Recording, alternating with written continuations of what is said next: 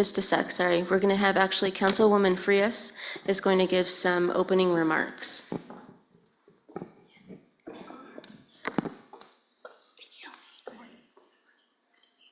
to see you too. Good morning, everyone.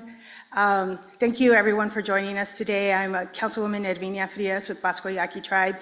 And hopefully Chairman Yucopicio can join us here today. I know there's a lot of stuff going on today, and we did invite him to join us. And I want to thank Dr. Cordova Marks for inviting us to be here today. And I hope that everyone that's joining us has a productive time and learns a lot. For those of you that aren't familiar with missing and murdered Indigenous people, I know that here at the Pascua Yaqui Tribe we've been working very closely on this issue, and it's very important to us and important to our heart. So I just want to welcome you here, in the Indigenous lands of the Pascua Yaqui Tribe and also the Tohono Nation, and that we are very grateful to be here.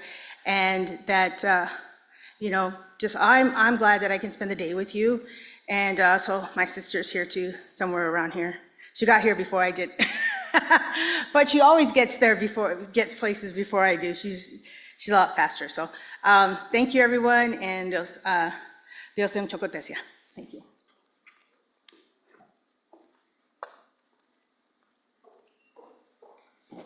Thank you, Councilwoman Frias. I'm going to introduce Andrea Carmen, our first speaker. Andrea Carmen, Yaqui Nation, became a staff member of the International Indian Treaty Council in 1983 and its executive director in 1992. Andrea was IITC's team leader for work on the UN Declaration on the Rights of Indigenous Peoples, and in 1997 was one of 2 Indigenous representatives to formally address the UN General Assembly for the first time at the UN Earth Summit. In 2006, Andrea was selected as rapporteur for the UN Expert Seminar on Indigenous Peoples' Permanent Sovereignty over Natural Resources and Their Relationship to Land, the first Indigenous woman to serve as a rapporteur for an UN Expert Seminar. Andrea has been an invited expert presenter at many UN bodies, fora, and seminars addressing a wide range of issues. These include human rights, cultural indicators for biological diversity and food sovereignty, the UN Sustainable Development Goals, Indigenous people's right to participate in decision-making, Indigenous children under state custody, including impacts of boarding in residential schools, climate change, Indigenous women's reproductive and intergenerational health, including impacts of environmental violence, enhanced participation for Indigenous peoples in the UN system. In 2006, we already did that part. In 2019, Andrea was selected by North American Indigenous peoples, tribes, and organizations to represent them on the new facilitative working group. In 2021, she also served as its chair. Andrea has 3 sons and 2 grandsons. She lives in Tucson, Arizona, and they have a family farm using traditional native seeds and pesticide-free growing methods. So let's give a warm welcome to Andrea Carmen.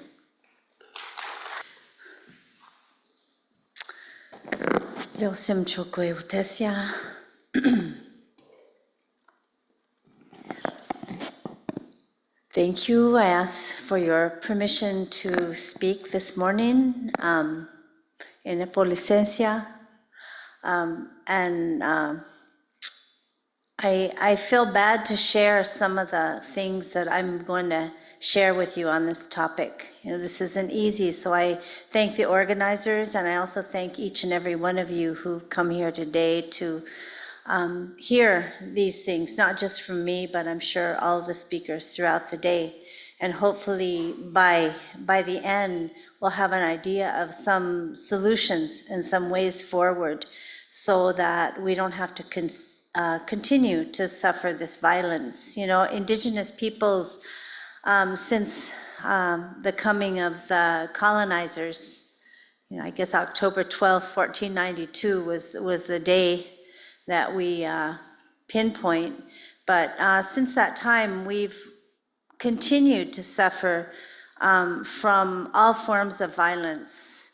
I know my family was personally affected. My Nana, Maria Valenzuela, was a victim when she was 12 years old of a massacre by the Mexican army against the Yaquis, just a few feet south of where the border is. There's a church there still, and out in that courtyard it happened, and she was hid behind a rock with her little brother and watched her family be massacred, and she used to wake up in her 80s, with nightmares, and she wouldn't remember when we woke her up, and I finally got her to talk about it and found out what actually happened in detail from our chief, compadre Ansamo Valencia, who knew the historical details. But I'm just telling that story because that trauma passed on to my mother and to me too, and I've had to deal with those aftermaths. So it wasn't until my granddaughter presented to the United Nations Special Rapporteur on Rights of Indigenous Peoples when she was 12, and she knew the story, but she had her own interpretation, and she said that she saw her great-grandmother, who she never met, as a hero, and she saved her little brother. She didn't run away.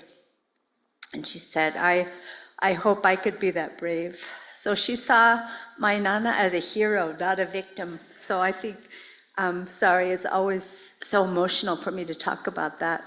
But I think we need to go forward and follow in the footsteps of what happened before to resolve this issue of missing and murder Indigenous women, girls, and relatives that is a global concern and human rights violation. So that's what I'm going to talk about, a little bit of what we're doing internationally for coalition building around this issue.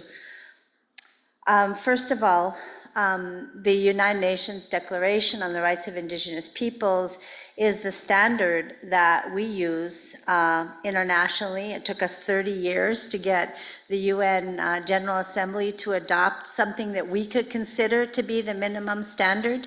You can just imagine how long it took. It's the first and only international standard that talks about collective rights instead of individual human rights, because we are who we are and our rights are expressed through our membership in our nations and our peoples and our culture, our land rights, our language, and our identity is based on our peoples, our nations, and as well as who we are individually.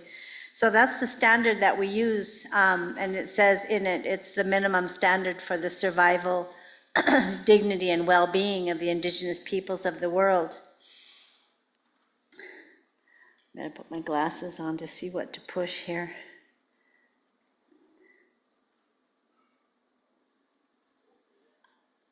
Okay. Yeah, the UN Declaration, Article 22, I think I need to go back one.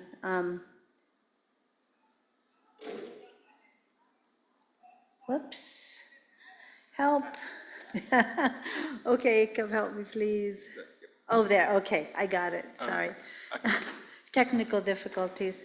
Article 22 of the UN Declaration says states. So when the UN talks about states, they don't mean Arizona or California, even though they also are obligated as being under a subsidiary governments to the United States. But at the UN, states refers to countries. Member states are United States, Canada, Mexico, etc. It says states shall, means they will, not should, take measures in conjunction with Indigenous peoples to ensure that Indigenous women and children enjoy the full protection and guarantees against all forms of violence and discrimination.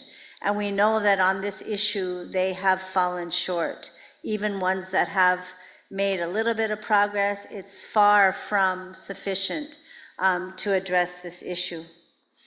Back in 2010, we began to have symposiums on what Indigenous women identified as environmental violence, and I'll say how this plays into the issue we're talking about today. The call began from Indigenous mothers and midwives and families from Rio Yaqui, Sonora, Mexico, when they realized that the contamination the pesticides that were being sprayed over the whole communities, the pueblos, schools, neighborhoods were beginning to manifest as severe birth defects, reproductive system cancer, deaths of many children that we've taken to the United Nations as evidence, and that many of these chemicals, these pesticides, actually were banned in the country that was exporting them, not allowed to be used, including in the United States. Monsanto was one of the big exporters. Other countries, Bayer from Germany, Bayer Crop Science, it's called, their pesticide division. And these pesticides are so toxic and cause so much death and birth defects and breast cancer and horrible suffering that they decided to call them environmental violence. But there are other forms of environmental violence that they also identified, besides the deliberate use of chemicals that kill especially women and children and infants. And that included the actions of extractive industries and the violence, especially the sexual violence and trafficking and deaths of Indigenous women and children and girls around what is called the man camps. But the Lima Declaration on for the World Conference on Indigenous Women back in 2013 recognized environmental violence as one of the forms of violence responsible for the deaths of many women and girls around the world. And that was a big breakthrough. That was an international conference. And the United Nations Permanent Forum on Indigenous Issues, once we took this information to them, also for the first time recognized the term environmental violence as a new human rights term that we hadn't ever seen used before internationally. And they called for a study on the linkage between environmental violence, including the operations of extractive industries, chemical pollution, and the destruction of Indigenous habitat, and the sexual and reproductive health of Indigenous peoples, as well as issues pertaining to sexual exploitation, trafficking of Indigenous girls, and sexual violence, with concrete recommendation on protection measures. We are beginning to see some of the protection measures be presented, including the agreement of the United Nations to change the International Code of Conduct on Pesticide Management. That just happened in November 2022. So these things take a long time at the United Nations, but the issue of missing and murdered Indigenous women and girls is just beginning to be addressed as a global issue. I'm going to give a couple of cases that we have presented internationally, and these are from women that survived the attacks. We also know with a great number of anecdotal stories, because the data just doesn't exist, about many women and girls that have gone missing and been killed in association with, again, the man camps and extractive industries. This is a case where 11 Mayan Quechua women from Guatemala were gang raped in order to force the community to move to make room for the expansion of a mine back in 2007. And they showed that security guards were the ones that carried it out with the encouragement of the company, which is owned by a Canadian mining company, Goldcorp, one of the biggest gold mining companies in the world, based in Vancouver, Canada. And this case was accepted after a lot of struggle by the Canadian courts. The company said, no, this is on Guatemala, really, for what happened. And the Canadian court says, no, you're the owners of the corporation, you are responsible. The case is still going through the Canadian courts, but it did bring the attention on some of these issues. And they said that they survived, but other women in their community went missing and never were seen again. Another case, I'm just gonna bring you one more. I know this is, strong information, and I'm sorry for, any harm that it does cause, but these are the realities of what we're dealing with on an international, on a global scale. Again, in a Canadian mining company, Barrick Gold, again, one of the major international, multinational gold companies in the world, their security forces carried out gang raped 11 women and girls in Papua New Guinea, Indigenous women from those communities, and they refused to accept the compensation that was offered to 120 victims. And again, this is evidence that we have, anecdotal evidence, that the companies actually encourage this to silence the Indigenous communities that don't want the mining on their territories. And they said that they were offered in exchange so that they wouldn't go to court or take the case to international bodies, chickens and used clothes as compensation to sign off for that they wouldn't take their case.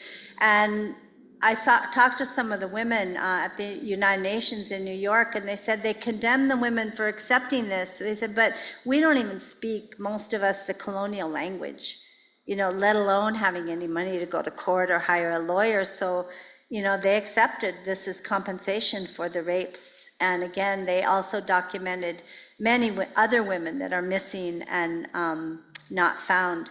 We've had testimonies from women in Argentina, Indigenous women, where mining is expanding now for what's called transition mining, lithium and things like that, in addition to, you know, gold and coal and other kinds of mining that have always been taking place. And this is one of the, a representative, Sandra Ceballos, from the Indigenous Women Lawyers Association in Argentina, said that they find women and girls, young girls, little girls, just dead on the side of the road around the areas of the mining, which is why we're really focusing on this aspect of environmental violence.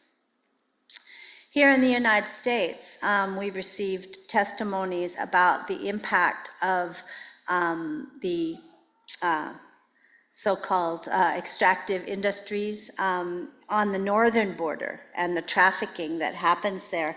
The Iron Range in Minnesota, also the Bakken oil fields in North Dakota, and the Enbridge pipeline man camps. This is a demonstration they're having last year in Minnesota. That's a place that they have done a lot of research, and what's come out is really the tie-in between missing and murdered Indigenous women, cross-border trafficking from the man camps. One of our staff members, Rochelle Diver, who's from Fond du Lac Band of Chippewa Indians, her aunt was offered a job as a maid on one of these ore boats that cross Lake Superior, which is one of the, if not the largest freshwater body of water in the world, bordering Canada and the United States. And she was offered a job as a maid on the boat and didn't ever come back at all. You know, so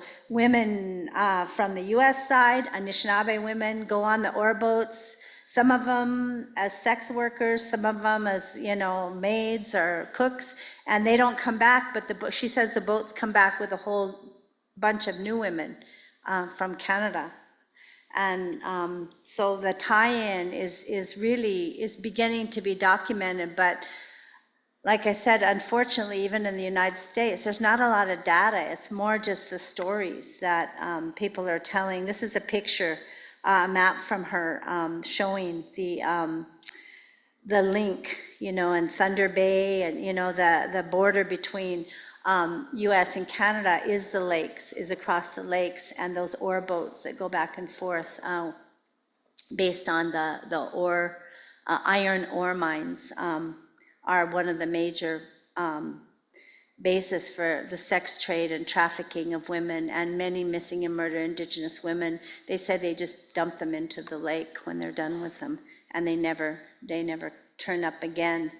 A real progress that we've been able to make, really pushing this issue at the United Nations, And the International Indian Treaty Council, I probably should have said at the beginning, was the first Indigenous organization to have what's called consultative status with United Nations Economic and Social Council.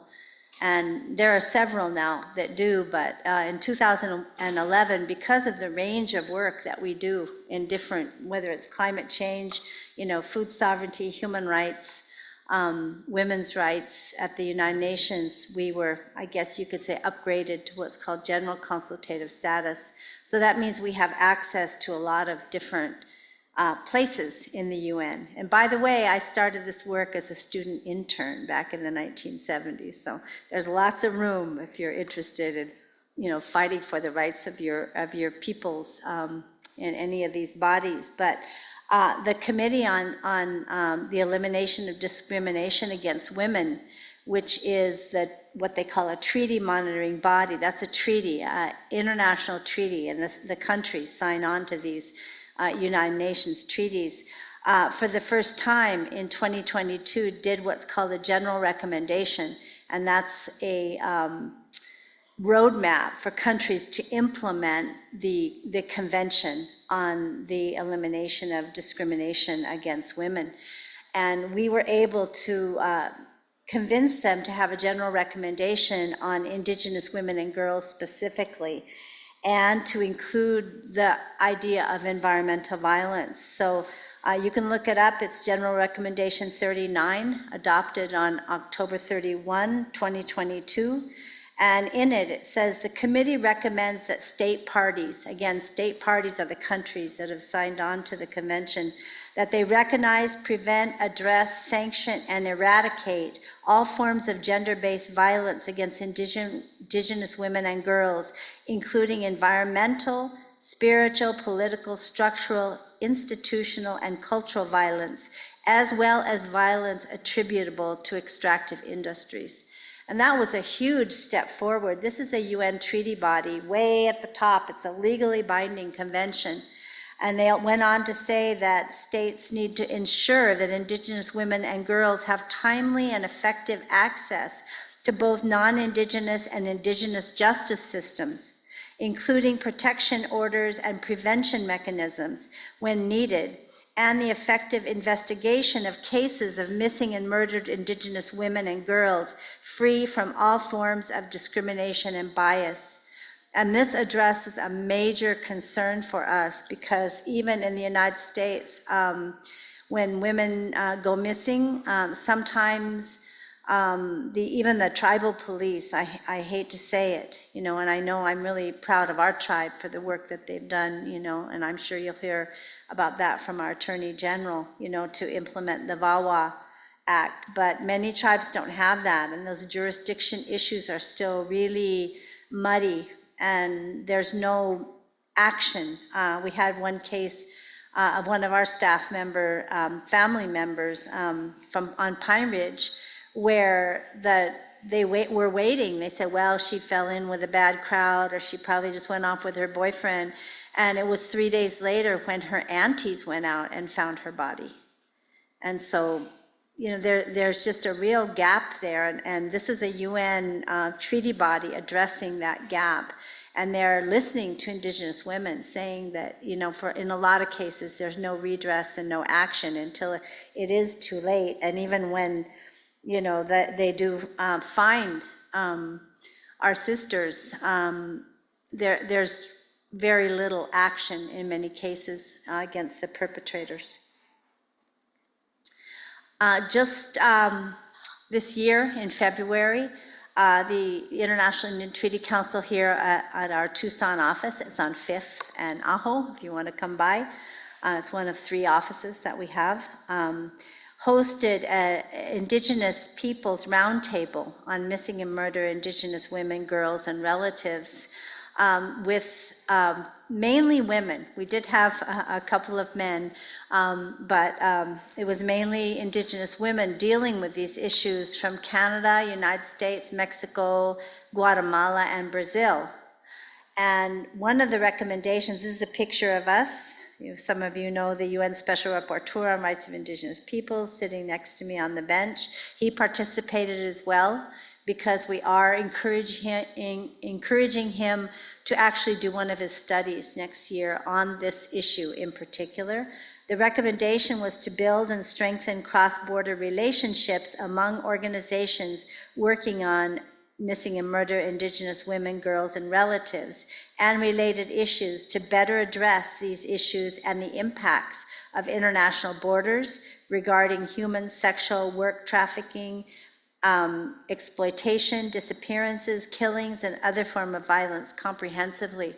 And just addressing this border here, we heard, especially from Indigenous families in Guatemala, for example, that many of them are really struggling. They're already very marginalized economically. Many are pushed off their land and have to go to the city and have no way to sustain their families. So the coyotes come and say, oh, we got a great job for your teenage daughter, or, she might be in her early 20s, she can work as a maid or a nanny for kids in the United States and, send you money home. So they sometimes reluctantly, but they let them go, and those girls never make it to the United States, or if they do, they're already part of the sex trafficking and have no way to contact their families. So there's a lot of missing women that either have come across this border or they got sold to traffickers in Mexico and stay there.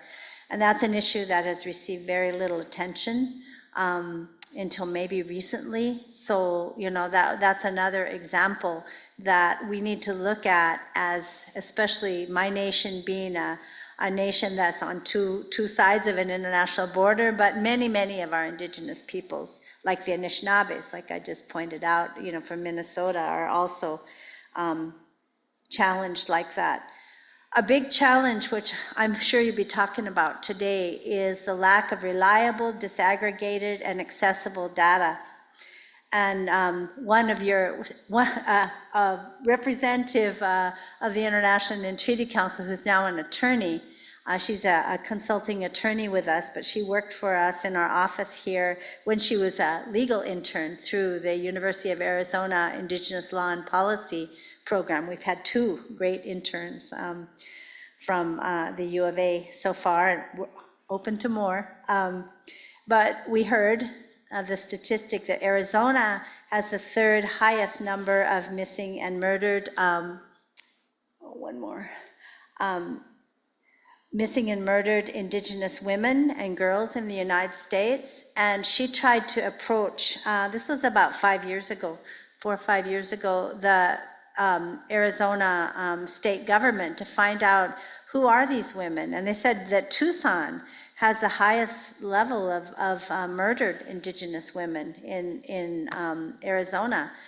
And we said, are these women from the tribal nations around here, Tohono O'odham and Yaqui and Pima, or are these university students, or are these women that are trafficked from Mexico that they find? And we thought, well, maybe those would be considered by the U.S. government to be Mexican and not Indigenous if they don't have identification. But she was told that it would cost us thousands of dollars to obtain that data from the state offices in Phoenix. And she said, well, I'll come up and we'll make the copies. And they said, no, they were going to charge thousands of dollars. So accessible data, is a question. And just looking internationally, of course, I know you know this, and especially the organizers here know this, that the data says that the murder rate for American Indian and Alaska Natives is 10 times the general population numbers. Canada, they say 6 times higher. And Mexico, I just saw a study by 2020 Harvard International Review that 70% of the human trafficking victims are Indigenous women in Mexico. So these are issues, and other countries haven't even begun because they don't disaggregate the data. They don't identify the Indigenous women that are, separate from the general population. And I just looked up while I was, preparing for this presentation in Australia. the estimate that Indigenous peoples there make, the Aboriginal and Torres Strait Islander women, they say they're estimating 8 times the average for non-Indigenous women there, but they can't find the data, and they say that the agencies, whether law enforcement or health or any other agencies that would deal with this, don't separate out Indigenous women. So it's really, again, anecdotal.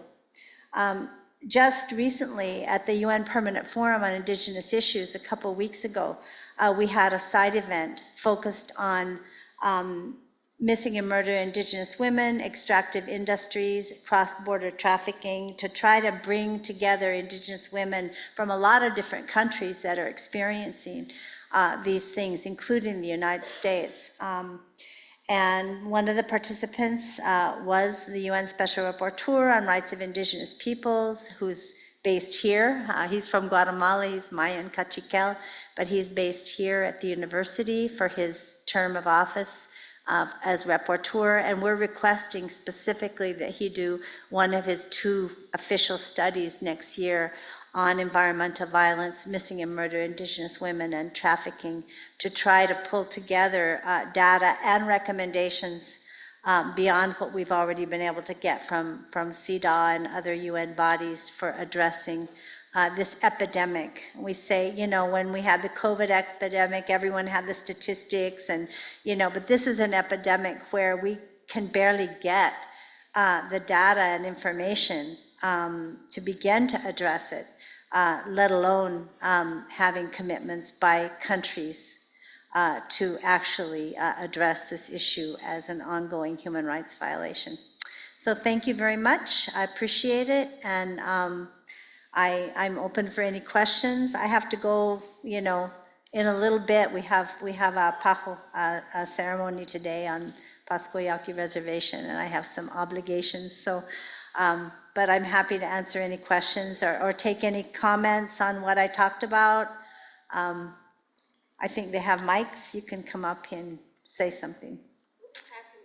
I hope I haven't stunned you into submission here, into silence.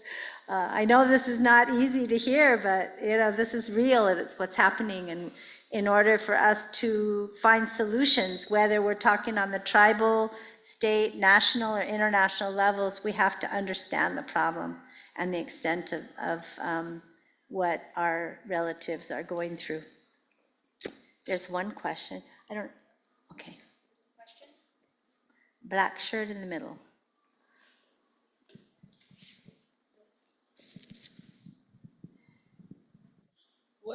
What are ways for us to get involved to like educate like more, so that way they're more aware of, like, you know what I mean,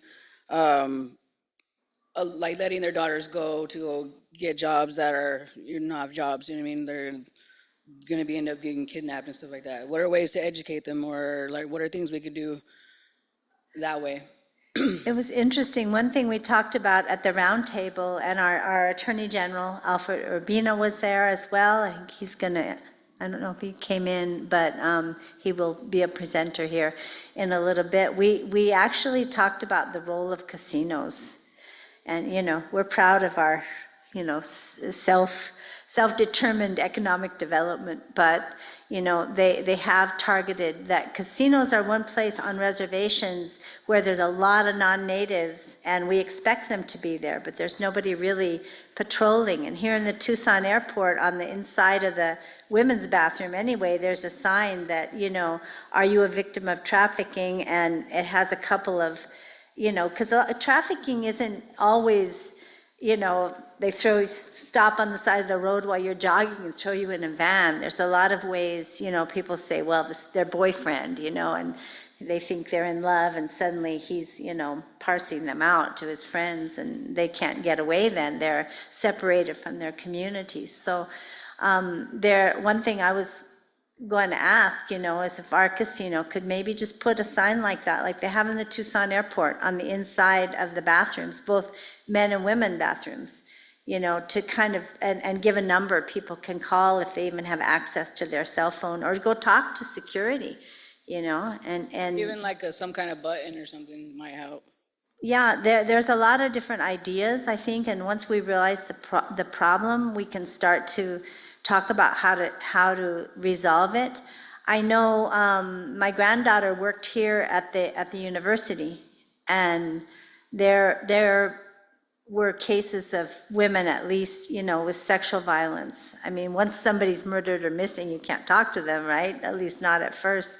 But I think, universities are known to sometimes, I'm not saying this one, but sometimes downplay those accusations.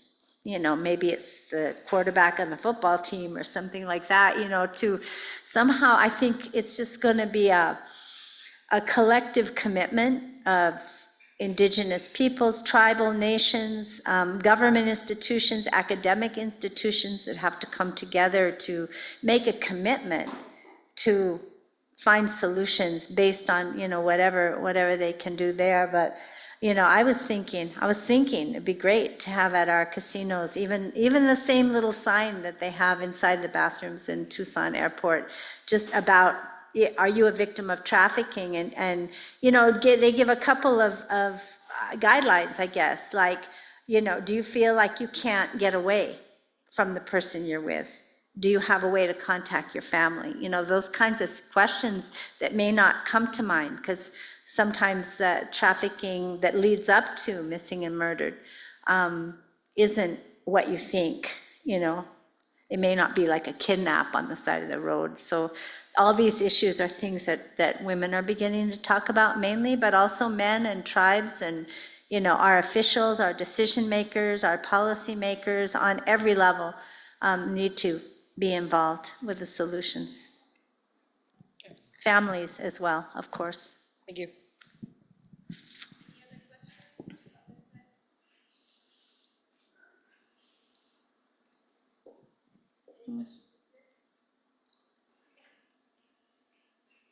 You brought up the issue of not having data a few times, and I'm wondering if you have thoughts about how to address that and how to get data. Well, yes, they refer to disaggregated data as, separating Indigenous from non-Indigenous. And the US is beginning to do that, even though it's not perfect. I suppose Arizona is as well, because there is the task force now. But a lot of states and the federal government was actually told by one of the treaty body reviews called the Human Rights Committee. It's the treaty body for the International Covenant on Civil and Political Rights, reviewed the United States year before last. And this is one of the things they told them, is they must disaggregate data in the United States, have a way to do that. But a lot of law enforcement doesn't. So, how do you collect that information? So, like I said, in a lot of places, there's like Australia, there's absolutely no, data that separates if a woman is found murdered, for example, is she Indigenous or not? So I think that's one of the things that we need to push for, and that's what I mean by lack of data. And that was one of the recommendations also that came out of our roundtable, is calling for data to be disaggregated. But even when sometimes they said, some of the, like one of the Dene Navajo participants said, even if they do, this is like on the reservation, it's really hard, or in border towns like Gallup, say, it's hard to get that information. Sometimes you think law enforcement might have it, like we had with the state of Arizona. They made it impossible for us to get the data we were looking for, because they were going to charge us thousands and thousands of dollars, for that. And I'm sure the task force is dealing with those issues, but this is a universal problem and not just outside the United States. I would say maybe Canada has done the most on this, because from years ago, the National Indigenous Women's Organization, NWAC, began to really call the government to task on the numbers of missing and murdered Indigenous women there. And so there's been more action there, just like there's been more on the residential and boarding schools through the Truth and Reconciliation Commission. I can't tell you how, but I know it's always us, whether we're at the UN or, in our own local communities, that have to push for this. Even these UN advances like CEDAW was a huge, huge advance. If this be even recognized by the UN, by a UN treaty body that's legally binding on the countries that have signed on to that convention. And I always think, maybe I'll just end with this, it was here at the university, we had a review when Jim Anaya was the special rapporteur on rights of Indigenous peoples. He did an official country visit to the United States. That's where my granddaughter presented, about her great grandma. And he went all over the US, seeing how the UN Declaration on Rights of Indigenous Peoples was being implemented, and came up with some really good recommendations. But I think it was Leonard Gorman from the Navajo Nation Human Rights Commission Jim called here at the university a meeting of kind of the different organizations and nations that had helped put his tour together in the United States. And Leonard said, well, we got these great recommendations, but I'm just wondering why the UN doesn't have any teeth. Who's going to make the United States do these recommendations that this is a UN official, presenting? And then he said, I started thinking, and I said, wait a minute, we're the teeth. We're the ones that are going to make them do it. And I will tell you, having been there all 30 years almost, so maybe not the first 2 years of the adoption of the UN Declaration on Rights of Indigenous Peoples, we didn't get anything that we didn't push for. And I think that's true at your local school board and at the university and, the state government, national government, and the United Nations, too.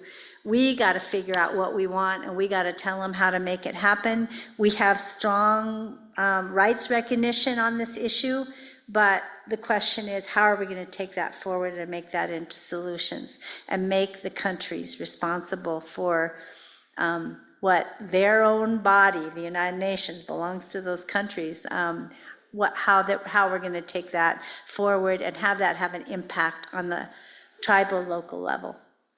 So thank you. Oh, one more. I have 2 more questions. Okay. I thank you for the presentation. Something that's really sticking out to me is sovereignty, right? Our tribes are always fighting for sovereignty, to maintain their sovereign status. And we just had the ICWA case that went before the Supreme Court. And so we're talking about tribes being a political status versus a racial entity. So when you're asking them to disaggregate data, we're asking to be racialized unless we ask for tribal citizenship. That's also when we're looking at data, and it's really hard a lot of times for law enforcement to know if someone was American Indian or not, especially if they don't have any identification on them or they're found deceased. And so again, when people are not enrolled in a tribal nation, they then couldn't be counted as American Indian. And so this is what I'm struggling with the idea of international Indigenous identity, and even using the word Indigenous, because everyone is Indigenous to somewhere, and the terminology of an American Indian, which is a citizen of a federally recognized tribe. So I just wanted to bring that up because I'm seeing this kind of manifest. And if the Supreme Court decides that we are a racial category, we will lose our sovereign status as political entities. And so I just wondered what your thoughts are from an Indigenous perspective in doing all of this good work. Jim Anaya started his law career at the University of Iowa when I was an undergrad. So I remember seeing a lot of people like him that were new and upcoming and doing phenomenal work. And so I just wondered what your thoughts are about that moving forward for our people. Thank you. First of all, Indigenous peoples, as peoples, have the right to self-determination under international law. And sovereignty is one way to say that. There might be other ways to say that. Membership in an Indigenous peoples or nation is up to that peoples to decide.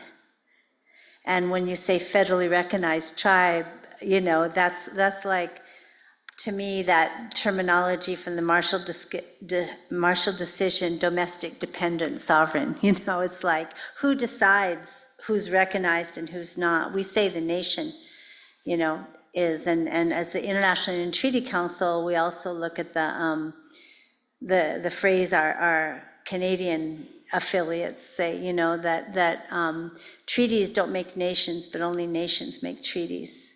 And the UN Declaration refers to treaties and the relationship it represents, that nation-to-nation relationship. So I would just say that Indigenous peoples from other countries, even who have a very strong status in terms of their practice of sovereignty, don't really understand the federally recognized and non-federally recognized concept, which is Canada and the United States, really. You know, no other Indigenous nation has that.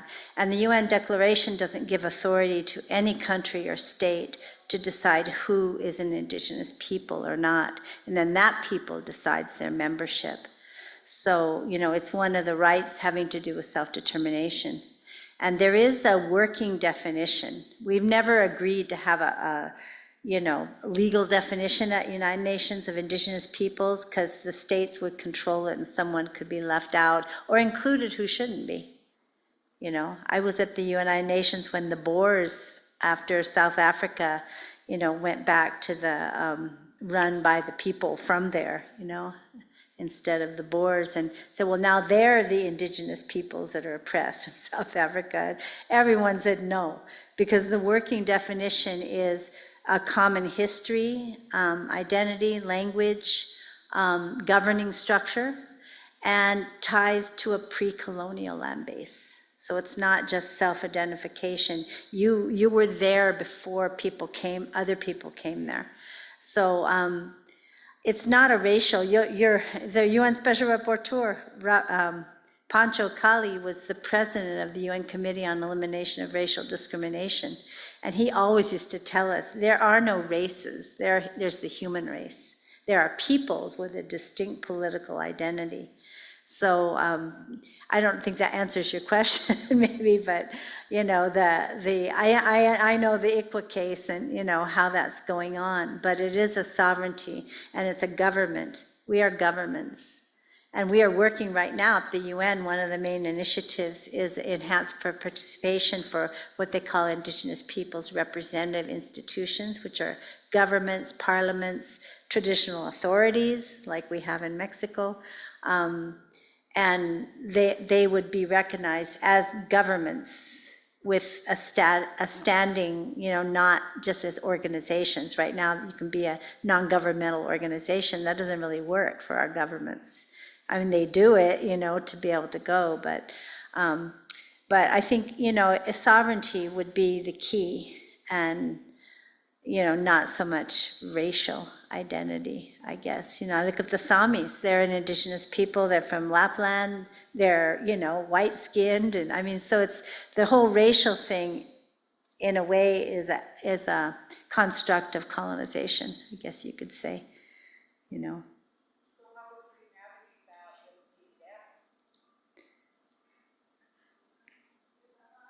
Probably, like you say, membership, but it wouldn't necessarily be controlled by, you know, federally recognized, enrolled, you know, etc. It's recognized, I guess you could say, recognized by an Indigenous people as part of that people, as a member, because Indigenous peoples can define their own membership. I can speak a little bit on the data issue. I work with Dr. Stephanie Carroll, who's kind of the premier person in data, Indigenous data.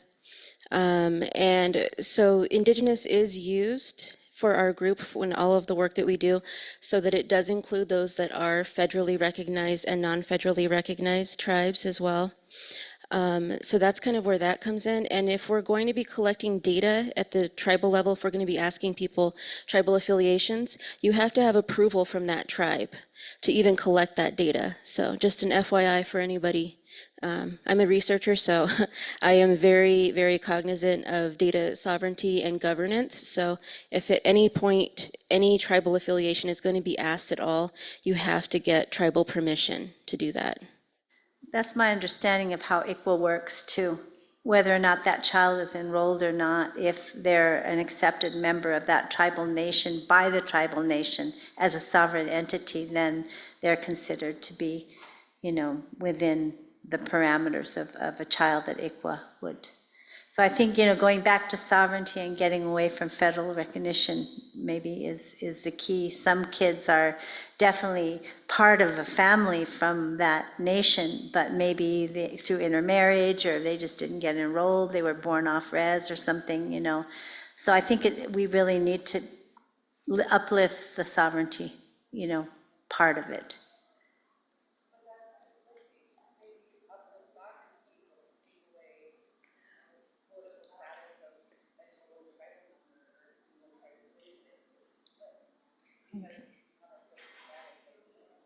Yeah. Enroll, but some children aren't. Yeah, but that doesn't mean they're not part of the nation, right? So it's up to the nation to say. Yes. Yes, I agree. Exactly.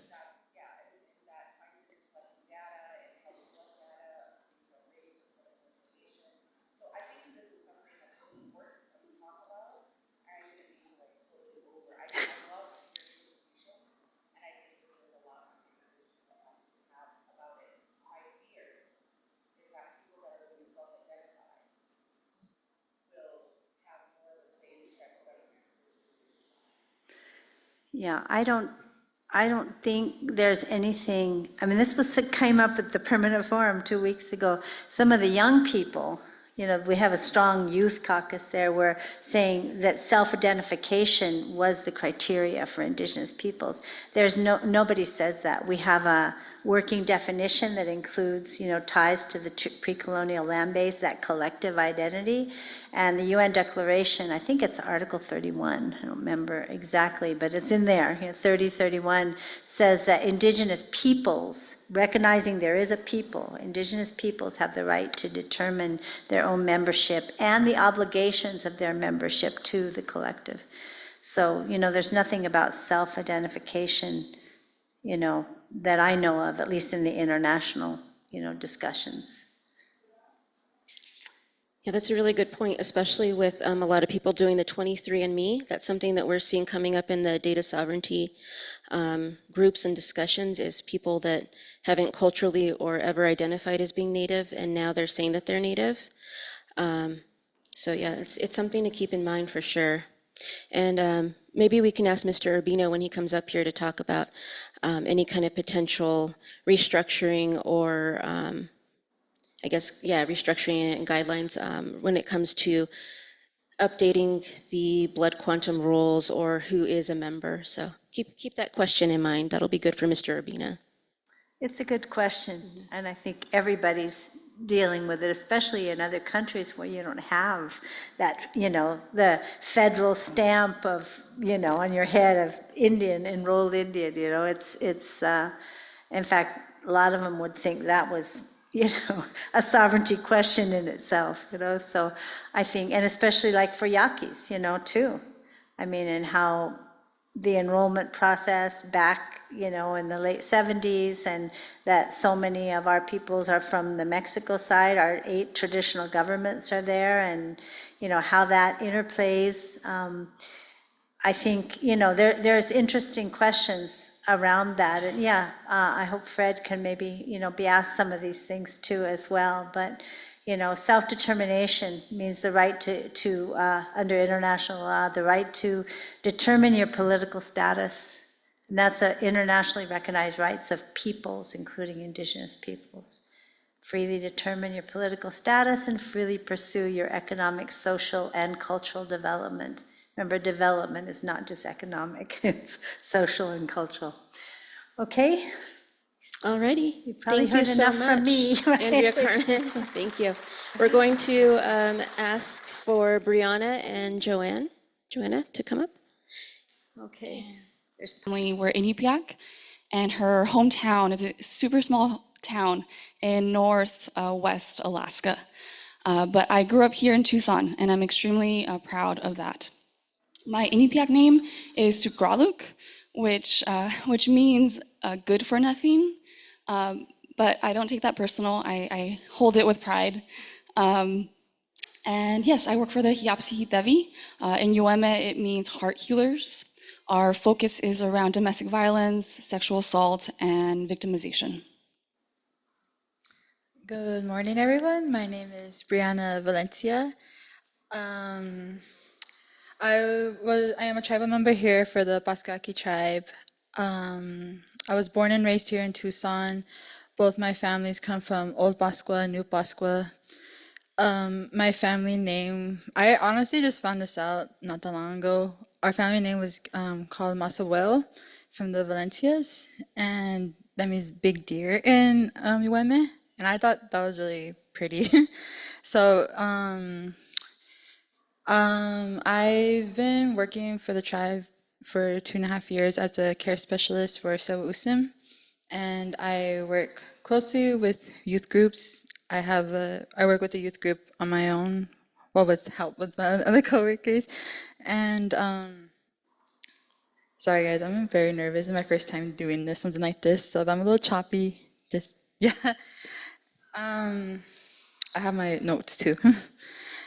So a little bit about like what Sewausim does and what we do for work is we are more we work with the community and youth. Sorry. Like working for Sewausim has taught me about like customizing a care plan to develop the principles of being youth-guided, family-driven, and community-based that embraces the family's culture and language. Sewausim provides a system of care to families within their homes, schools, and communities. We listen to families' voices on what we can do to support and provide resources to the community.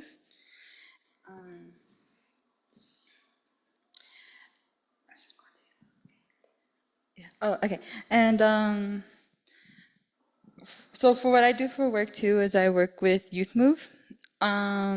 Youth Move is a program within Sewausim that connects and supports and develops youth leadership skills to help create a positive change.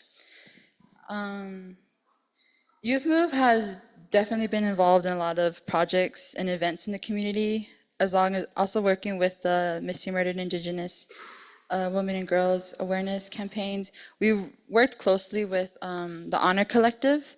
I don't know if Honor is here, but Honor has definitely helped with Youth Move, and they've been participating in like a lot of their projects, events. They did the Orange Shirt Day at the mural on Broadway and Alvernon they used to have.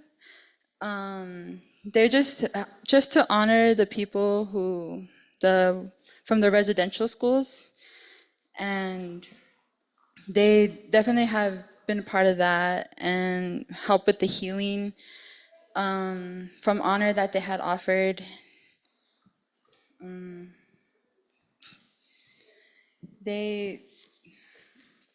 Youth Move has definitely, like, from youth, they are very aware of this for the missing murdered Indigenous women and girls. They're very involved. Like I said, if it wasn't for the help of Honor Collective, they have came to spoke to them, educated them. They try to bring it into their schools as well. When it comes to that day, they talk about it. And I am just very proud of the group. They're very, very involved in just community events and around the tribe and in town. Sorry, my notes.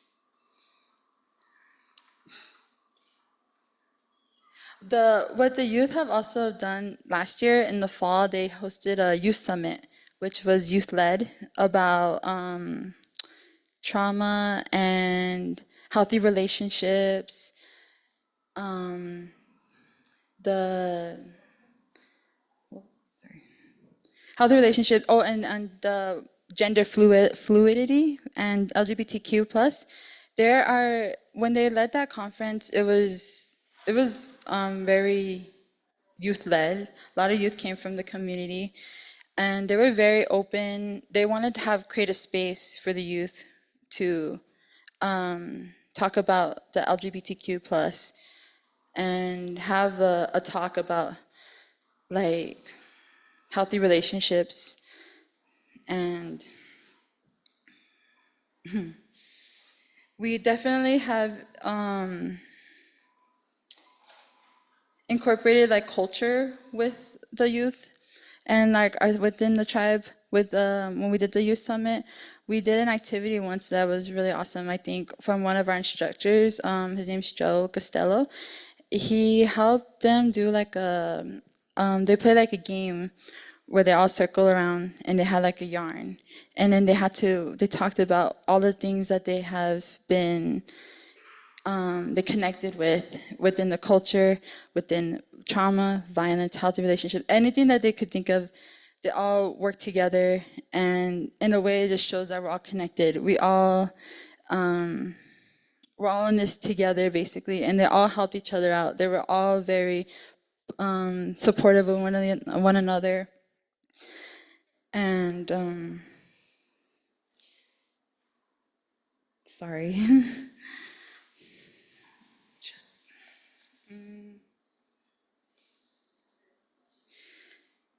With the help of the community and within the tribe, we have definitely involved, like I've learned a lot also myself from culture and how we involve culture into everything within our tribe and within our groups, especially with healing. Healing's a big part. I know for me personally, what I help to heal myself is the music from the Pascola dancers and the maso. That helps me, and like it means a lot to me to hear the maso, like the drum. It just symbolize the maso, the deer dancer, especially during the ceremonies. It's just really, really beautiful. And the same thing with youth groups, when we do like our activities, our culture activities, we make like ojos that help protect us, and they bless them, and they do it with a good heart, good mind to heal whatever they feel at home or they within each other. We just have a safe space for our youth to we just encourage to have everyone with us together. And with the ojos and like the traditional flowers that we have, it's just healing for me personally and healing to my group. We're teaching them how to make flowers just to have, and this definitely helps with the healing process from whatever they've gone through, what I have gone through. And usually with the traditional flowers, it just means like the flower world, especially.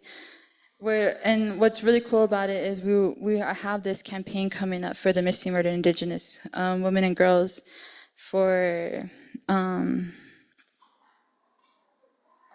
listen.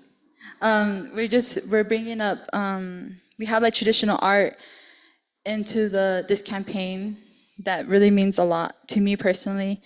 We worked really hard on this, and just more of the cultural side of having the work in the city that I'm very excited about, which Joanne will talk more about. But yes, I'm sorry if I sound very, very choppy. But I really, really am excited and happy to be here. I'm sorry I'm very nervous, but this is amazing, and I'm glad to be here. And I just want to, I don't know if Honor is here, but definitely Honor Collective has helped me. Oh, hi. They have definitely helped me learn more about this, the missing murdered Indigenous women and girls, especially with the youth. They definitely appreciate all the help that you've done, and I loved working with you guys. It's been awesome. Melody Lopez is definitely such a help with us. And I'm just excited to bring more youth into my group, to talk about this campaign and work more closely to the community and get them involved. And thank you, Felina, for having me. We worked with Felina too with Youth Move, and I'm gonna pass it on to Joanne.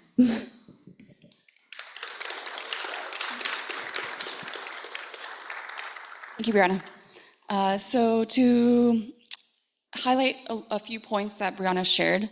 So with Sewo Usim, so Brianna is with Youth Move and I am with Hiapsi Devi. We're under the same department. And a big teaching that we've been learning recently, more and more, is that each program tends to often work in silos, right? We tend to work separately. And we're learning more and more that it's so essential to be able to work together and collaborate, because like what Brianna mentioned and also what Andrea mentioned earlier, all these different forms of violence, not just murder, not just disappearances, but domestic violence, sexual assault, poverty, how we respond to trauma through substance use, self-harm, suicide, we can go on and on and on, right? It's also interconnected. And to be able to come together and even be here today to have these conversations, it's a part of healing, because like Brianna mentioned, healing is also not just at the individual level, but it's in the collective community level. And this is healing space, which is really, really precious. And I'm really, really honored to be here. So with Sewo Usim, I'm gonna walk around. I like to walk around. With Sewo Usim, we have a number of different services. We have equine therapy. We have a ranch with a bunch of horses, an emu, some potbelly pigs. We have a prevention program around suicide. We have programs around substance use. We have a wellness gym, a beautiful gym with 3 pools. We have spin classes, yoga classes, all that are for free. We have all these different services. We have school break sessions that we've been doing for the last year, which is a big part of our program. And the reason why I want to highlight that is that part of anti-violence work and a part of addressing MMIR is that it's so layered, right? And it's everything, because everything is so connected. And the work that each program is doing, it's part of anti-violence work, right? It's talking about healthy relationships. It's talking about our identities. It's talking about that connection that we can find within ourselves, with each other, with our families. So I really wanted to highlight that part of what Sewo Usim really stands for and where we are continuing to go forward. Okay, so with the campaign, to expand a little bit on the campaign, so like Brianna mentioned, there's going to be billboards. They're all over Tucson. They're mostly focused around the different communities. So Old Pascua, some on the highway to think of the folks who are going back and forth from Guadalupe. We have some near 39th Street. They're all over. We also are going to have buses that run all around Tucson. So it's a wider Tucson campaign. We'll have bus benches and bus shelters as well. So why are we doing this campaign? We were talking about this pretty early on as a team of like, why are we doing this? What is the approach? What is our goal? What is the purpose behind this? And very early on, we were talking about how a lot of this violence and a lot of this harm, it's often not talked about. It's still very hush-hush. And even though there's been advancements like this event, social media has been a big driving force in talking about this more, it's still very hush-hush, right? And I think everyone in this room today and virtually too, we could probably spend days and weeks and even longer just focusing on that piece, right? Like, why aren't we talking about this, right? It's so layered. We can really delve deep into that. So it's not just about education, but awareness and having those conversations. That's a major driving force for us. There's some other teachings that we've been learning throughout the way, and I wanted to highlight 3 of them or 2 of them. So one of them is around language, gender, and data. And I'm super appreciative of Andrea, I don't know where she went. And I'm super glad that the other presenters are here, including Mr. Urbina, to talk about data, because that's something that came up for us early on when we were trying to better understand not just the numbers, right? Because there's people behind this, there's families behind this, but we're trying to better understand what is coming up. Because if Tucson is the fourth city in the US with the highest rates of missing and murdered Indigenous women and girls, but there's something coming up there when it comes to data and research and conversations and kind of bridging all the different layers, right? The legal side, the mental health side, all these different services so that we can come together, right? So that's something that came up for us. And it's connected to language and gender as well. So you'll see that the campaign is using the words women and girls. And I think we're all aware that there is a gendered violence, right? Gender violence is real. There's a disproportionate number of women and girls that are impacted by this, right? And also other folks, other Native folks, men, boys, Two-Spirit folks, non-binary folks also experience these types of forms of violence. But again, a lot of the data and research has been a little bit hard for us to understand. And we were having these conversations, and that's the next step for the next campaign, is to really delve into that world to see how violence affects all genders, right? So that's one lesson or one teaching that we had. Another teaching, let's see. No, there was a few others, but that's the main one that I was thinking about. But yeah, the billboards will be up probably next week, and then the buses and the bus benches will be up probably in about 2 or 3 weeks. So we're really excited that this is going to be launched.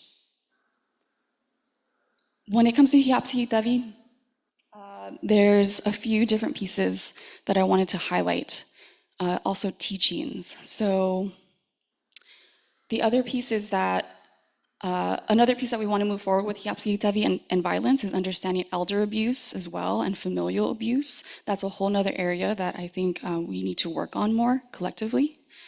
Another piece is when it comes to services and support for those who have been harmed, who have been the families of people who have been killed, all the services that are offered or that are needed at every level are so essential, right? Legally, medically, emotionally, mentally, physically, with safe shelter, food, right? These basic necessities are so essential. When I think of a prevention work, I also think about being able to take a step back and look at the root causes of where this violence is coming from. And I know it's kind of been talked about a little bit today already of the connections to history and the connections to colonialism and white supremacy. And I think about the lens that I normally have. I typically have a lens around domestic violence and the dynamics that come up with that around power and control. And being able to have more conversations to look at really the root causes, that's prevention work. In addition to all the services and support and care that is still needed for those that are being harmed right now. So that's where we want to take it, Hiapsi Tavi, and I think as a whole for Sewa Usim. Did you want to add anything? I really think this campaign, well, just in general, has definitely educated me because honestly, at first, before I started working with the tribe, I didn't know anything about the missing, murdered Indigenous women and girls. So when I came into working for Pasco and being educated and learning about this was eye-opening for me for sure. And I respect all the people who are working on this because it is something that is serious and definitely I'm always ready and excited to learn. So I'm like ready to learn more about this, especially working on this campaign with the Hiapsi Hatevi team was just learning like the stats and like I didn't know Tucson was the highest one in Arizona. That blew my mind. And just being educated is very, very important. Being aware. That's what I try to tell with get the youth involved, which they are. They're learning and they want to know more. And that's what we got to keep. Not have this like campaign silent. Like it's just very, very important to speak about, and it's very informative to me. And I just want to thank people who have been working on this because it helped me. And it's just very admirable for all the work that everyone has done for this campaign. And I'm really thankful to be here and learn. And I'm always willing to learn. And yes, thank you for that.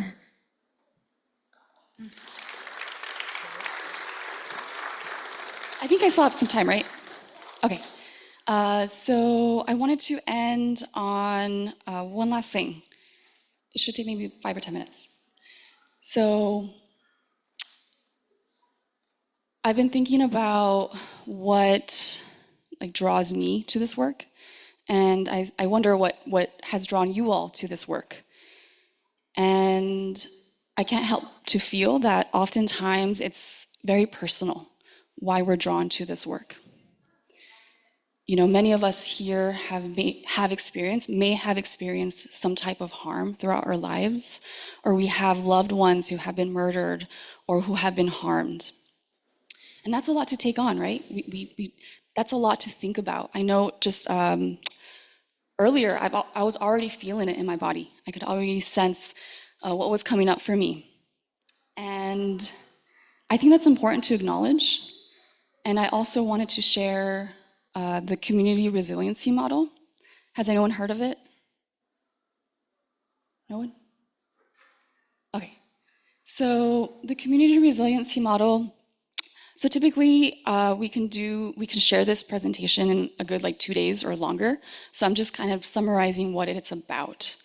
So the community resiliency model, it's kind of like big words.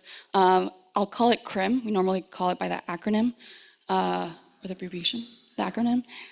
So the community resiliency model is through the Trauma Resource Institute. So I definitely recommend to reach out to them or look into them, or if you have questions, feel free to ask me afterwards. So CRIM, they're a set of wellness skills that we can use ourselves and that we can teach others when we're in moments of stress or trauma. So I'll give some examples, and I'll go over one skill in particular to discuss a little bit about this is. So when we're going through something stressful, and I'll give a mild example at first. So let's say we wake up and we wake up late and we're running late to work or to school. And we have a really big day and we have a lot of important projects that we're working on or meetings. And we're in our cars if we're driving, and there's traffic, it's nonstop. Everything starts to feel like everything's going wrong, right? And you're starting to feel overwhelmed, you're starting to feel anxious, but there's a little deeper side to it as well. Within our bodies, in addition to the feelings, within our bodies, we have sensations that are coming up for us. And this can come up for us. For me, when I get anxious, I sense a tightness in my stomach. That's usually one of the first signs that I sense. Or I have a dryness in my throat. Or I sense my lymph nodes, getting big. Or if I'm starting to feel overwhelmed, I can start to sense wetness in my eyes, like I'm about to cry. All of these are sensations, and they're completely normal. They're part of our nervous system. It's a beautiful thing that our body does this. And the more we understand our bodies, the more we're able to respond to stressors in our life. And not just stressors, but often trauma. To give a more less neutral example that is related to the work that we're doing, and even today, and us here in this room, we can be sitting here today and we can be hearing a story or hear, about violence, and things might be coming up for us. We might start to sense those things that are coming up internally. I started feeling it, like I mentioned. I was sensing a little wet, sweatiness and dryness in my throat. I started to sense that. And that can happen, and that's very real. Logically, in our brains, we might tell ourselves and know that we're sitting in this room right now, we're hearing someone talk, right? But in our bodies, physiologically, our bodies often may not know what we're going through. They're just responding to whatever's coming up. Often it can be a memory, right? So our bodies start to experience all these sensations as if we are experiencing that past memory, or we start to hold on to the feelings and experiences of other people, right? So CRIM is really wonderful because it's able to not only understand our bodies, but understanding what we refer to as the okay zone. In very simple terms, the okay zone is a metaphorical space in a sense, but also physiologically, when we're in a space metaphorically where we are at our best selves. And if a stressor comes up, we're able to respond in a way where we're not going to go into this crisis mode. And that's going to happen, right? Crisis is going to happen. But how we can better respond is a skill that we can work on. It takes practice, which is really beautiful. With the okay zone, you can feel emotions, you can feel sad, but you're at a point, you're in a space that it's not going to bring you down and into sorrow. You can feel sad, but you're in a space where you're okay to respond to whatever's happening. You can work through it. But there are those moments where we are bumped out of our okay zone and we start to feel anxious, we start to feel overwhelmed, or on the other end, we start to feel depressed and we're in this space, in this dark hole, and we don't know how to get out of it. With the skills, I wanted to share one skill in particular that is one of my favorites. It's called resourcing. A lot of these skills I also want to mention, you all do them already. And with resourcing, I'll give you some examples, and you might think of something that relates to you. So a resource it can be an object. I think about children and youth and babies and toddlers. They do this already with their stuffed animals, their teddy bears, their blankies. There's an object that they hold on to that brings them comfort. They do that, right? That's phenomenal. At such young ages, they do that. That's resourcing. It brings comfort, it brings joy, it brings happiness, it brings peace. It can also be a person, whether they are alive right now, someone that you're really close with, or someone you look up to. It could be someone that isn't alive anymore. My dad went to Mexico like 20 years ago, and he came back from his trip, and he brought me this bracelet. And at the time, it wasn't really my style, and I didn't really care for it. And I don't think I wore it that much. But he passed away a few years ago. And this bracelet means something else now to me. And I bring it with me when I do presentations, because it reminds me of the strength that I have from him. And it's beautiful because even though it brings sadness, and I can sense the wetness and the dryness in my throat as I talk about it and think about it, even though there's sadness to it, there's also joy and strength in that. And that's a part of resourcing as well. It could be a memory. It could be a place in the mountains, in the ocean, maybe in your home where you're safe, you feel safe. It brings you that joy and comfort. So it can be any number of things that brings you joy and peace and calmness.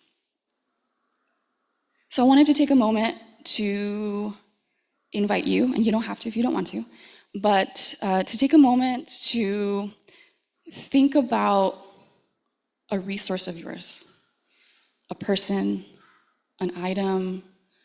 I know ojos I know I've been learning about ojos, which it could be something culturally, right? It could be a place. So I invite you to think of that for you right now.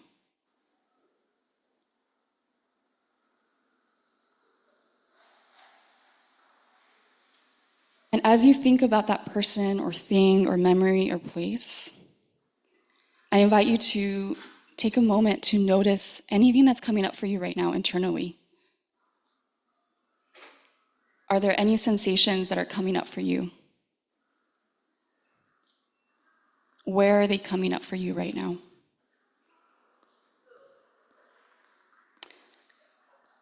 Are the sensations pleasant? Are they more neutral? Are they unpleasant?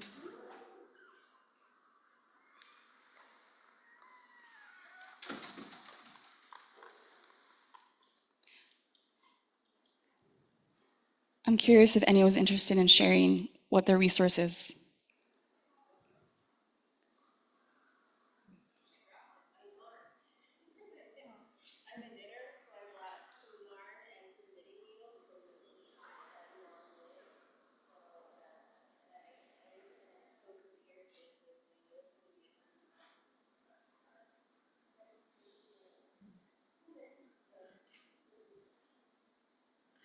Do you use it to sew or like more just to like squish it? Oh, to knit.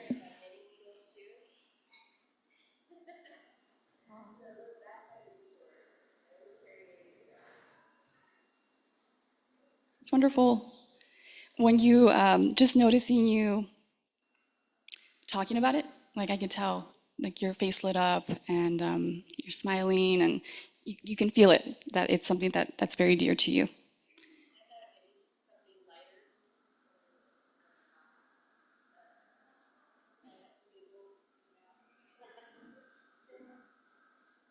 Thank you, Dr. Rugolo. Anyone else?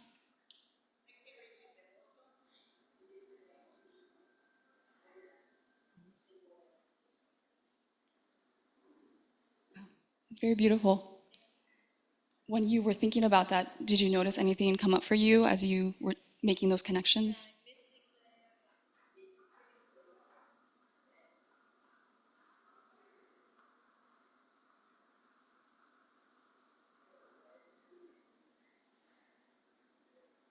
It's beautiful. Did you notice the sensations that were coming up in connection to the gratitude and the love?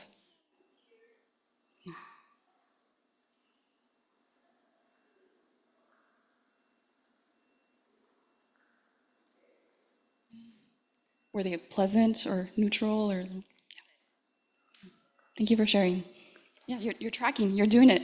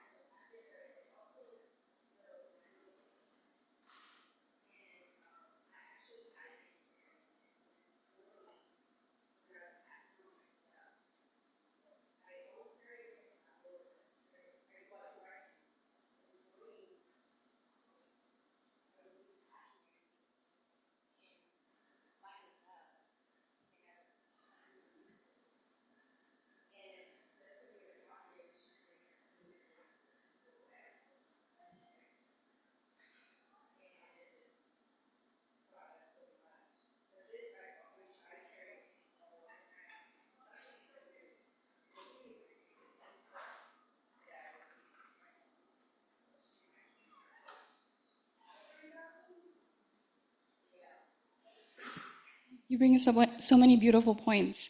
Thank you for sharing, Council Member. I'm curious, because you mentioned too that you noticed a change. What was the change within your body?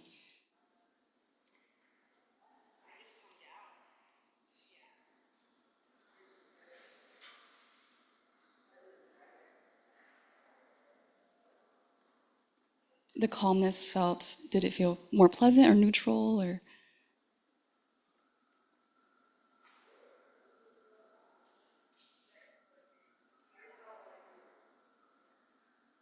To release a little bit? Thank you for sharing. You bring up so many great points. Sometimes we live in such a binary world, right, where we're always expected to be happy, or if we're going through something, we don't talk about it. But it's okay to acknowledge the gray as well, and that for some folks, especially folks I think of who have like chronic illnesses and are constantly in the space of unpleasantness and pain, that neutral space can be like a release, and that can mean the world for someone, physically, emotionally, mentally, and spiritually. And I felt that hearing you share. Thank you. Anyone else?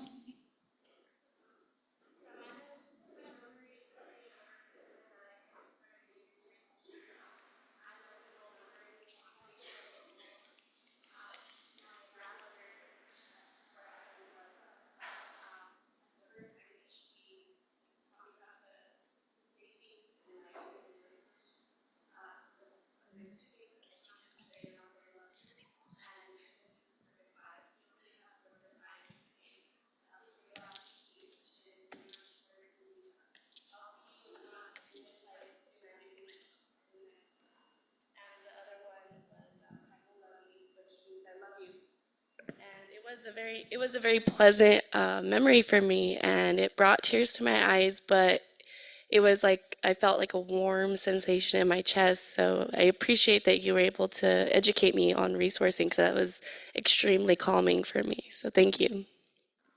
Thank you, thank you. I love hearing memories, and I can, yeah, I feel the sensations too, just hearing you share about that. So thank you very much. So yeah, a lot of these skills, we do them already. Oh, good.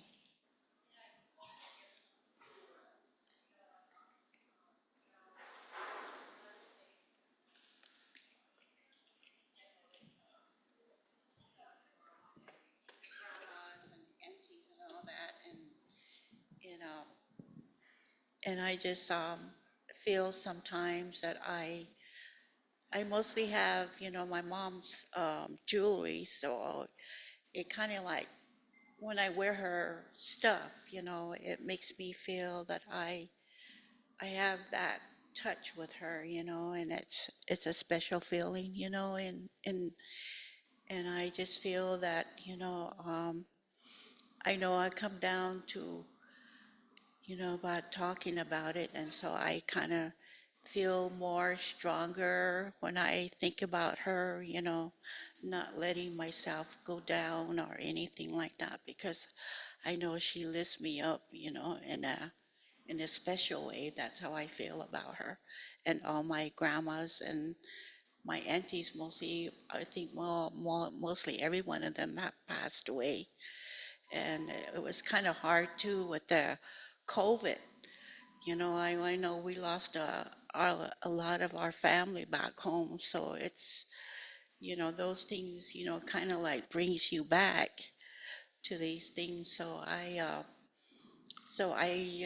I think the Tucson Indian Center, I attend over there, and I've talked to a lot of the staff there, and they've been helping me, with certain things that I need to, get out from me, or, so I feel a lot better, talking with someone else. So that's good, that, so it makes me feel, a lot better, and to go on and all that. Thank you. Thank you for sharing. It's beautiful to hear what you're doing for yourself. It's not always easy, especially in times when there's so much that we hold on to, especially since COVID. And and when we think of our past loved ones who aren't here anymore, it can bring that bittersweetness. But I love to hear your experience and what it feels, the changes for you, that reconnection, even though our grieving is very much real. Thank you. I think for me, I consider myself an empath, so I feed off of others' emotions. So as soon as you started talking about your dad, I got a knot in my throat. My eyes were watery. I started to get fidgety. Then shortly after, I started noticing myself disassociating. I started looking outside and like trying to bring myself back. But immediately as I walked into this building, I'm like, ooh, that lighting fixture is going to be my calming space. Because I was looking at it and I was just like, oh my gosh, it's so beautiful. And I was just watching little birds fly around. But that was where I went to focus on shortly after, where I started to calm myself back down. I'm so glad you mentioned that. Thank you for sharing that. disassociating, not just disassociating, but there's so many things, behaviors that we do that are responses to pain. And oftentimes there's a lot of judgment on that and stigma, unfortunately. But it's a response. It's often a survival response. But you described it so well. Of you were able to look around and find something visually that you felt connected to or brought you comfort. And I'm super glad you mentioned that, because that's actually another skill. That's actually one of the other skills of CRIM is, hey, help now. So I'll just briefly describe it. Help now is exactly what you did, is in the moment where we're in crisis or something, we're reminded of something, if we are able to identify an object nearby or identify 5 colors around or notice the sensation of our legs on the chair, you're essentially reconnecting with your body. So that's exactly what you're doing for yourself as a skill. So again, a lot of these things we do ourselves already, but being able to kind of like name them and understand where it's coming from and understand our bodies is super powerful. It sounds very simple, this idea of tracking our sensations, but like a council member mentioned, we sometimes don't notice in the moment, and then there's a change once we start to pay attention to it and practice, and we're like, oh, okay, this is something that is working for me, and it's part of healing. I think of resiliency as the last note. Resiliency, I know the word resilient often brings a lot of different feelings, especially for people of color, of what that means. Oftentimes people getting tired of being told how resilient we are, right? So I understand that word.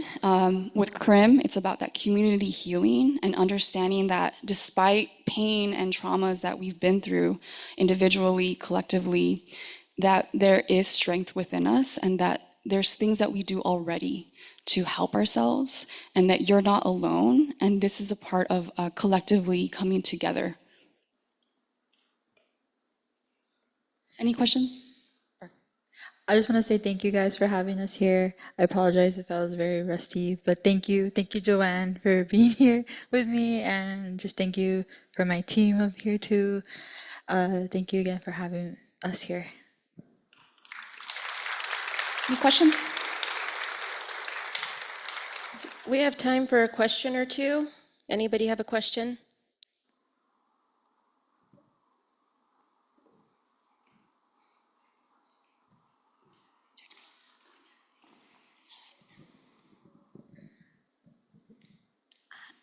So I had a question regarding, I work with NAS with TUSD. So I just had a question if you had a listserv or something for me to get information on all the events that you guys are doing, because I know that you do a lot. But I'm new to this position, so I was very wondering what you offer, because majority of our students in TUSD are Paskoyaki. So I wanted to find those resources or know where I can find them, because I'm not always on the nation to be able to figure out what events are happening.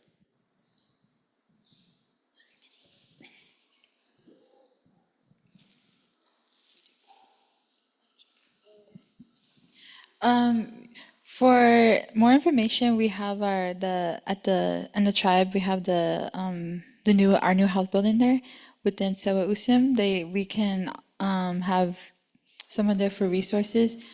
I'm someone you can talk to if you want to. I can offer resources, even what I do more with youth groups, and we're always open. There's always something, and we're always there to help and welcome people. So if you want to talk to me, I can help you with that too.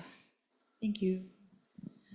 We don't have a listserv, to my knowledge, we don't. I think we should. We've been talking about it.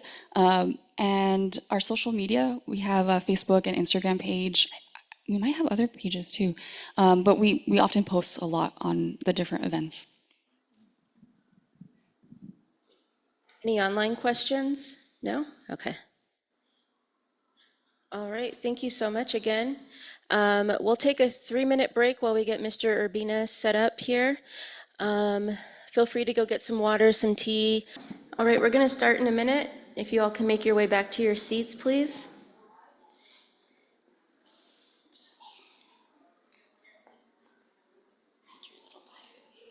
It's not little. it's fine. But I'm gonna cut it. Is that okay? Just say, hey, he's here. The man, the myth, the legend. Yeah, just so we can get started. All right, I'm going to go ahead and introduce Mr. Fred Urbina. He currently serves as the Attorney General for the Pasquayaqui tribe. He's practiced law or worked in the field of criminal justice, Indian law, and law enforcement for over 20 years. He's a veteran of the U.S. Army and is a third-gen veteran. He was recently appointed to the Advisory Committee on Tribal and Indian Affairs for the Department of Veteran Affairs. He served as Associate Judge for the Pasquayaqui Tribal Court and Assistant Attorney General for the Tohono O'odham Nation, and previously served as the Deputy Associate Director of Tribal Justice Bureau, Support, Office of Justice Services at the U.S. Department of Interior, Bureau of Indian Affairs. He also serves as an appellate court judge for the Colorado River Indian Tribes and Alabama, hope I'm saying this right, Coushatta Tribe of Texas. He also serves on the Arizona Study Committee on Missing and Murdered Indigenous Women and Girls, and he's been appointed to Governor Katie Hobbs's Arizona Task Force on Missing and Murdered Indigenous People. So we're very fortunate to have Mr. Urbina here. Let's give him a warm welcome. Thank you.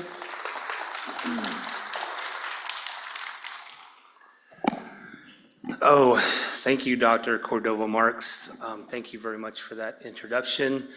Thank you all for having me here at the university. This is a heavy topic. Like she said, my name is Fred Urbina. I'm the Attorney General for the Pasquayaqui tribe. What I'll do today is kind of give a brief overview of some of the issues we've been working on here in the state of Arizona, and kind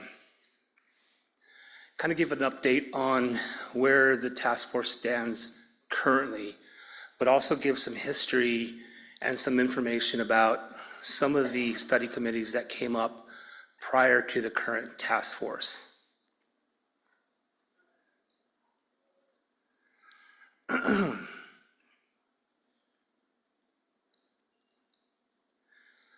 So we'll just talk a little bit about some historical context to kind of put you in a place where we can imagine why things are actually happening.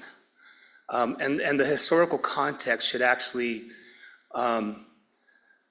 should not leave you with the question about why this is happening, but you should probably start basically explaining that there is no reason why it shouldn't be happening because of our history, because of jurisdiction, and everything that we know about the place we call home here. We'll talk a little bit about some legislative advancements made through these study committees, and we'll talk a little bit about partnerships as well.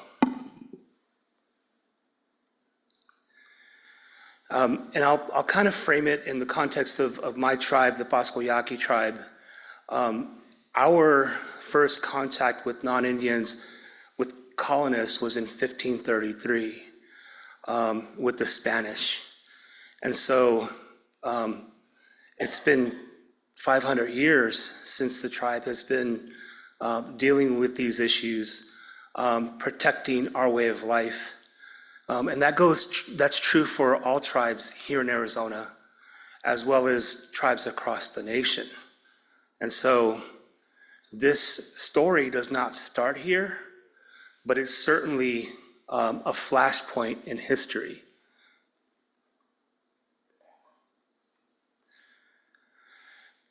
For us, our creation story is a story about a talking tree. And the talking tree explained to a young relative of ours, an ancestor, about all the things that were going to be coming in the future. All the strife, all the violence, the wars, the train, everything that would bring darkness and violence to our tribe. And our ancestors were given a choice to stay here or to go into the sea. The Yaquis that you see today chose to stay. But the prophecy of the talking tree was that all of this would be coming. all of this would be coming to us, to our people in the future. And so that is something that I know that other tribes have their own creation stories, but this prophecy for us kind of told us what we'd be dealing with, and that we'd have to be strong if we were going to stay here to deal with everything that we see today. I mentioned, well, for us, we have tribal members and relatives who live on both sides of the border. Here on the northern end of that border that crossed our territory, we're likely the only tribe in the United States that has not only been recognized by a federal government in 2 different places, but also have reservations and rights in both the US and Mexico. So before the border, we move freely back and forth, east and west, north and south. For us here in the US, we have a small reservation southwest of where you currently are sitting. We have a population of about 22,000 people, and about a population of 6,000 on the reservation.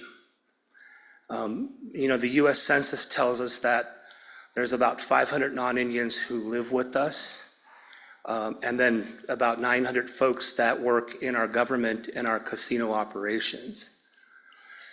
And so, they wanted to hang out with us in 1533, and they continue to want to hang out with us today. But they're here, they're on our reservation, certainly as relatives, as people who work with us. But these are some of the things that create the problem we're talking about today.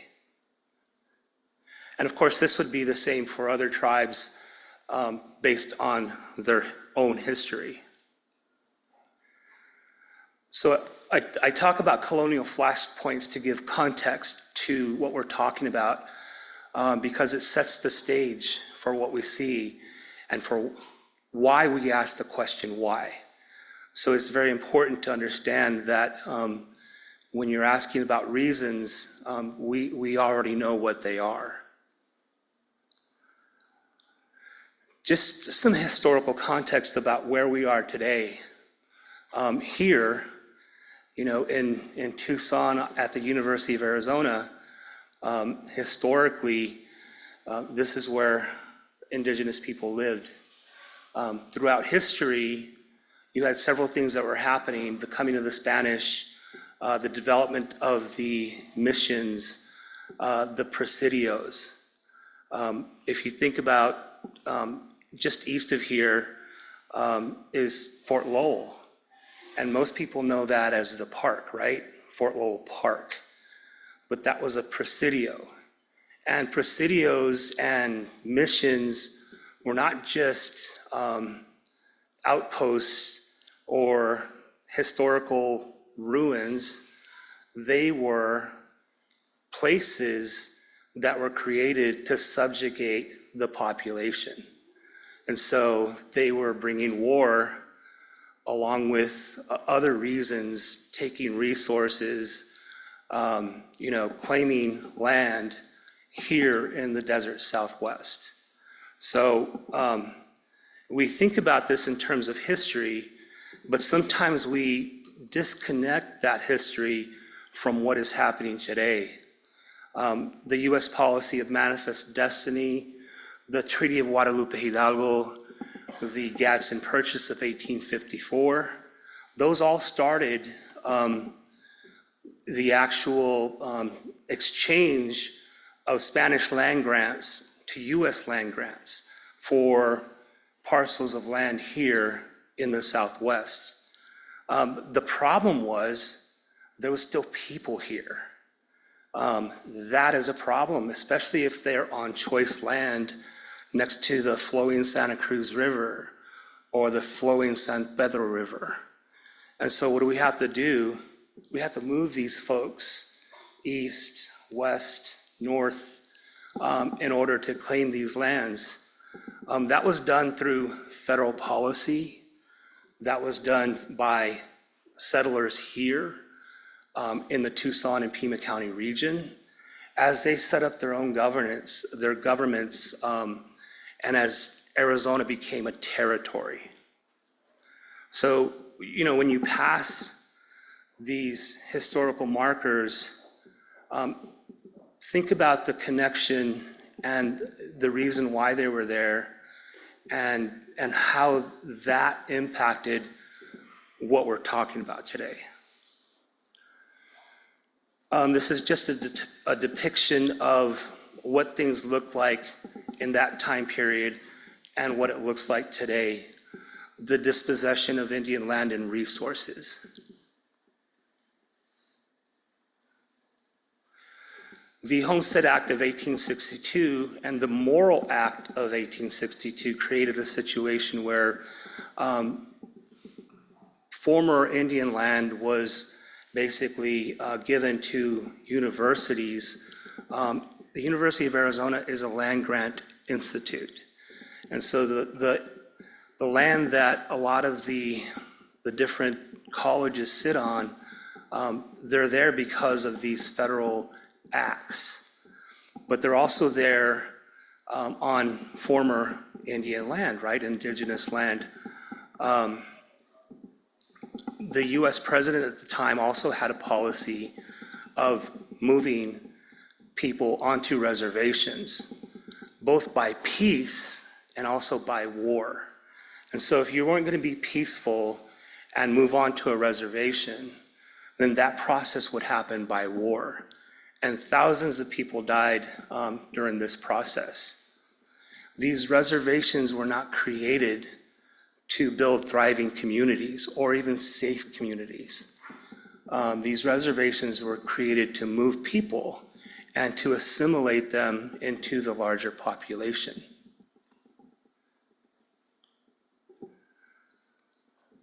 Here locally, the San Javier Reservation was created in 1874.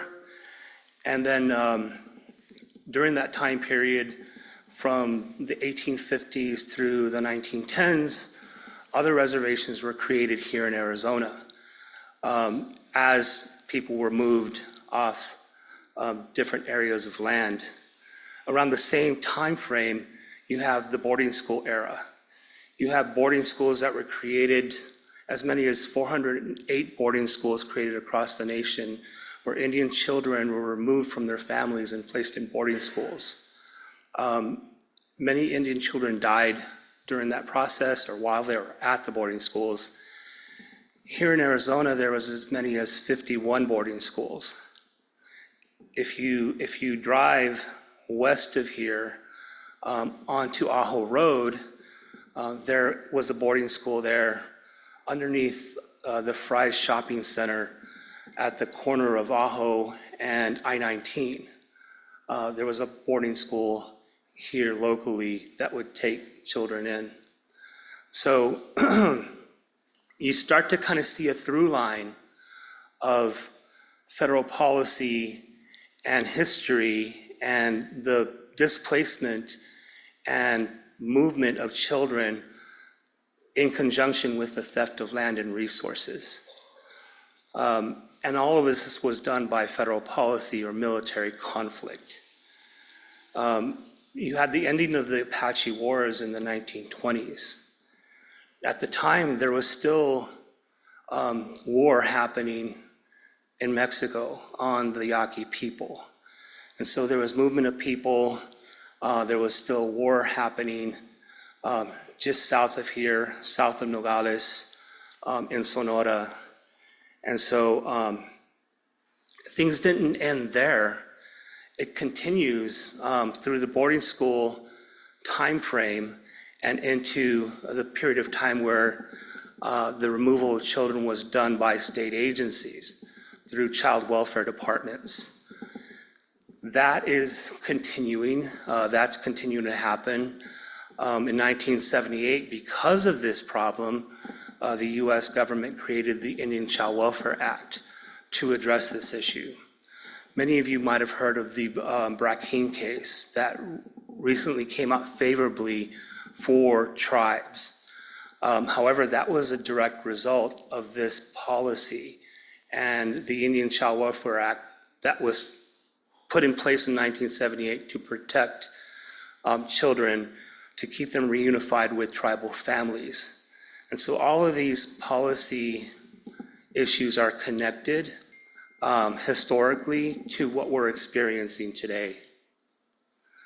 You had Arizona statehood in 1912, but you had all these things happening in the background to create what we're experiencing.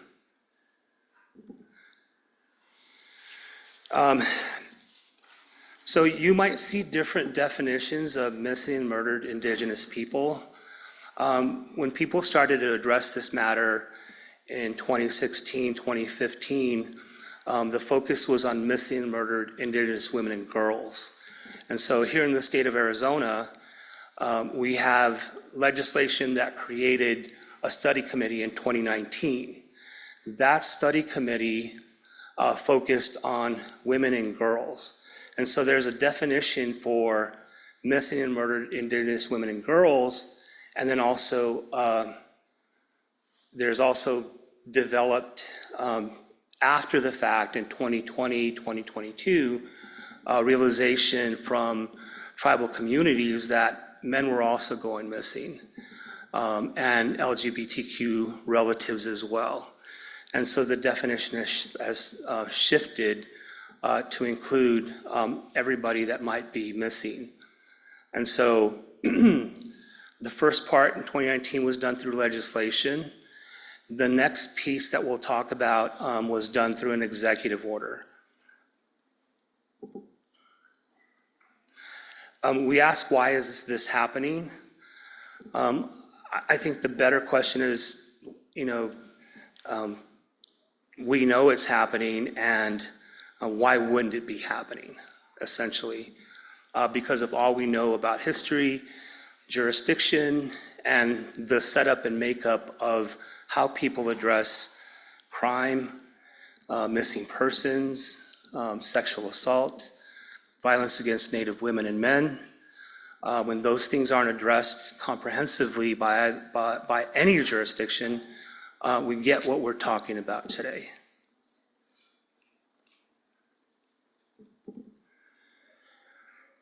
We get a public safety and health crisis because of our history, because of the lack of jurisdiction for tribes to address violence, to punish offenders, and then the resources to address missing persons, human trafficking, everything that we might see where other communities might have other resources to address these problems.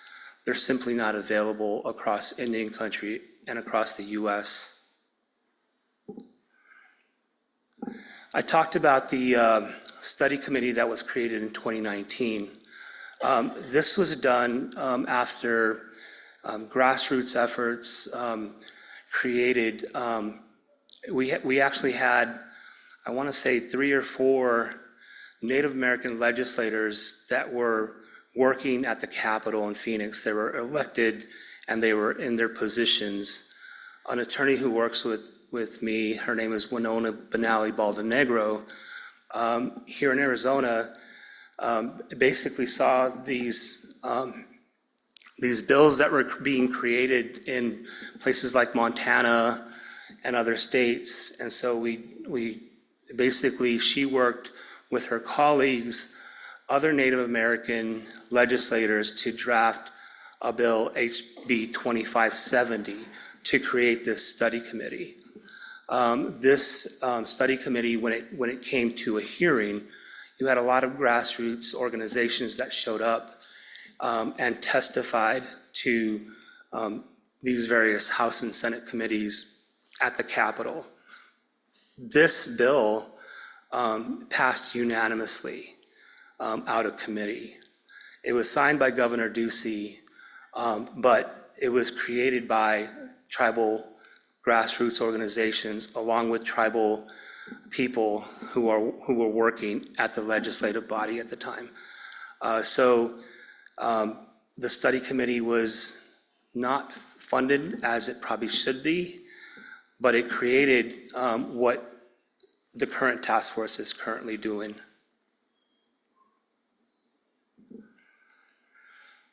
The field study was essentially created to collect information, to speak to family members, to speak to survivors, and to put out a report. But I mentioned that it wasn't funded as properly as it should have been. The funding for this came from the Attorney General's office here in Arizona, and it funded some research. It funded the committee going from different reservations to collect information. The problem, though, the problem we experienced during the study committee timeframe was COVID. And so if you all remember COVID, we had problems meeting in person with survivors, and essentially reservations were shut down because of the pandemic.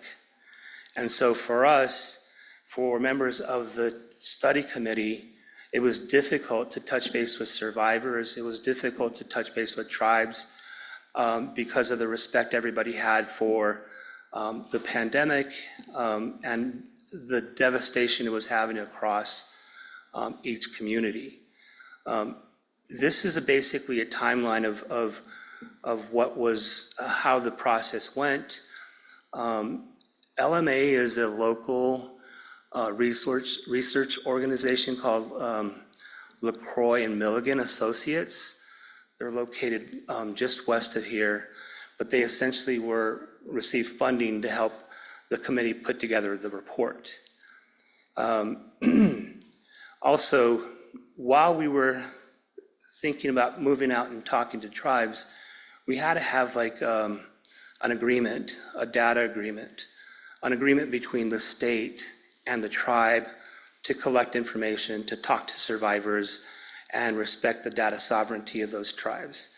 So that agreement was created and rolled out. A couple of tribes agreed to the agreement through tribal resolution, and then we were able to talk to survivors and families in some places. But it wasn't comprehensive, and it wasn't, we weren't able to get out to each tribe because of what was happening at the time. There was some information collected. Like what has been mentioned earlier, it's difficult to collect data. Our goal was to speak to not only tribal law enforcement agencies, but also municipal agencies, state agencies, and federal law enforcement agencies. That was very difficult, gathering data. A lot of municipal agencies didn't have specific data broken out by tribe or by race. And so it was difficult to get even basic communication by state law enforcement agencies. Even though this is a study committee that was enacted by a state law to gather information, you think it would be easier to tell a state municipal law enforcement agency, hey, just send us your missing persons data so that we can include it in the report. That wasn't so. So during this time frame also, we when we were talking to families, the families were raising the issues of their missing boys and men as well. And so that was something that we kind of noticed, and we noticed those numbers were higher in some places than for Indigenous females.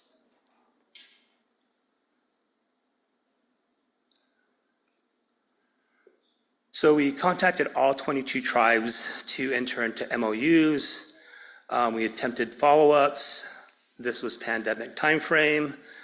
We presented to tribal councils, and 8 MOUs were ultimately signed with 8 different tribal nations. And, we were able to make contact with survivors and families, but this was done digitally. This was done through Zoom and Teams.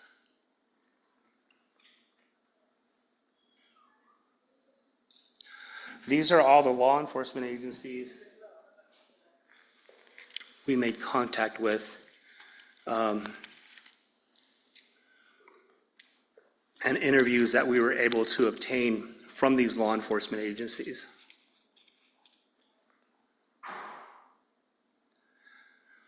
I mentioned why the study was limited. We talked about COVID, and then we talked also about the MOU process. Each different tribal government is different, and so their approval of an MOU between the state might take months. It could even take a year. And so if you've got a research time frame where you've got maybe a year, maybe 2 years, just the fact that you've got to negotiate an MOU so that they can protect their data is going to limit the time for that agreement to materialize, but also then for you to do your work after the fact. So that has to be built into future for future considerations, what it would take to work with tribes to produce an MOU. And each of those MOUs are probably going to be different with each tribe that you deal with. So there was tribes that worked with us, and we were able to move very quickly. There was a lot of tribal leader support. There was families that came forward, survivors that came forward and told their stories. And also there was law enforcement agencies that were able to work with us through this process. And were interested in also addressing this issue. And that's important because we are talking about the state. We are talking about a state law that affects tribal people. And so I think that's significant. I think it's important. I think it should be done. I think it should be something that should be automatic.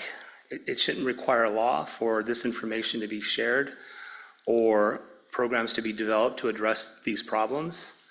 But when you think about our history and you think about relationships between states and tribes and the US federal government, that just hasn't been the case historically. So it's a big hurdle to get over, but it's good to see when it happens, and if it's mildly successful, it's good to see. So shortly after that, they created a House ad hoc committee. And so this was different than the legislation that was created in 2019. This was 2022, the House of Arizona basically developing an ad hoc interim committee to continue the work of the original study committee. The original study committee came out with 66 recommendations. That study is available on ASU's website. They have a place called the Rove Lab. So that Rove Lab, you can find copies of the study, digital copies of that study, and you can kind of see the list of recommendations that were created by this committee. Next came the House Ad Hoc Committee. The committee was kind of meant to continue the same work that was being done, except it wasn't created by law. It was a committee function that the House gave authority to happen out of the House itself. That was a 3 or 4 month process and a series of hearings that happened at the Capitol. That committee came out with 83 recommendations. Those recommendations can be found at the link below. They're similar to the first initial recommendations, but they're additional recommendations. The thing about this interim report was it came about like the end of the report when we submitted in December of 2022. we started to see another issue like pulse out, and it was a sober living home issue. So we started to get reports. We had survivors come to these hearings and report what was happening out in Phoenix and Tucson, or the fact that they were missing relatives and they were being taken from the reservation and brought to these sober living homes. And there was several deaths that had occurred by relatives who were in these homes, essentially trafficked from the reservation, moved to sober living homes, and that created a situation where you had unregulated entities using tribal members to bill Medicaid, which is here in Arizona, it's called Access. So it was fraudulent billing by these sober living homes for services they weren't providing to vulnerable tribal members, both male and female. And that includes all tribes. I know that the impact across Arizona, just in people that we understand have been impacted, the number is in the thousands. And so these are people that were taken primarily from the reservation and brought to sober living homes. Some abuse happened in those homes, sexual assaults, and also deaths. And so the House Ad Hoc Committee heard about this, and that essentially has been what Arizona has been focused on during 2023. So you might have seen news articles about it, you might have seen reports about it. Those cases are still being investigated. Those cases are being brought in different courts. People are being prosecuted for that activity, and tribes are still trying to locate relatives that were in these sober living homes and impacted by this state systemic problem. And so this is another example of a state system like the child welfare system, like the federal boarding school system that has impacted reservations. So in 2023, Governor Hobbs established the Missing and Murdered Indigenous Peoples Task Force, appointed 15 members to the task force by executive order.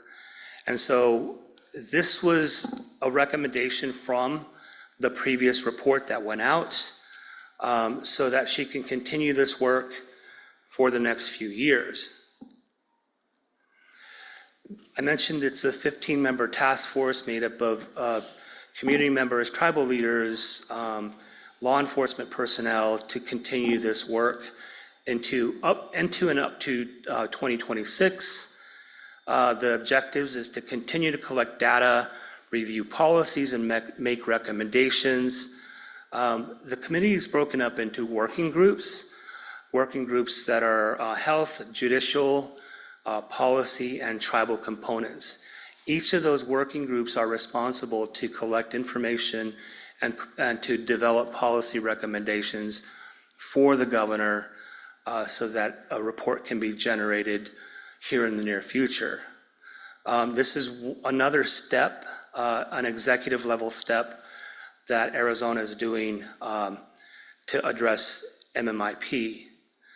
And so the Governor's Office of Tribal Relations is the point on this. There's an MMIP coordinator. She's a colleague, Valora, who's actually the point on this. She's Hopi.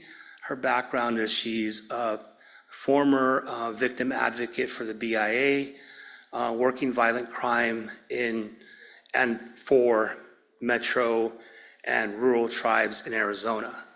So she is organizing this task force for the governor from the Capitol. I think that's important because you have a tribal member who's located at the Capitol at the 9th floor with the governor's Office of Tribal Relations to address this matter with funding. The interesting about this is that currently the Arizona legislative body is contemplating the Governor's Office of Tribal Relations. So what they're doing is it's supposed to be created and funded by Arizona. That bill has not been brought up in committees because of politics. So the Governor's Office of Tribal Relations could likely be it could likely be defunded as early as July. And so that's an issue that is front in mind for this process. But because this was created by executive order, even if it's not continued by the Arizona legislative body, it's likely to continue through executive power by the governor's office. Here's some legislative advancements that have been created by and specifically through the both of the initial study committee recommendations and also the ad hoc committee recommendations in 2019 and 2022.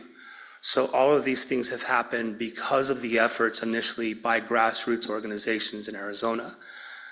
It's been done either through executive order, by state law, to address these recommendations. And so has there been success or progress? Yes, there has.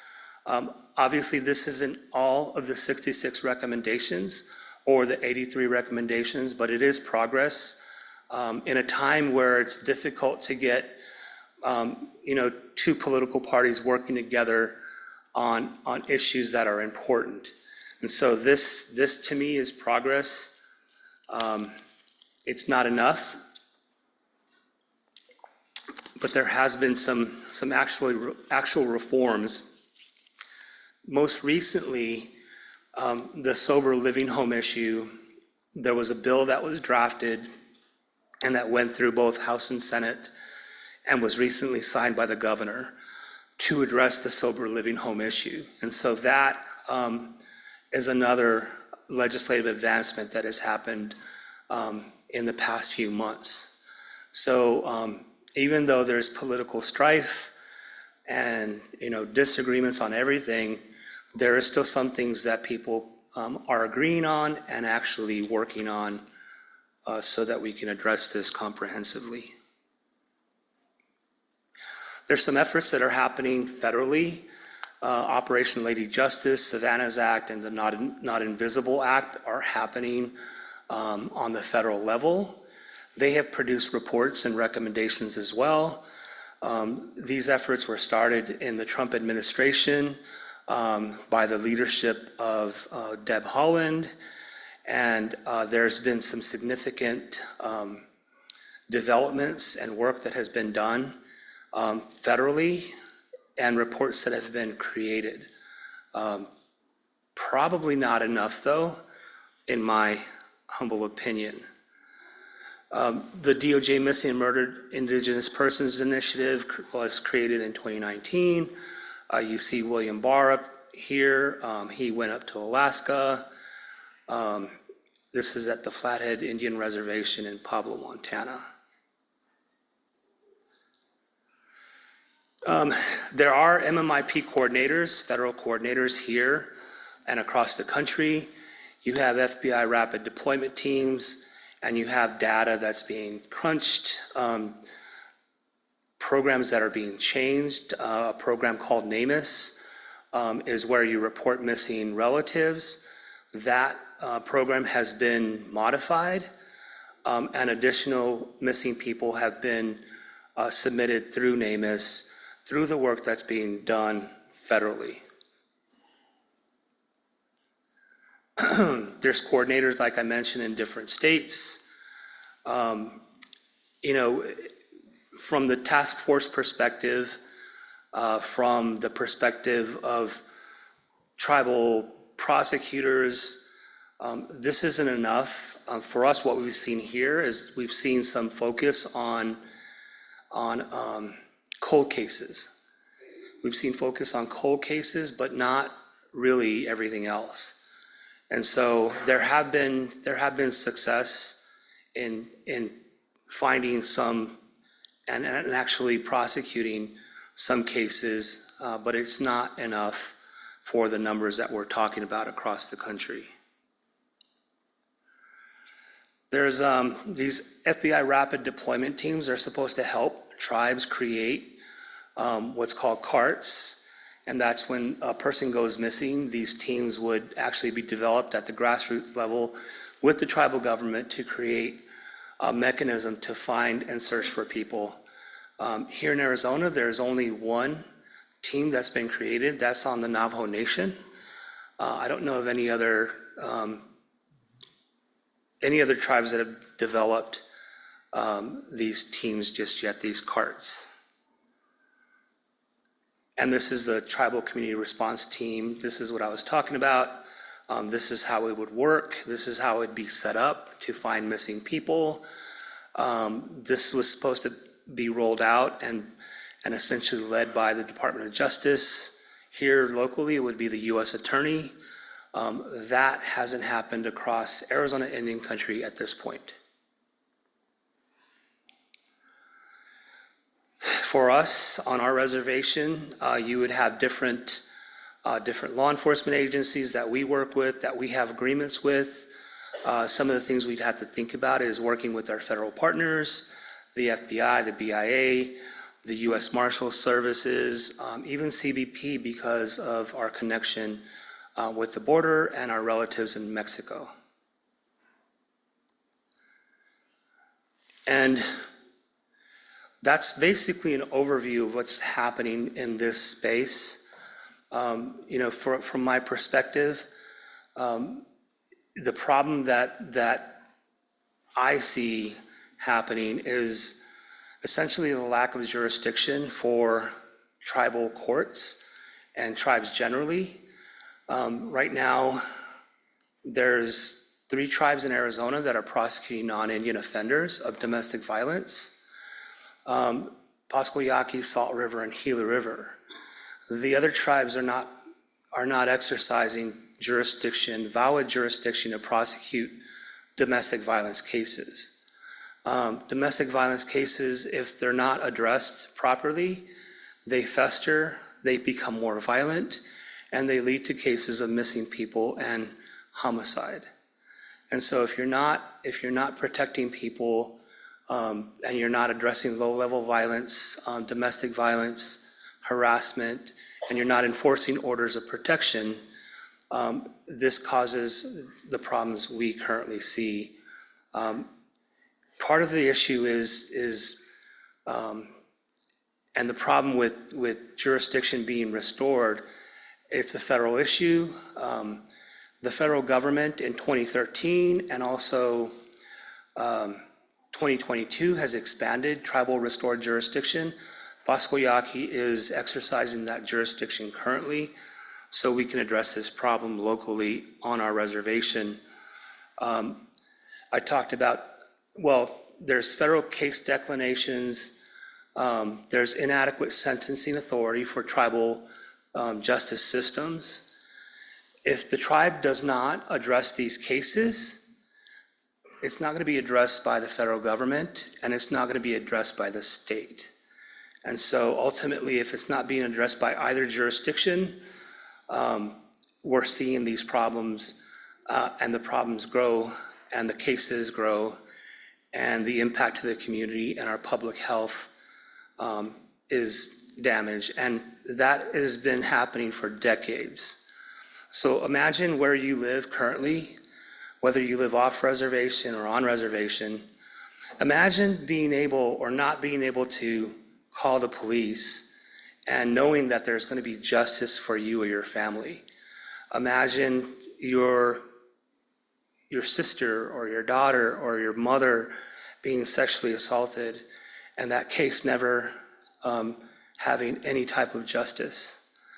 Sometimes we don't think about it as we go about our daily lives, how we don't think about our safety. It's something we take for granted. But on reservations, where you can't take that for granted, it's a problem. And for those of us who don't live where justice is absent, it's hard to imagine. But just imagine your own neighborhood. What would happen to your neighborhood if that was something that you couldn't address? What would your neighborhood look like in 10 years? What would your mental health be like in 20 years? What would your family be like in 3 decades? Would you move? Would you feel safe? Would you be healthy? Would you have addictions? Would you have suicides? What would your community look like? And that's within a span of 3 or 4 decades, 5 decades, 6 decades. So that's what we're talking about. Tribes can exercise their sovereignty to address this problem. That's the ultimate, in my view, the ultimate answer is strong tribal justice systems addressing these problems locally. It's not going to happen through the U.S. Attorney's Office. It's not going to happen by the state of Arizona. It's going to happen by tribal leadership exercising sovereignty with a strong tribal court system. That's how you're going to keep your community safe. This is a roadmap on federal legislation that has been developed over the past, well, since 2008. The Pascua Yaqui tribe has implemented each of these provisions to protect people on our reservation. It doesn't happen overnight. It's going to be a 10 or 20-year process for you to do all of this, to manage sex offenders, to prosecute non-Indian offenders, to prosecute violent offenders, and then to have the technology and the court system to be able to do all this while having people serving out sentences and being able to pay for that and address that. And so, you can do this, tribes can do this. The problem is the lack of resources and the lack of capacity. If you do this, you reduce the level of violence on reservations and the likelihood of people going missing and murdered. We had a meeting at the Pascua Yaqui Reservation, I want to say 1 month ago, and it was a presentation by law enforcement to the task force.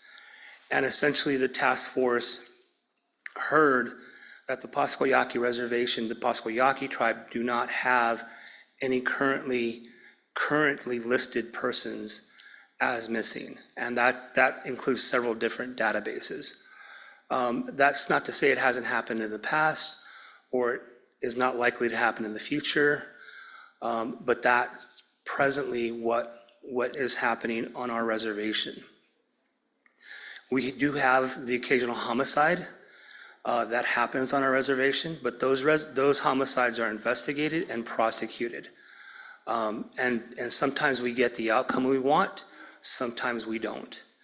But those cases are being addressed, and that's what's actually happening. And I think in part because of the implementation of restored jurisdiction and the ability to criminally prosecute violent offenders.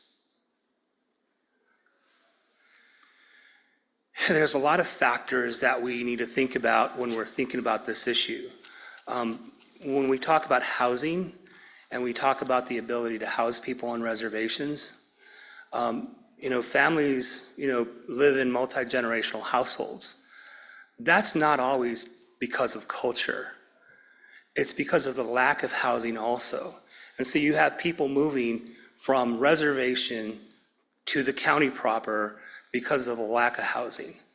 And so you have that crime moving back and forth also. And so these are just some issues that are part of the overall problem that we see when we see these issues happening. Human trafficking is a problem.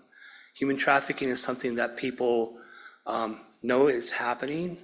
We know it's happening, but there's not a whole lot of data connected to trafficking.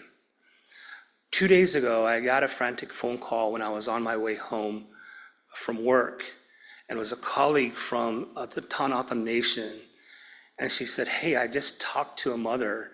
She was doing a presentation in Tucson, and she said her child was taken from her.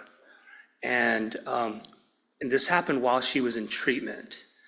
And these parties that took her child left the state.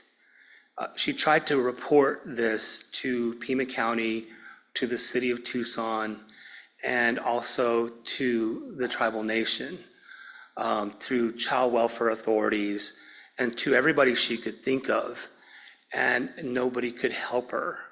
Number one, they didn't believe her because she just came out of treatment. Number two, they didn't, the thought process was, well, maybe the child is in the child welfare system and that's where the child belongs. And so right away you have state agencies who were not able to, they actually told her, go back to the reservation, even though she lives in Tucson. And so that singular case is still trying to be addressed by people that are trying to help this mother. But it's just a small example of what happens when people move back and forth from the tribal reservation to the state, and how state authorities are equipped to handle these problems. I'm not sure about the outcome at this point. I'll follow up with her and see what's happening, but it's just a small example that happens daily that we will never hear about. You'll never see this on Dateline. You'll never hear the local news talk about these cases because it just doesn't happen. And it's not something that they're going to be reporting on and even tracking.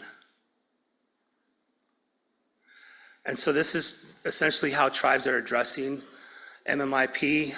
It's resource intensive. You need to have the capacity to do these things. And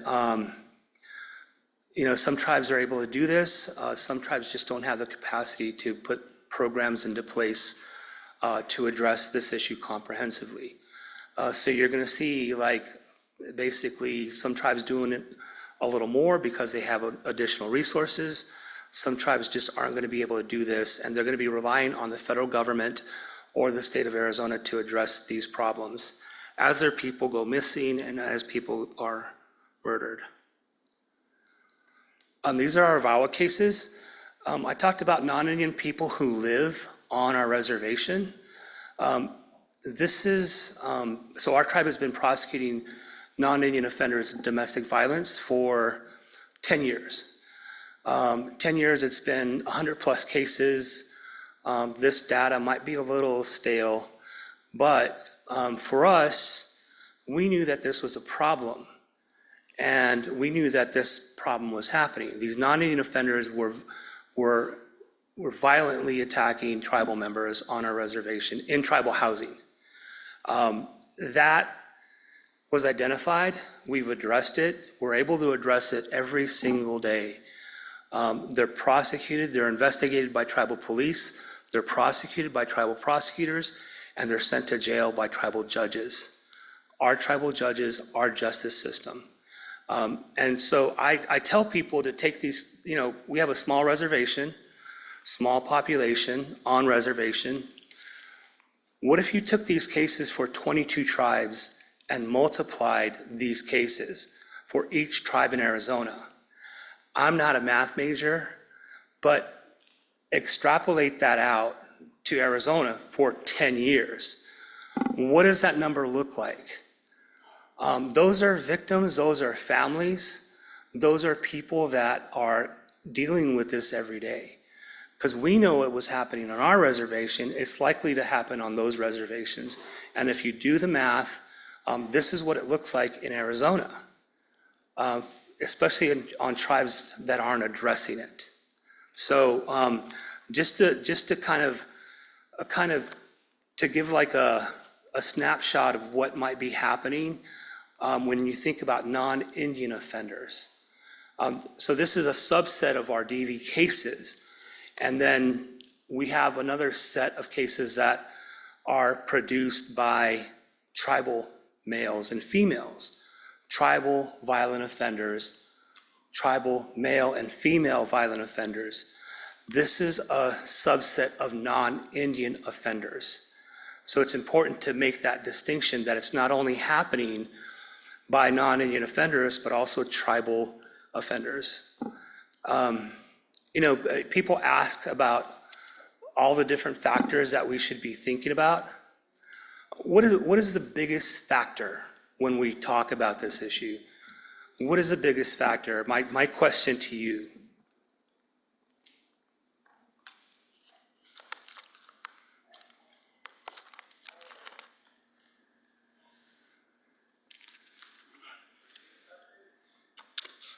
What's the biggest factor? Substance use? Anybody else? That's the biggest factor? Anybody else? Poverty? In your thoughts? I think it's men.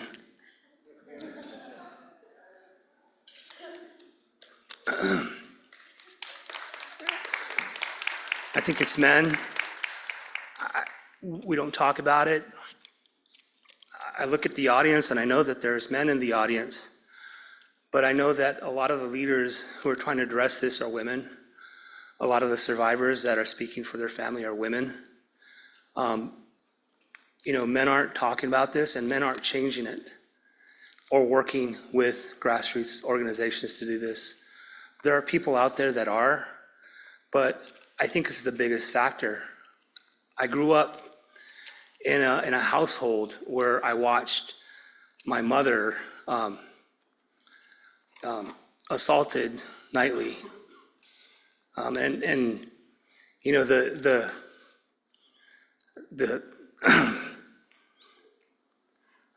the thing I remember is me and my brothers wanting to kill my dad. So, but he's the one that I learned how to be in relationship, right? That's what I saw. That's what, I don't know if it's kind of pushed me to in this direction, but, and you know, if you grow up in a household like that, you don't talk about this. You don't, you know, talk about anything else.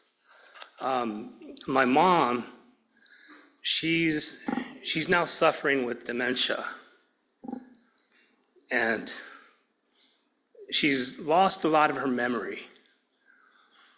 But she's happy because she doesn't remember the bad stuff. So she wakes up with a smile. She wakes up humming. And, you know, she's not recalling all the bad things that happened.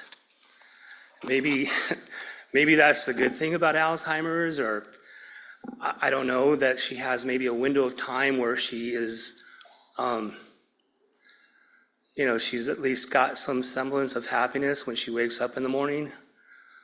And sometimes I think maybe that dementia was due to the assaults that she experienced from my dad, you know, to her brain. So, I just, I want to end and say that I think that there's hope. I think that change is happening slowly. It's not fast enough for families.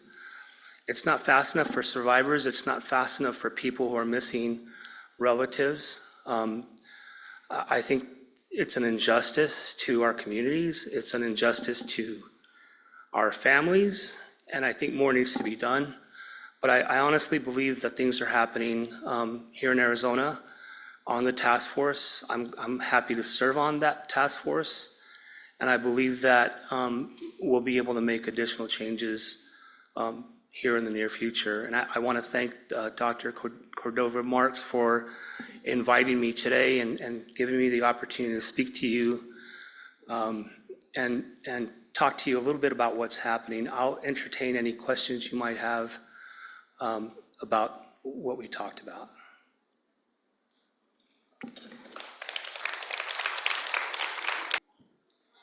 All right. I'm very excited to have Souksavanh Keovorabouth here with us today. I am not going to attempt to say all of their clans, and I'll let them do that.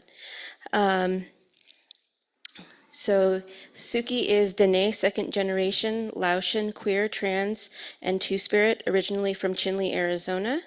Grew up in Phoenix, Arizona, assistant professor with a joint appointment in Women and Gender Studies and Applied Indigenous Studies.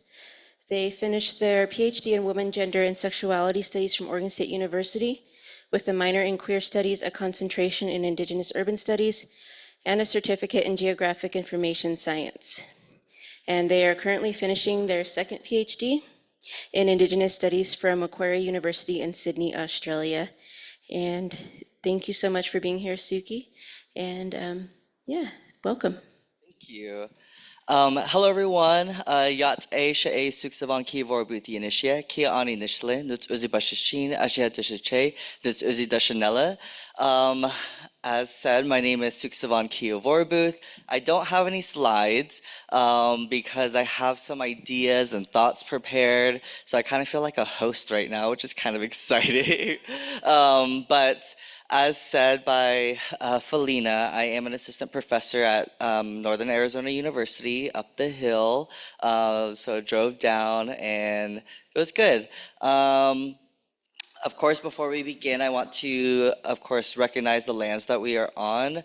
The University of Arizona is on unceded land, and we must recognize that, right? This is O'odham and Pasquayaqui land, and that we should tend to it and care for the people as well. So, of course, I want to address the elephant in the room. I have the earrings on. I won't spend too much time on it, but I do also want to recognize the violence or the state-recognized violence that is going on within the three universities right now. And I just want us to have a moment to have a breath together and recognize and be in solidarity with folks across the globe who are also experiencing genocide. I am kind of emotional because NAU just had their encampment and 26 students were taken and a majority of them were my students fighting for the end of genocide. So I'm very proud of them and I just wanted to name that and that be in this space with us because I think what this new generation is doing is something amazing, you know. So I don't have any slides, which is fine.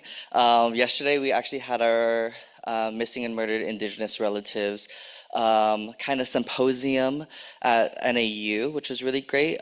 We decided to do talking circles, but the reason why, and I'm glad and thankful to be invited by Felina and Billy as well to present or talk with you all. And of course, I want this to kind of be a dialogue. I'm super informal, especially with my teaching as well. So I like to have people think critically, ask questions, and don't be afraid to ask a silly or stupid question. There's no such thing. I think this topic and understanding ourselves as peoples is very important for us. I do have a very quick story. When I first got this job, actually, there's some tension, to be honest with you all, between women and gender studies and applied Indigenous studies. And so that would be like AIS here, American Indian Studies. And one of the first things that was said to me was, AIS does not want you. And I was like, what does that even mean? And this is from a non-native person. And I already hung out with all of the native faculty, and I was like, this feels weird. And so when we kind of furthered that conversation, part of the convo was about my research. And just to give some clarity, a lot of my research is around gender, sex, and sexuality, all in kind of siloed sections, which is, of course, colonial thinking, but it's important for us to silo them because that helps us understand how colonialism functions. So with that in mind, my dissertation was on the intersections of indigeneity, queerness and transness, and also urban identity. So this triangulation of all three put together to look at Native American experience within urban areas, specifically Phoenix.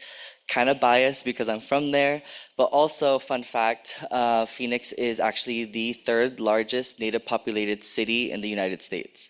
The third, right after LA and New York, which is like phenomenal to think about because it's like Phoenix, which is the fifth largest city in the nation. And of course, Arizona is the third largest native populated state in the nation currently, right after California and Oklahoma. And these are critical numbers because we notice it, we know it, and we're trying to reclaim our lands, right? And so that's one of the main reasons why I picked Phoenix as well to do my research. And I think a lot of our conversations within each one gets divided in very interesting ways. And I'll give an example. So we hear conversations a lot about being urban versus res, right? Which is a real conversation and a real thing. But what does that do for us as people? Not much, but say that someone is more native than you, right? And that's the idea and that's the concept of it. Around gender, sex, and sexuality, right? We know that with gender, there is man and woman. With sex, we know that there's male, female. And then with sexuality, we know that there's gay and straight, right? But then within queer studies and trans studies, and also like if we really want to get critical within Indigenous studies, we must analyze those gender constructions or those constructions of identities that are imposed onto us. With all of that said, the faculty of Applied Indigenous Studies, not naming names, but if you want names, I'm just kidding. They said that my work is not nation building, that the work that I do does not give back to the community because it talks about urban identity instead of res identity. We talk about gender instead of law and policy. And my response to them was that actually, in order for us to build nations, we must first understand our own identities as Indigenous peoples and what that means for us. And with that, that also means we need to understand ourselves within the construction of gender, sex, and sexuality, right? And what do I mean by that? Is that when we think today, unfortunately, it's in English, or some people might think it's fortunate, which is a binary system. And what does that mean? A binary system is literally two options only, and I gave them already, right? Urban, res, Indigenous, non-Indigenous, gay, straight, etc., right? And it doesn't allow us to think or imagine or create worlds outside of that we've already had before because of colonization. And so it's imposed things onto our bodies in a particular way to say that we have to be confined into those areas. I promise I'll get to MMIR, I promise. With that in mind, I argued that we as people must understand ourselves and actually think about our cultural practices and teaching. So I actually wrote an article called Reaching Back that is open access. So if folks want to read that, I'll summarize it very quick. I trace history and I note that within Dene creation stories, we have stories of Nadle, which of course translated to English is two-spirit. And I'll go into what that means in a bit. But how it's been erased throughout our history as Dene people. We don't really hear about it. The only thing that we say about Nadle is that, oh, it's past. I was on a Dene LGBTQ panel of grad students, and they were like, you can't be Nadle because Nadle doesn't exist anymore. And I was like, actually, you made it not exist anymore by saying that, you know? And so how do we begin to reclaim things into our communities, and how do we like vouch for our people? and reclaim our own teachings. And I think that it gets really complex. But before I move on, I want to, of course, talk about the term two-spirit, because I think it gets thrown around and people are like, I think it means this, I think it means this. And so, oh my gosh, what is that? Something's spilling, I think. The room is leaking. And I felt some splashes. Oh shoot. Where is it at? I don't, it's leaking from the ceiling, I think, or one of these is this Miguel, is this you? homophobic? I'm just kidding. Is this homophobia? I'm just kidding.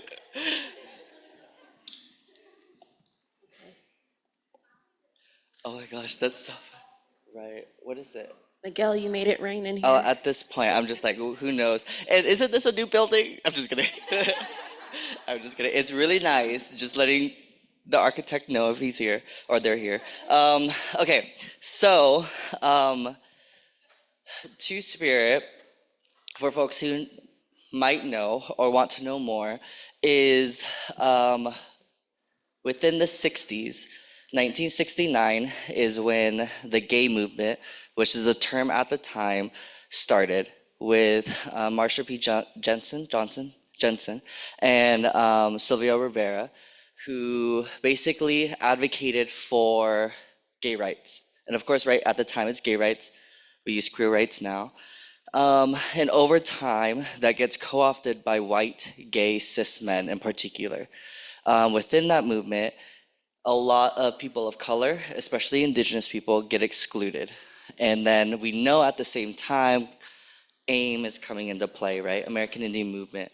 So all of these different things are coming into play. And then American Indian Movement, we all kind of know our critiques about it. Pretty misogynistic, pretty homophobic, and we should name that. And so at a certain point in time, they were like, we don't feel comfortable within the gay movement, nor do we feel comfortable in AIM. And so what happens is they have in 1990 the third annual. Is there more dripping? Oh. Oh no, I got scared. I was like, oh my gosh. Run! I'm just kidding. So,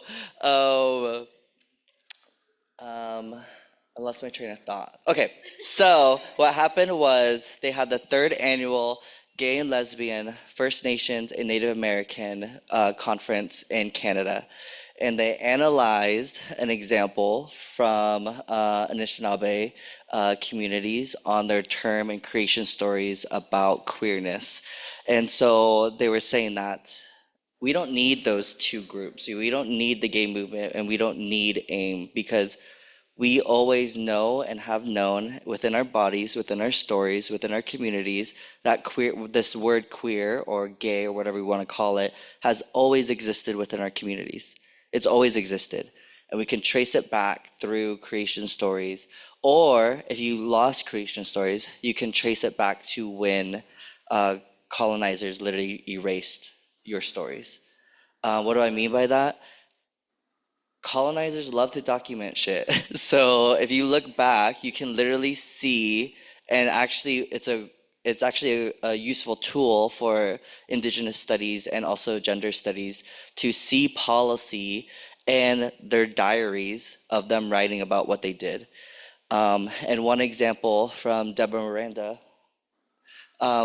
Miranda, who is a queer Indigenous scholar, talks about gendercide, but the Spanish would literally come in, and they were in what is now known as California, would come in, and if anyone didn't look the part of a male or female, according to Spanish rule or colonization, they literally would dig pits and put dogs in it, and they would let them eat with, like, they would literally throw queer people in there and the dogs would eat them alive.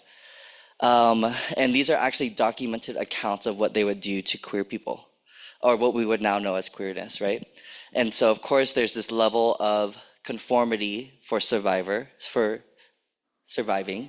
And I think that is a story that we all can understand in some sense, right? Of how we have adapted and I guess navigated the settler colonial space, which I think is important to note. And why is that important to note? Because if we trace that throughout history, we then begin to understand ourselves today, because I think it's important and should be recognized that we can ask critical questions of like, is that how it always is? Or has that always been how it was? In terms of like, boys do this, girls do this, right? And I'm sure you all have heard that before. Or you can't do that because you're a girl, or you can't do that because you're a boy, and you shouldn't be doing stuff like that. Or you can't go to the ceremony because of certain things. And one of my, and I think I'm pretty right on this, but after the eclipse, not to give their business away, but after the eclipse, me and my roommate and his sister, we all were in hanging out together, telling stories, and at the end, we were gonna burn cedar. And afterwards, or I was like, we should burn cedar, etc. And she's like, I can't be in this space. And I was like, why? And she was like, because I'm on my period. And I was like, oh, what do you mean? And she's like, my dad told us that women can't be in this room where the cedar's burning. And I was like, I was literally raised by my aunties and my mom, and I have never heard that before. And I will double check. So I texted them all, and they're like, sounds misogynistic to me. And so I told her, and she literally was so scared to do it. She was like, I don't feel comfortable going out there where the smoke is. And I was like, okay, you do you, boo. Like, it's really sad because I see their trauma that has been passed down to them. And I think it's important to note that story because we see that is how our community lives today, right? We don't want to disrespect our elders. We're told that we have to respect them, which of course you can, and also critique in a very nice way or question things in a very critical way that's not mean, right? I can say, um, actually, I don't think that's how it has always been. And we know the S word, right? And in Diné ceremonies, we have one. It's not that name, but people have adapted it to be that name. And we have informed my grandma multiple times. And she's like, it's just as how I was raised, and that's how I learned about things. So we have definitely seen a generational shift in things, and I'm very hopeful for like the next generation. But to go back, sorry, I always go on these different tangents of stories and interweaving things together.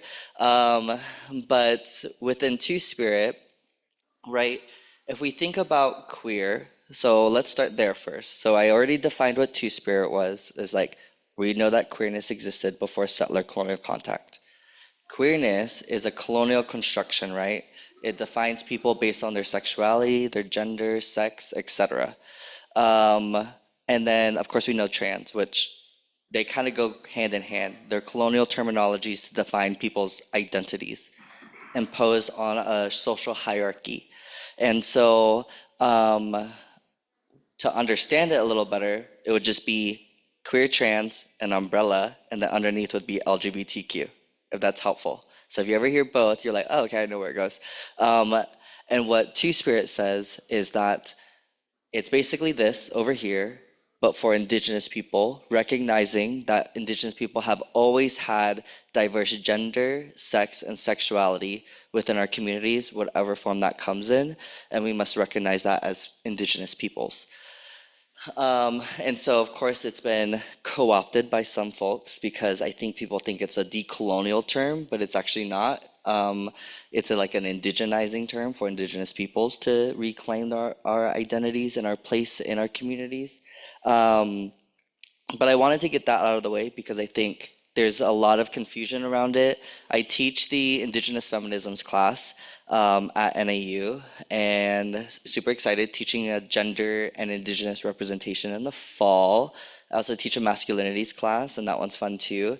But with all that said, I still see students not knowing or realizing what it is. Even doing these talks, sometimes I've been in spaces where they're like, I have never heard about Two-Spirit before, or I didn't even know what it was. And so I just wanted to always define it, just in case so we're all on the same page. But why is that important, and how does it relate to MMIR, right? So a lot of people have been switching it to MMIR, to relatives, because of the vastness and diversity of gender, sex, and sexuality of Indigenous peoples, right? And the ways in which colonization, people who are colonized, deem themselves able to harm and be violent toward our communities, right?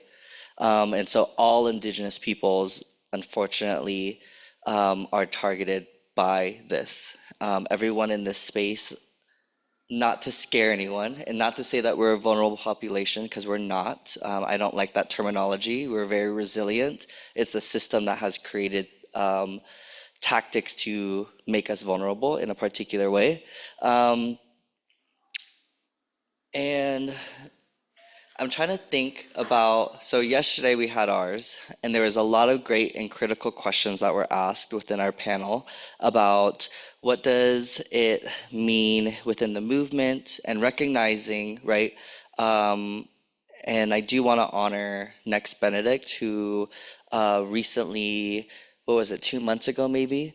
3 months ago, maybe a month ago. My time is all over the place right now, was murdered. And they were a child, literally a child, 14, for being trans. They're trans, I believe, Choctaw, and in Oklahoma, and they passed away because of the bullying and all of that. So I think it's important and should recognize that all of this is still going on. And I think that as Indigenous peoples in the US, and I always tell my students, and I try to tell people in these talks, every single policy, every single thing that is going on in the US affects you as an Indigenous person. How? This is our land, right? This is our home, and they're imposing military onto it. They're desecrating it in multiple ways. They're building these different infrastructures that destroy our land, our resources, etc. They dispossess us, and then now they're creating laws that affect all of us in this space. And if you don't think it does, it actually does. So if we look and break down law and policy, if we want to be critical about it, the anti-trans bills that are coming out, if you look at it closely, it doesn't say anything about transness. It says stuff about clothing. So if you're seen, if this passed, if you're seen with the opposite sex's clothes, you could be fined. Anybody. It's not just for trans people or people who do drag. Anybody.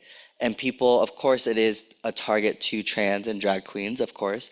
But people don't realize that it affects everybody in this space, right? And so if you're ever caught in those sections or even buying something or wearing it, you could get fined, which is fucked up. And they do this within different policies and programs. They intentionally hide things or find loopholes to make us vulnerable, right? Those terminologies and targets to get taken. And why do they do that? Because Indigenous people aren't supposed to exist today. So they do anything in their power to erase us in however way they can.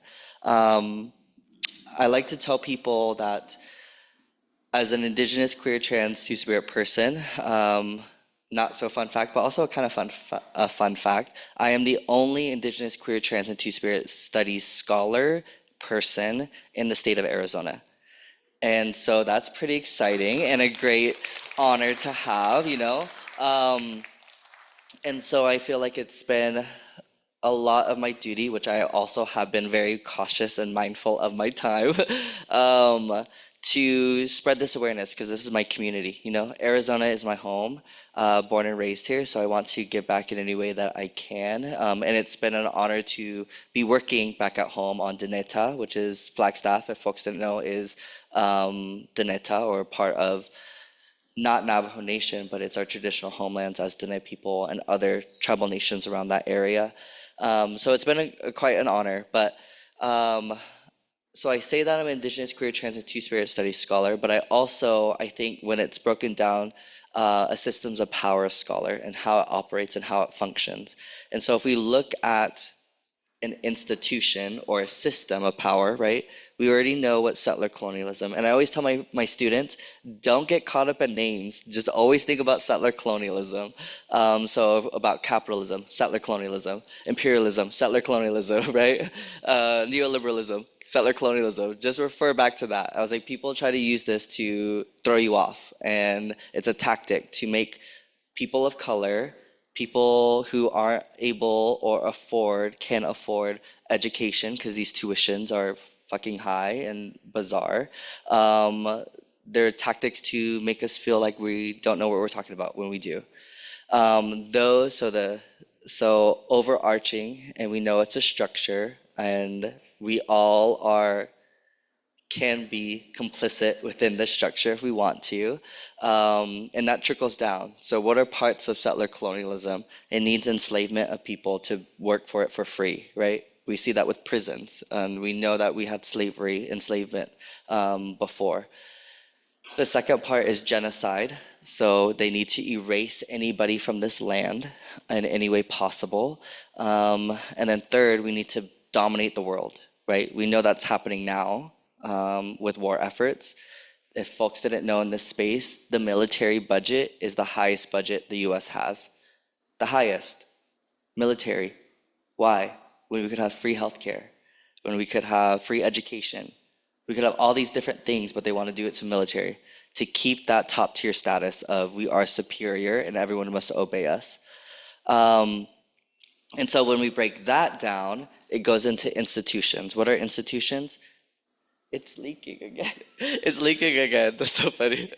Oh my gosh, this is hilarious. So when it gets broken down again, can y'all hear it?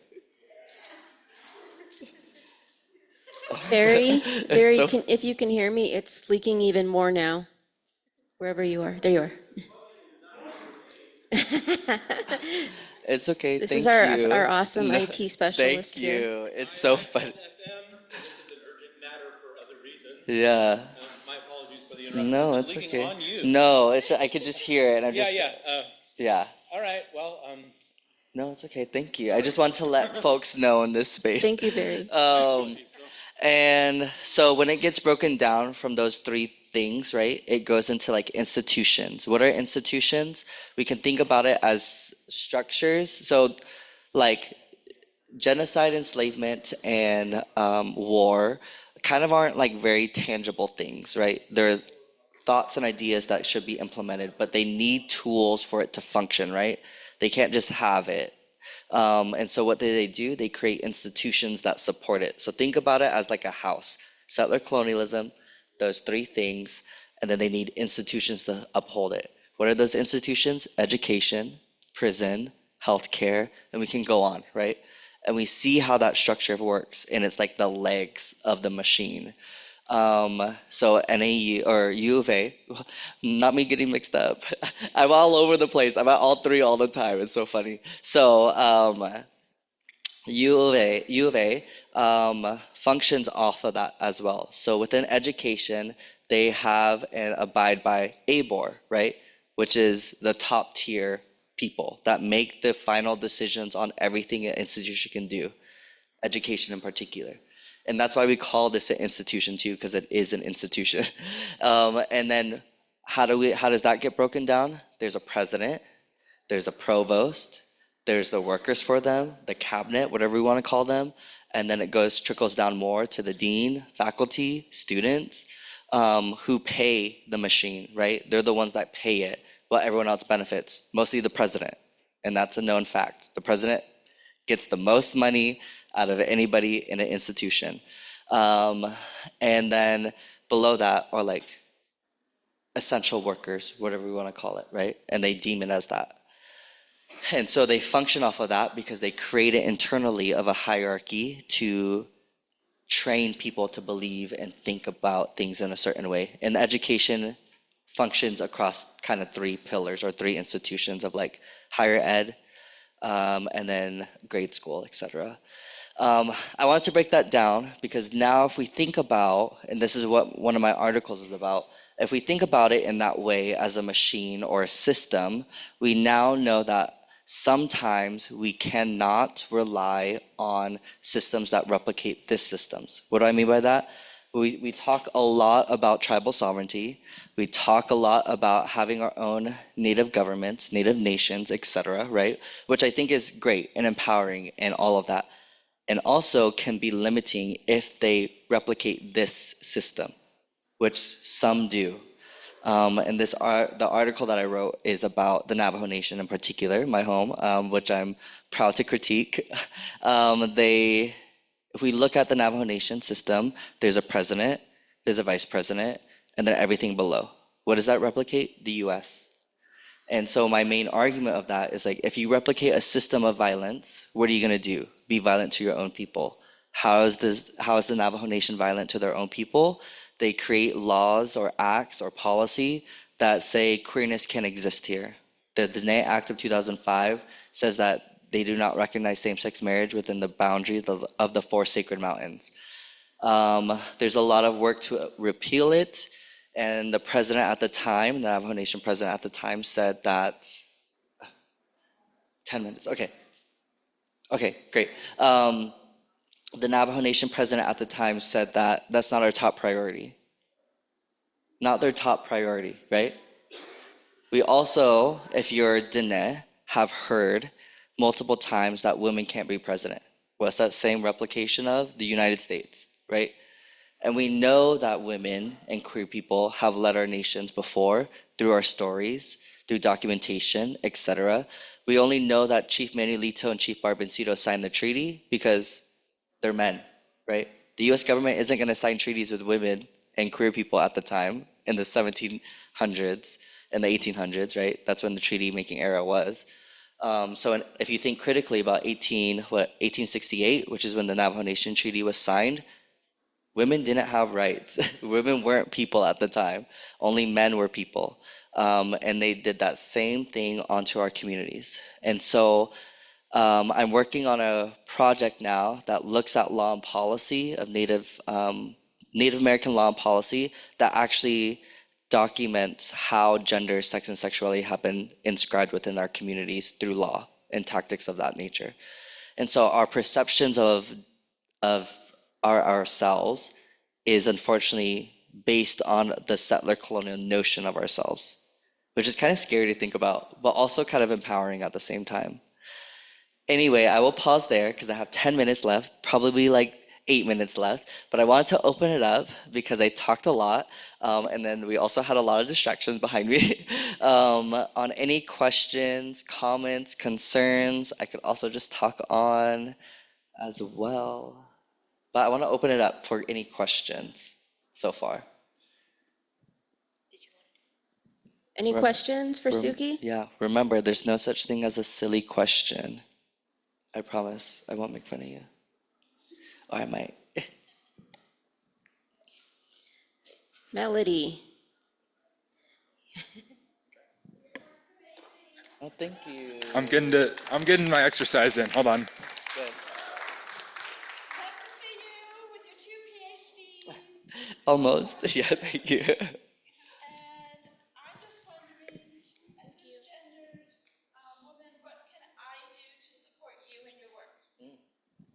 Thank you. So the question was how, as a cisgender woman, support my work. I would say share it if you're able to, which would be great. Share this work in general. You all now know that I am the only Indigenous, queer, trans, and two-spirit scholar in the state of Arizona, which is kind of scary and a lot of fights that's happening on my end. You should see, I fight a lot of people at NAU, and it's funny because I'm like, you can't talk to me that way. This is my land. But so it's kind of funny. And so I tell people that, and they're like, get thrown off. And I was like, and also our third pillar, which they're like, it's not numbered, is a commitment to Indigenous peoples. And it was number one, by the way, just throwing out some tea. It was number one, and then they moved it to number three, and they're like, we promise it's not in any order. Okay, but I would say, yeah, I really appreciate it, and I am very honored to be in this role to mentor students, the next generation. As I said, they're doing very critical and amazing work. So I think supporting whatever I do, and I want to uplift other people. Yeah, thank you. Yeah, I think there was another question. Oh, great. Where can I like go to find out more about your work? Yeah, thank you. Great question. So I have an outdated website, which I need to update soon, and I'll probably have one of my research assistants do it. But you can find it at, it's literally my full name, Keovorabouth.com. Yeah, which is pretty exciting that I bought it though. They didn't give it to me. I bought a domain. And then my Instagram. So if you want to follow me on Instagram, that would be great. It is literally Souksavanh.t.Keovorabouth. And my whole name is on the agenda as well. So you can find me that way. And if you need to contact me via email, it's souksavanh.keovorabouth@nau.edu. Thank you. Very simple. Yeah, thank you. I got. Oh, right behind you. Oh, right behind you. Sorry, as you stepped down.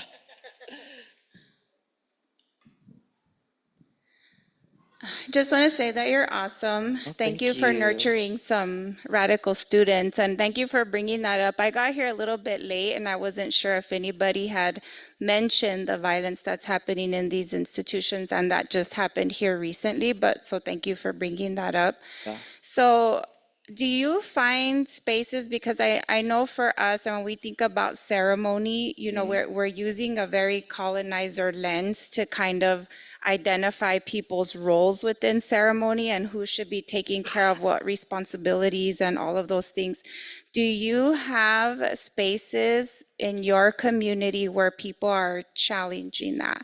Because that's work that we're trying to do in our ceremonial spaces, is giving people the opportunity to take care of the instruments that they're feeling with, you know, whatever essence they're feeling in that moment, whether it be femininity, masculinity, or whatever combination of those things. So do you find that there's people in your community that are challenging that, practicing that? And how do you navigate that when we have such rigid, old school people in the community saying you're not allowed to do that?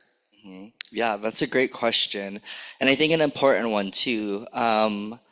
So there is definitely a lot of work that is being done, not only by me, but a lot of community members that I really want to recognize and acknowledge. So if people know Trudy Jackson, trans Daneb woman, who does a lot of work in Phoenix, and the super exciting. This year we have the first ever, just letting you all know, Native president of Flagstaff Pride Board.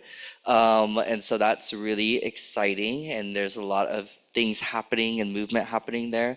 But for like ceremonies and stuff like that, personally, and through accounts from people's stories that have told me within my research, there's a lot of people who feel removed and disconnected from community because of being queer and not being able to perform or practice ceremonies.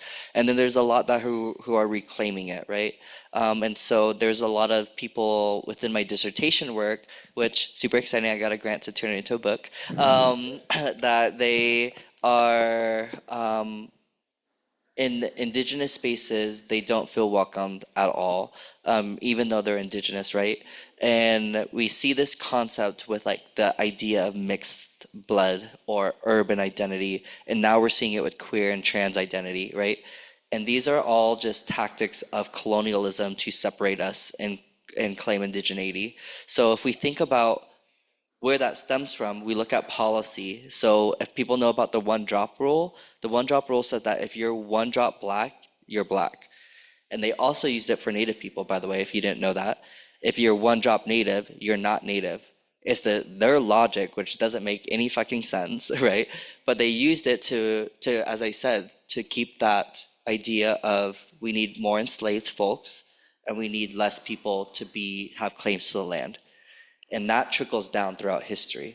And so we, unfortunately, have been products of that idea of that one drop rule too, as Indigenous peoples. And how do we do that? Blood quantum. How do we do that? You're urban or res, and then you're queer or not, etc. And I think there's a lot of reclaiming that's being done by Indigenous peoples in urban spaces. And I think that's a valid space to do it in a lot of ways. And I encourage it. And I also encourage people, if they're able to and want to, go home. I was on a Dene, as I said, a Dene LGBTQ panel, and we had a pre-meeting, and they're literally, what they said was, the two messages we want to get across is learn your language and go home. And I said, that's actually is amazing, right? That is amazing, and I do want to recognize that. And also, we must also recognize the trauma that people went through. It's not going to be an easy task for people to just do that, to pick up their life and go home and learn their language and just be home, and practice ceremonies and all of that. There's trauma that needs to be healed. And what do I mean by that? My grandpa was relocated in the 60s to Chicago in the Relocation Act. And then, so he never taught my mom any Navajo. And then he was fortunate to come back because he worked for IHS or got a job with IHS. And then my mom was taken by the LDS Church in the Indian Placement Program, which she was. And if folks don't know about that program, they literally believed that if they graduated and converted into Mormonism, they would turn white, literally white. And so, of course, she was not learning her language in that. And so I think right now, I'm actually finishing up an article that is telling that story because a lot of people think it's just easy to be like, go home or learn your language when there's all that trauma within that one story I told you about. How do we begin to move forward from there, right? And I think that's an important and critical thing to realize and assess for all of us as Indigenous peoples is that we are all products of that trauma. But we also are very resilient, and how do we begin to heal with each other instead of trying to be like, well, I'm more Native than you are, right? Which I think is pretty powerful in itself. And I think there's one last question. Sorry. Oh, sorry. I just wanted to tell you that I support you for you, and your words were powerful. I like how you were putting yourself out there for us and speaking your own language and your opinions. And I feel like everyone should identify themselves as they want. And everyone's beautiful in their own way. I support you for who you are. And I think that that's just amazing. The way you are, the way all of us are, because each and every one of us are powerful the way we are inside and out. Yeah. Thank you so much. Thank you. I really appreciate it. I just want to say ahiahe and thank you so much. We're running out of time. I went over a lot, but I just want to say thank you, everyone. And I really appreciate being here. If you want to, of course, learn more about my work, I gave all that information out. And then I'll be around for a bit today. All right, while we're trying to get people in here, I will go ahead and introduce our keynote speaker. Marisa Miakonda Cummings of the Omaha Tribe of Nebraska is dedicated to Indigenous models of governance, education, food systems, birthing ceremonies, and sovereignty. She studies and teaches knowledge rooted in matriarchy and advocates for dismantling systems of oppression that impact our Native communities, including resource extraction and personal violence. Marisa has worked across the U.S. to consult on culturally specific healing practices and intentional and systemic equity regarding American Indian populations. She trains on the impact of federal Indian policy on American Indian people and the relationship between historical trauma and contemporary challenges in our families and communities. She holds a Bachelor's of Arts degree in American Studies from the University of Iowa and a certificate in American Indian Native Studies, as well as a minor in African American World Studies. She earned her master's degree in Tribal Administration and Governance from the University of Minnesota Duluth. She has over 12 years of experience in higher education.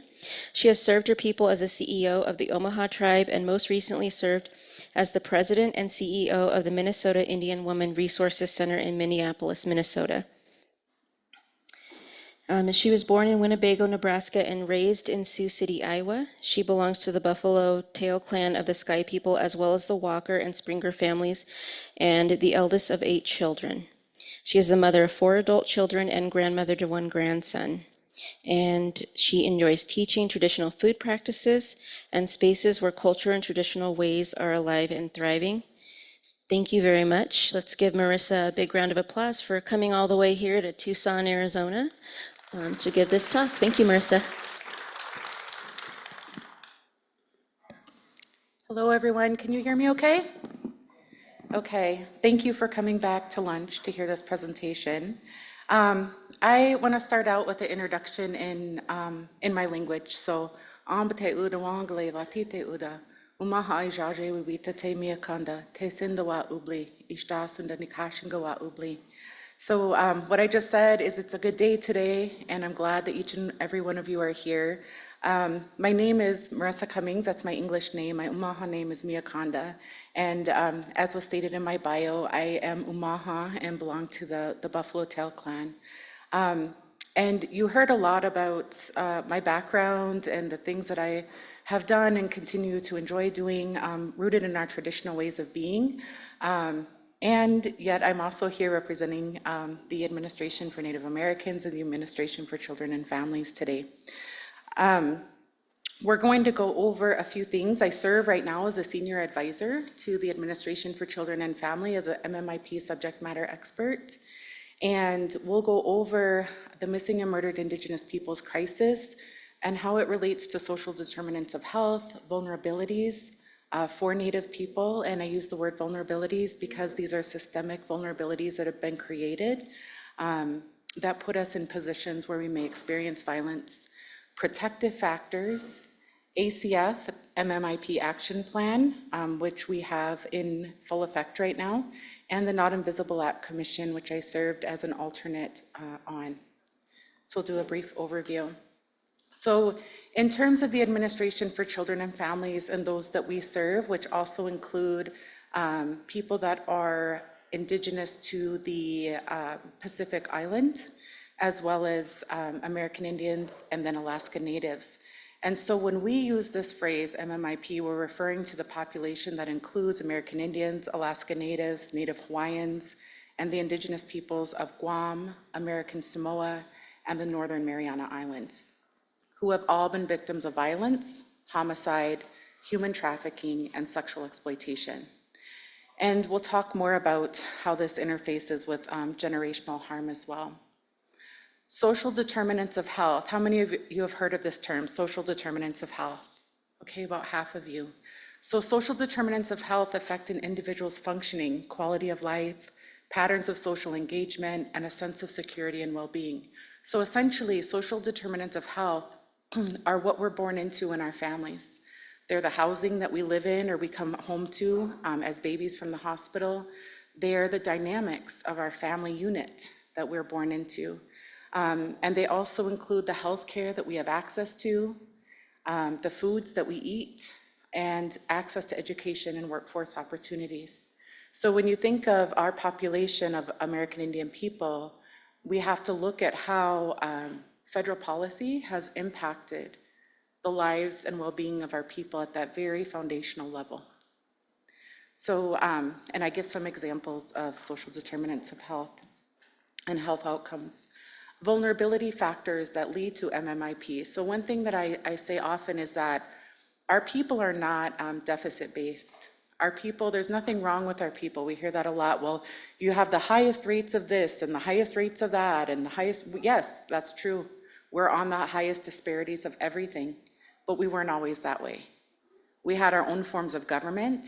We had our own forms of healthcare systems. We had our midwives and our women that delivered our babies so that we didn't have the highest maternal and infant mortality rate in the country. We had systems that were in place that worked for us, and those were intentionally and systematically dismantled in order for us not to survive. And we know that. We heard that a lot today, and I know this presentation intersects with a lot of other things that you heard. And so what the place that we're at today as Indian people is we have people that have been exposed generationally to trauma. So there's both the historical trauma and then concurrent trauma. So the trauma hasn't stopped. It's still happening in our families. We have children in the foster care system or children who've aged out of the system and have nowhere to go. We also have children who've been in the foster care system generationally. We're looking at sometimes second, third, fourth generation of children who've been in the child welfare system. We have runaway and homeless youth and homeless families and adults, those who've experienced physical or intellectual disabilities, those with mental and substance use disorders, and those who've been victims of violence, but also those who've been exposed to violence. And you heard that earlier about what it feels like to be a young man, to watch that violence happen in your home. And then those that are victims of prejudice and racism. These all create vulnerability factors and impact vulnerability factors, and oftentimes they're compacted. So we know this, and this hurts to hear. Many of us are thinking about our own families, what it looks like within our own brothers, sisters, parents, grandparents, but also what are those protective factors that are innately woven and braided into our kinship systems and our cultural systems. And this is a picture of my grandson. He's the first one. So he's what we call a shui. He's the first son of this line of children in our family. And I was so happy that he was coming into the world. And I was able to help deliver him with my daughter. Sorry, getting emotional. She's about to have another one too, so I'm gonna have 2 grandkids. But I think about when I had her, I almost died in childbirth. And so seeing her go through labor and having the process be so beautiful and having him brought into the world in such a good way, it was just, to me, that was healing. Watching that she didn't have to endure what I had to endure when I had children. And so we look at how culture, he was named on his 4th morning. He was introduced to all of creation with his Indian name. And our family came together and we feasted. And that's the first time that's happened in our family in 2 generations. We were all named on the 4th day, but it was more done in secret or in quiet. He was openly named, and even our sacred items were laid out to be introduced to him. So to me, that's healing. That's what our healing looks like. So when we talk about culture, language, traditional practices, and even kinship, the way that our kinship systems work is not the way the Western kinship system works. When I lost my parents in my 30s, I had my aunties step up, who would actually be like my dad's second cousins. I think that's how that translates, but they stood up as my moms. And I always have somewhere to go. I always have somewhere that's home. And I'm really thankful and blessed that I have that, but that's because our family practices those kinship systems. I was talking earlier, when my father was born, we don't know who my father's dad was. He was never around him. And so when my grandmother came out of Haskell Indian boarding school, she was placed in Sioux City, about 20 minutes from our reservation. And my dad was raised with all of her family. All of his auntie moms and uncles raised him. And so he didn't have a clan because we go through the paternal line. And so my great-grandfather, my grandmother's father, named him and adopted him into our clan. And so those are the ways that our kinship maintains, and that we're inclusive, and that we love people and bring them into our families with that type of love that I know some of you know about. It's something we feel from our grandmas, our aunties, our moms, and our uncles and fathers as well, and grandfathers. So we talked about the vulnerabilities, we talked about social determinants of health and what can lead to MMIP, and then we talked a little bit about protective factors and how we build on these protective factors, which I heard earlier some young ladies talk very beautifully about what they're doing in their community. That's all protective factors that you heard them talk about. And they didn't even have to use that word. They were just talking about the beautiful work that they're doing in their community with equine therapy and other things. And then we get into the federal level, what's happening. And so I wanted to share some of the things that we're doing, because I know I was an administrator for my tribe. So I ran all of our tribal programs as a tribal administrator. And I sat on the other side of the table with federal officials, and I was saying, they, them, what are you doing? Why aren't you doing enough? All of those things that I know people feel. And so I wanted to talk about what we are doing.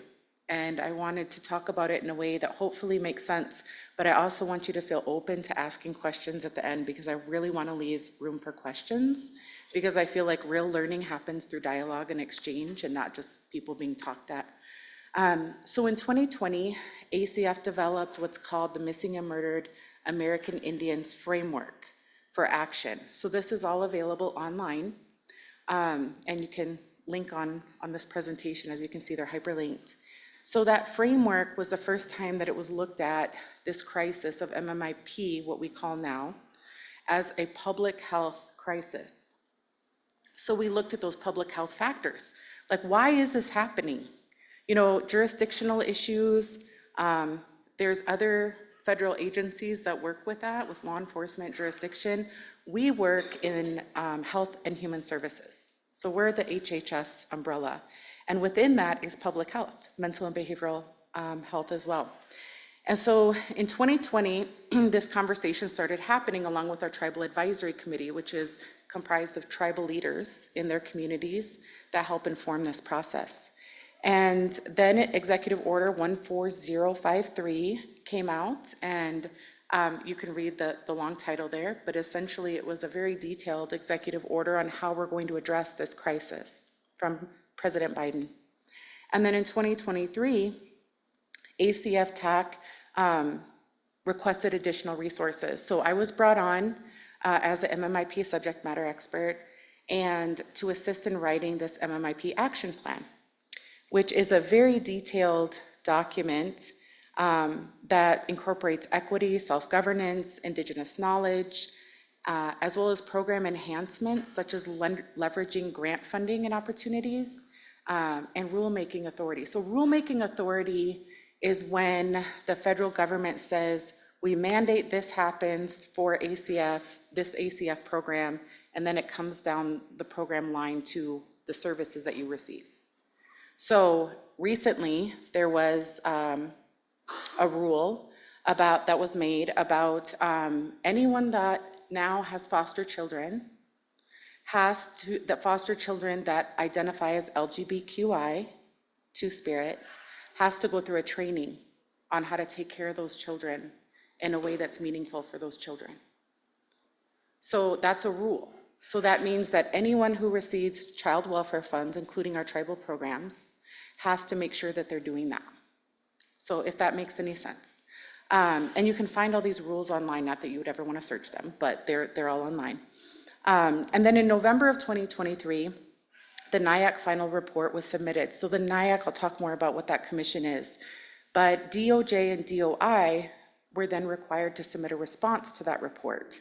And that happened in March of 2024. And I'll talk more about what that looks like. But first I'm going to tell you about the map, because this is something that I know I feel very passionate about, because this is basically all of ACF programs need to now look at this and see how they're implementing the pieces of this map into their programs and services. So what does it do? The map advances the whole of government commitment to addressing the crisis of MMIP and sets out a multi-pronged approach to advance ACF's work in preventing violence to people, Native people, and promoting healing from historical trauma. So we acknowledge that healing from historical trauma is something that we need to work on. For generations, Indigenous people and Native communities have struggled with high rates of violence and trauma caused by the devastating legacy of assimilationist policies of forced removal, boarding school trauma, and bureaucratic oppression. So we acknowledge this. To counter the cumulative impacts of historical trauma, ACF will prioritize working in partnership with Native communities using its grant funding and technical assistance resources, as well as rulemaking authority where appropriate. So basically, we're going to look at how we're administering our grant funding, how we're supporting those that receive grants, and then where we need to make those changes with the rules internally. And then we also recognize that enduring change must be grounded in culture and self-governance. So if you know anything about federal Indian policy and law, self-governance was not always a thing. Self-determination was not always a thing until the 1970s. It was actually assimilationist policies. It was policies of termination. It was policies that harmed our communities for a very long time. And in the 70s, that started to shift towards self-governance, which means that each tribal nation has the ability to define themselves and to use tribal program funding in a way that supports their community. So that was the beginning of the culturally based funding that we're talking about, or the culturally based use of funding. So we know that Native culture is steeped with traditional knowledge and holistic health practices, such as ceremony, and that can look different in every community, but it can be sweat lodges, talking circles, language, or community gatherings. Traditional lifeways promote collective governance and accountability processes to minimize violence.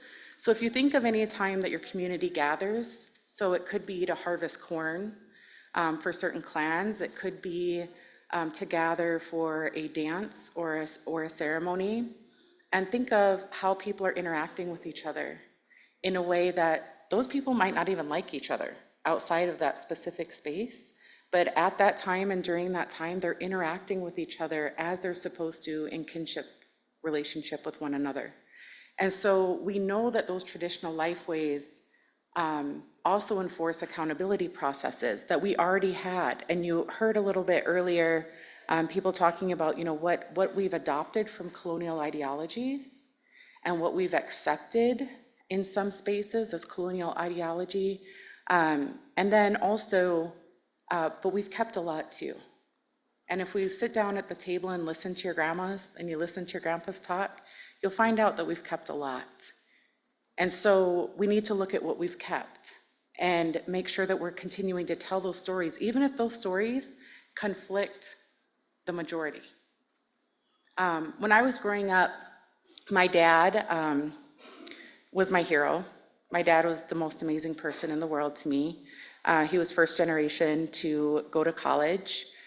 He used to pack meat during the nights, lug meat at the beef plant, and then he'd go to school all day. He got his master's degree in public relations and did a lot of economic development work with my tribe. But he was just my hero. He was my dad. And he would take us out, into the woods, and we always knew when he was calling us back because he did this whippoorwill thing with his hands that I keep hearing him out here too, so I always think he's with me when I hear them. But he used to sit down and tell me, or he would sit in a chair and he'd have me sit in front of him. And it was almost like he was drilling into my head almost nightly that what my responsibility was to be in my life moving forward. And he would say things like, they're gonna tell you that women can't speak up in front. They're gonna tell you that women weren't medicine women. They're gonna tell you, and he would say all these things, and all the things that he said has happened. Everything he told me was going to happen to me has happened. But because he told me that that was okay, and he told me how in our family line what that looked like, he gave me that permission to be my full self. And because he gave me that permission to be my full self, it gave me courage to be in spaces where I've had to speak out against leadership, or I've had to speak out against harmful practices. And so that's when we talk about silence. I heard that a little bit ago about how silence is where this lives. Many of us knew that our grandparents went to boarding school. We knew great-grandparents did, but you never talked about it. You could never go ask, what happened in boarding school? That would be hurtful, harmful, insulting to your grandparents to say something like that. And so that silence was just kept. for a really long time in a lot of families, and sometimes it still is. But we know that the pathway to healing the trauma that our family lines have gone through and preventing more violence for the next generation is through culture, and culture is prevention. And so you see this model here, this diagram that shows there's 4 public health pillars of prevention, intervention, healing, and response. And they're all intersect not only with one another, but they intersect with our cultural values at the very core of who we are. And the pathway to healing trauma and preventing more violence is culture. As I said, culture is prevention. And so these are items that ACF has vowed to do, which is, one, we recognize that community partners and grant recipients, and I realized, oh, no, they aren't the same. I was like, did I just duplicate? But they're not duplicated. So basically, we know that tribes or tribal partners that receive grants, they know how to administer those grants. They know how to work with their communities best. And so we have to make sure that we aren't overburdening them with administrative practices or bureaucracy that makes them spend more time doing reports than doing the work in the community. So that's something that we've acknowledged. And that's also through an executive order that came out, 14112. So those are some of the things that we're doing.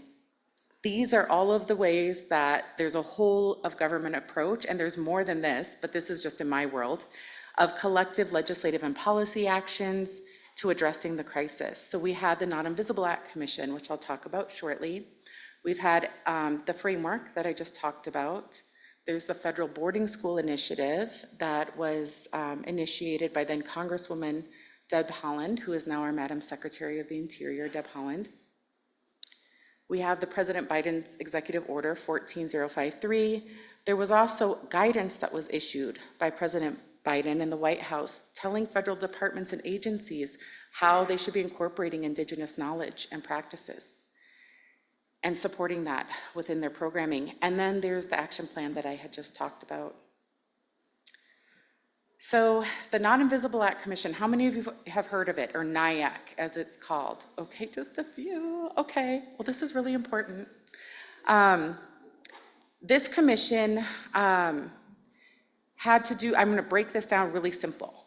So Congress enacted the Not Invisible Act, and it had the purpose of increasing intergovernmental coordination to identify and combat violent crime within Indian lands and of Indians.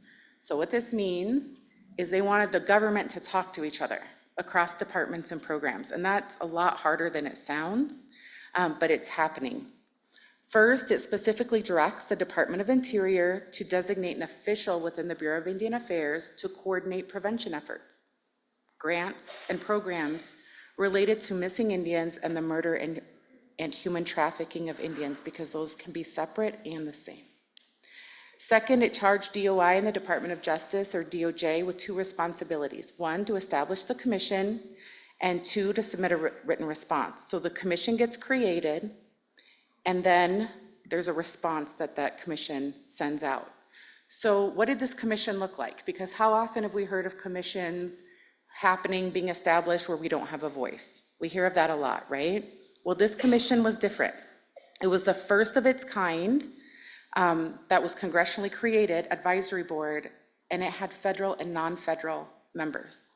So there were people that applied that were leaders of tribal people, leaders of nonprofits, and even tribal leaders of their nations that sat on this commission.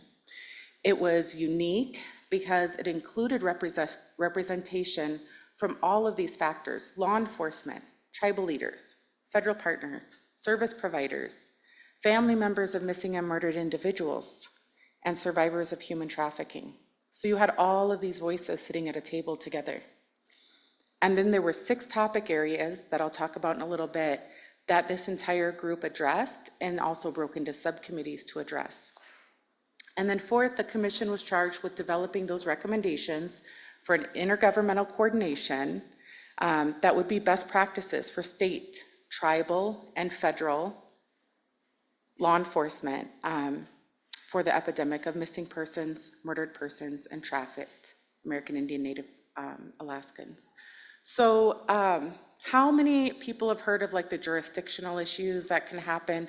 We hear that word a lot. How many people are familiar with like what jurisdiction you're in right now? What would that be called? Did you have your hand up? No? Would this be state, federal, or tribal jurisdiction? State, okay. If you're on a reservation, is it 100% sure that you're gonna be on tribal jurisdiction? No, right. So it's messy and confusing a lot of times, especially for our border towns, on who has jurisdiction. But also that is not necessarily in the public health framework, but that's definitely something that leads to investigations and things getting a little bit messy with investigations. So that was a huge focus of this commission to talk about. So law enforcement and investigative resources was one commission.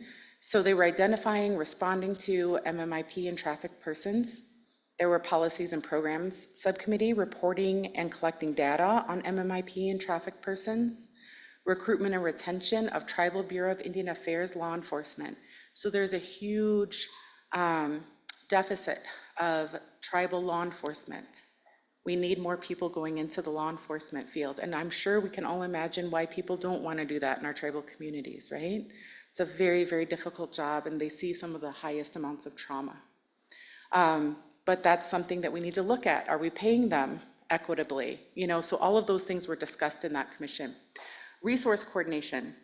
So criminal jurisdiction, prosecution, information sharing, tribal, state, federal missing and murdered trafficked person investigations. So how were those investigations being coordinated across jurisdictions in a way that's functioning and that can work? Then there was victim and family resources and services. This is the subcommittee that I participated in. So advocacy, support, and resources for families and survivors of MMIP and human trafficked victims. And then other legislative changes as necessary, because some of these things are much bigger and actually require legislative change. So the NIAC, the committee, had hearings. They had 7 in-person field hearings all across the United States and into Alaska.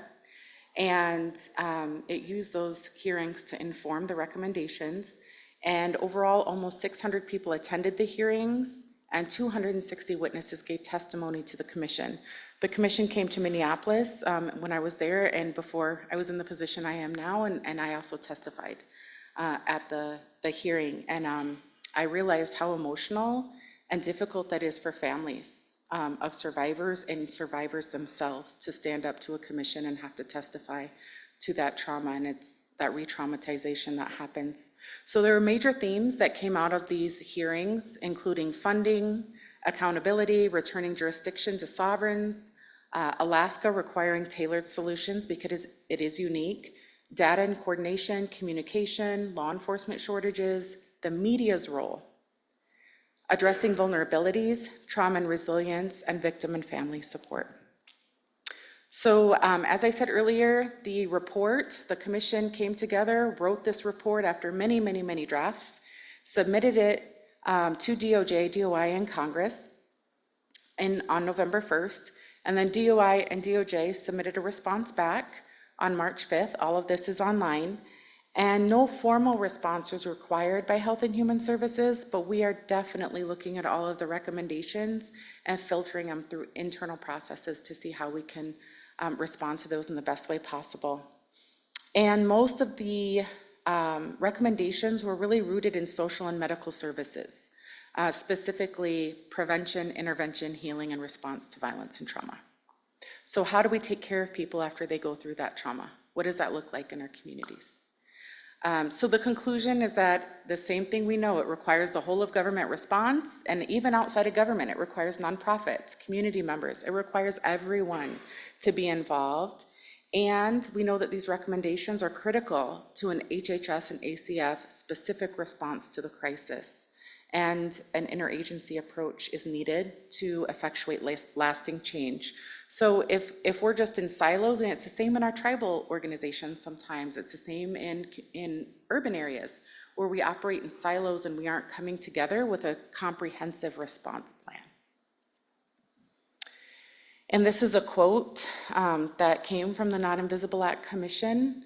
And I think this quote, I'm going to let you all read it, but you can really sense the urgency and the emotional response from the crisis that everyone was feeling. And if you can imagine being on this commission and sitting through hours and hours of testimony and then meetings talking about it, how exhausting and how that could physically, get into your body and how that felt to participate in that. I have a very high level of respect for everyone who served on that commission. I just came in, and served as an alternate at the very end. So I know there was an incredible amount of work that went into that from the federal and non-federal partners. So I'm very thankful for that. And so now I am going to open it up for questions, comments, basic conversation, if that's what you want. I know that was a ton of content and it was really heavy. So anything that stuck out to anyone? Oh, you don't have to clap yet. Was there anything that really stuck out to anyone as something new that you might not have known about? Getting some I know, party going. I just have to tell you all, so on my way, I came in the room earlier and I get a call from my Aunt Dorothy. She's not gonna be watching this. So she calls me and she says, "Where are you? You're traveling all over the place all the time. Where are you?" And I said, "I'm in Tucson, Arizona." And I don't tell her what I'm doing, because I'm not gonna go into it. And she says, "Well, you better be careful. They're just taking people. They're just taking women if they're by themselves. You better be careful." And I said, "Well, I'm actually presenting at an MMIP symposium." But my grandmother was always the same way. They just really, and they would always be scared if I wore Indian clothes, out in mainstream communities, and I'd be a target for violence. So I just wanted to share that with all of you and make you laugh a little bit after you just ate some really amazing food and it's the afternoon. So I'll let you go ahead and ask your question or comment. Wow, I loved your report. Read through it. Honor Collective, actually, as a group, we looked through everything you did. Wonderful, wonderful work. What's so exciting was this decade of healing. I would love to hear how you came to that. What would you envision? That's so wonderful. Can you talk more about that? Yes, I don't know exactly where that is in the works, but if you saw in the MMIP action plan, embedding words of acknowledgement of harm might seem like a little bitty thing, but it's not. It's saying that we're actually acknowledging that these things happen to us and our families. And my grandmother isn't here to hear that. Or her parents, right? That experienced that trauma from boarding schools. But I'm hearing it, and we're acknowledging it from the government's acknowledging it, through ACF we're acknowledging it. And we're also acknowledging that this generational trauma is the reason why we're experiencing health crises in Indian country. So it's also saying, it's not that there's something wrong with you all as Indians, that you're always sick and all these things are wrong with you. It's saying, we've done something by creating these policies that have caused harm. So I see the decade of healing, how I would see it manifest if I could just have my vision, is that we would hear more about that. We would hear more acknowledgement from the top that these things have happened. We would see funding sources start to really structurally change, which I think we're starting to see the beginning of, because many of our tribal communities, when they apply for funding, whether it be BIA, self-governance, they might not receive all the funding they need. For the most part, they're not, right? So our communities are habitually underfunded, and then we try and seek out competitive grants to compensate for the lack of funding we receive in some areas. And so grants might seem like really boring stuff to talk about, but it's actually really, really important when you're looking at tribal administration. It's really, really important. It funds almost all of the people that work for your tribe in social services. It's funding your child welfare. It's funding your ICWA. We need that funding in our communities. It's funding TANF. It's funding LIHEAP so that people have propane in the wintertime, especially if you're up north where I'm at, that's a thing. And so when our tribes are applying for competitive, discretionary, meaning it might be there one year, it might not be there the next, funding for LIHEAP, for propane for their people, like we're talking about like life or death stuff, right? It's pretty serious. And so for us to really evaluate these grant-making processes and look at how we can fully fund tribes, which is what Executive Order 14112 is about, to me, that's life-changing for our communities. And it would alleviate so much of the administrative burden that our tribal leadership feels, our tribal administration, our finance department feels, that it would be able to allow us to do the work and not worry so much, and not to say the reporting won't happen, but the reporting could happen in a more culturally appropriate way that works for our communities. So that's what I would see in this decade of healing. I would see more funding for traditional healing practices, which might be complicated at first and chaotic, as most change is, right? Radical change is. But if we look at in this woman in this picture, right? This Danette woman, you see her, you know, did she just go through her coming of age ceremony? And what does that mean for our communities to go through a coming of age ceremony? What does it mean for a young girl? My daughter was the first in 2 generations to go through that. And I watched her connect with the earth and creation in a way that, like, I still tear up thinking about it. She knows everything I know and way more at 12 years old. She knew everything I knew and more. And watching her go through that year, that cycle that she went through, I saw her be empowered, and also they become empowered in their bodies. It's a prevention and intervention tool. It's a protective factor. The same with birthing our babies. That you can do prevention there. Is there violence in the home? How do we intervene from a culturally specific standpoint? How do we intervene in a way that works for that family? That's how I see it. And I don't, I wish I could just, like, there's always theory and practice, right? And I realize there's a difference. And I always say I could write books on, like, the cures for everything, but in practice, it's always messier. But there are good results. I think that could happen. So I would like to see our language be reclaimed, our language be openly spoken whenever possible. I would like to see our babies on their boards. I would like to see young mothers loved and supported no matter where or how they came into that pregnancy. I would like to see our young boys being supported and loved, and know that they're valuable in our communities, and we need them. We need them. We need healthy families, Indian families. And that's not easy. And for anyone who's single in the audience, you know it's not easy. It's not easy.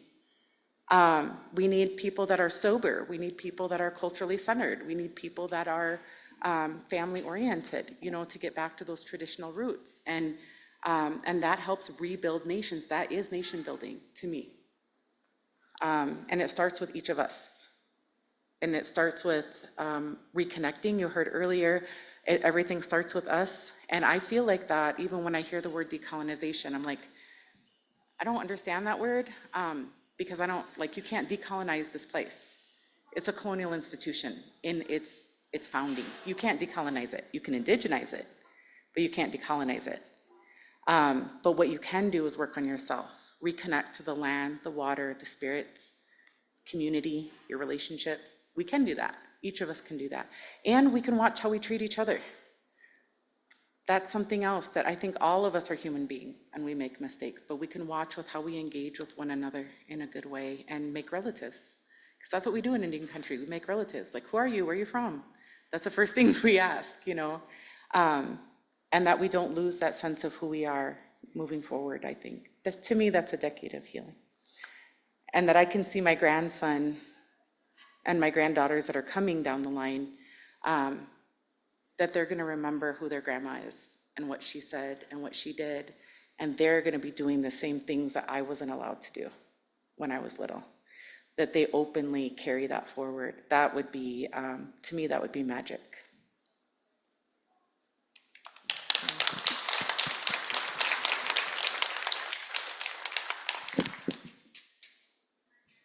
Anyone else? Are you all awake?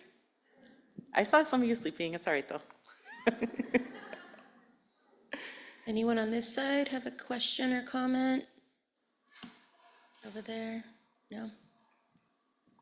We'll all be here this afternoon if anyone has any questions or if I can assist in any way. And just, Wiblahawangle, thank you all for listening to me. And I look forward to the rest of the conference. So thank you. Thank you. Thank you so much, Marisa.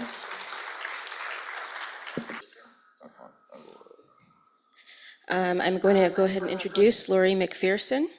She's a senior policy advisor with the Sex Offender Investigations Branch of the U.S. Marshals Service. She served as a special advisor to the executive director of the White House Task Force on Missing and Murdered Indigenous Persons, Operation Lady Justice, and currently serves on the Department of Justice's Missing and Murdered Indigenous Persons Steering Committee. Prior to her time with USMS, she worked for over 10 years at the SMART Office, DOJ, for 2 years heading up the Child Sexual Exploitation Program for the National District Attorneys Association, 5 years as a local prosecutor in Fredericksburg, Virginia, and 5 years before that as a local public defender. She has been licensed to practice law in the Commonwealth of Virginia since 1996. And joining Lori will be Sarah Blazuki is co-author with Lori McPherson of the recently published article about MMIP, Statistics Are Human Beings with the Tears Wiped Away, Utilizing Data to Develop Strategies to Reduce the Number of Native Americans Who Go Missing. Sarah has a background in communications and recently embarked on a legal career and currently works for a federal agency. Prior to entering the legal field, she handled communications for the Office of Sex Offender Sentencing, Monitoring, Apprehending, Registering, and Tracking, DOJ SMART Office. In that position, Sarah was tapped to support the White House Task Force on Missing and Murdered Indigenous Persons, Operation Lady Justice. Before SMART, she was the agency editor for the Peace Corps. Prior to working for the federal government, she was an editor of an LGBTQ newspaper. Sarah is a member of the DC Bar. So, welcome, Lori and Sarah. Always great to have you. This is Lori. We've been fortunate enough to have Lori speak on every one of our symposiums. Hopefully, we can continue the tradition, Lori. One of these days, I will get out there. That'd be great. Yeah. Well, feel free to go ahead and start whenever you're ready. I'm going to go ahead and start. And before I pull up my PowerPoint, I want to thank you, first of all, for having me again as a presenter. My co-author, Sarah Blazuki, will be hopping on shortly. We had a little bit of moving around of our presentation time, and so she's ready and will be here in a few minutes. Let me start off with just introducing myself and letting you know a little bit about why I'm interested in this topic, why I stay involved in this topic. I'm a white person of Western and Northern European descent, and I'm not affiliated with any tribe. I'm not a member of any tribe.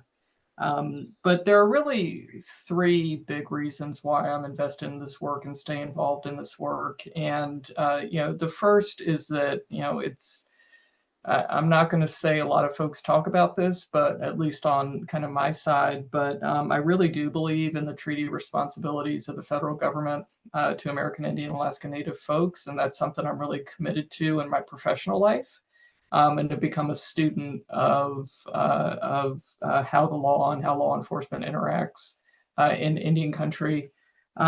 Second, over the course of the last 10 or 15 years, I've had the opportunity to work in Indian country all over the United States, from Metlakatla up in Alaska, over to St. Regis Mohawk, down to Tohono O'odham, Oklahoma, Montana. I was just on Pine Ridge last week, and I've developed kind of a world of relationships in the course of that work, and have really become connected to some of the people and some of the communities through those folks. It's part of the driving force of why I stay involved in the work. And then thirdly, I'm a member of 2 different communities where the risk factors and the experience and the life experience of folks who either have gone missing or have disappeared or may have been vulnerable to violence was really real. I was a young active alcoholic. I got sober when I was 21 years old back in 1993. And, during that active alcoholism and that active drinking, I certainly was in positions where I could have been one of those people who went missing or experienced violent victimization in a way that it resulted in my death. And so, personally, I'm familiar with how that might work. And in my sober communities, there are definitely people who've been through experiences like that. And then I've been a member of the queer community, I don't know what else to call it, since 1995. And as a member of that community, same thing. A lot of people I love dearly have been through experiences where they could have been that person, or they were that person who disappeared or experienced violent victimization as a result of being in that marginalized community. And so those are the things that motivate me on this. So what we're going to do, and I switched it around so that when Sarah's able to hop on, she'll be able to present on her piece. What Sarah and I did was we both worked on Operation Lady Justice, and through the course of that work, we learned so much about the public health approach to the issue of missing and murdered Indigenous persons. And honestly, I'm a career criminal justice person. I became sold on that approach to this particular topic. And honestly, we could talk about how it could be a potential solution for all kinds of criminal justice issues that are out there. And we wanted to put in one place, in one article, kind of the argument for utilizing that kind of public health approach when we're talking about MMIP. The previous speaker was fantastic, and she touched on a number of the things that we touched on. She touched on them in a much more eloquent and knowledgeable way, I think, than I'd be able to speak on them, but it dovetails. It absolutely dovetails. So I'm going to go ahead and share my screen here. Perfect. Okay, perfect. All right, I really appreciate it.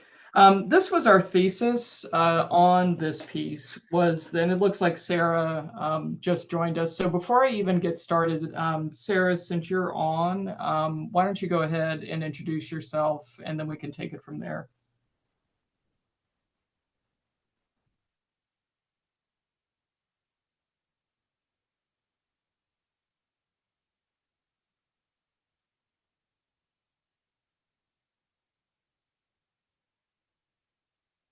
Right.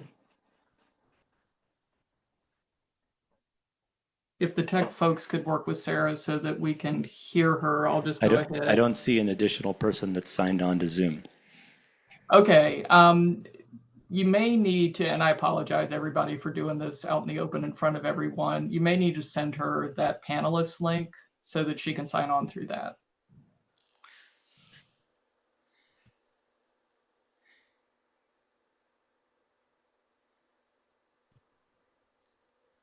I'm just going to keep talking, and I trust that the tech folks can work this out.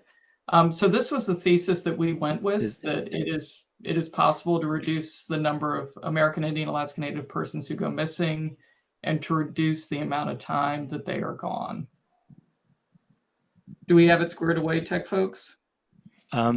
Is the person's name Sarah Blazuki? Blazuki, yes. Okay, I'm going to turn her into a panelist right now. Okay. All right, let's pause so that she can do her intro. The joys of Zooming, everybody. See how that works. Yeah, it should. Can you hear me? Yes, and see. Hi, how are you doing? Thank you all for this. Apologies for the technical difficulties on that. I'm Sarah Blazuki, and I've been a colleague of Laura McPherson for a few years. And we worked together at the SMART office at the Department of Justice. And then we also worked on the Operation Lady Justice work. And I think that's how we got hooked into this particular topic in this particular way. For myself, let's see the short version. I'm a recent JD graduate. I have a background in communications, and that's actually how I became involved and interested in Native American issues is through the Native American Journalists Association and working with the journalists that I met there from a background in communications and journalism, and then gaining more knowledge and insight and interest in the more difficult topics, such as the missing and murdered Indigenous persons topic. And I think if we're ready to launch in, we can launch in. Yep. We'll launch in and we'll have Sarah start off, and then you can just hand it back to me when you're done. So hang on just a We are second. currently not sharing a screen. That's, yes, we will be shortly though. Okay. So, my gosh.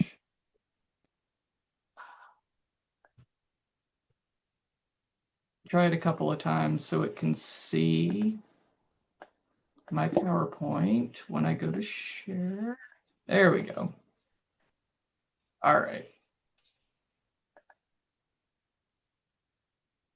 All right, so can you see that, Sarah? It's in slide sorter mode right now instead of slideshow view mode.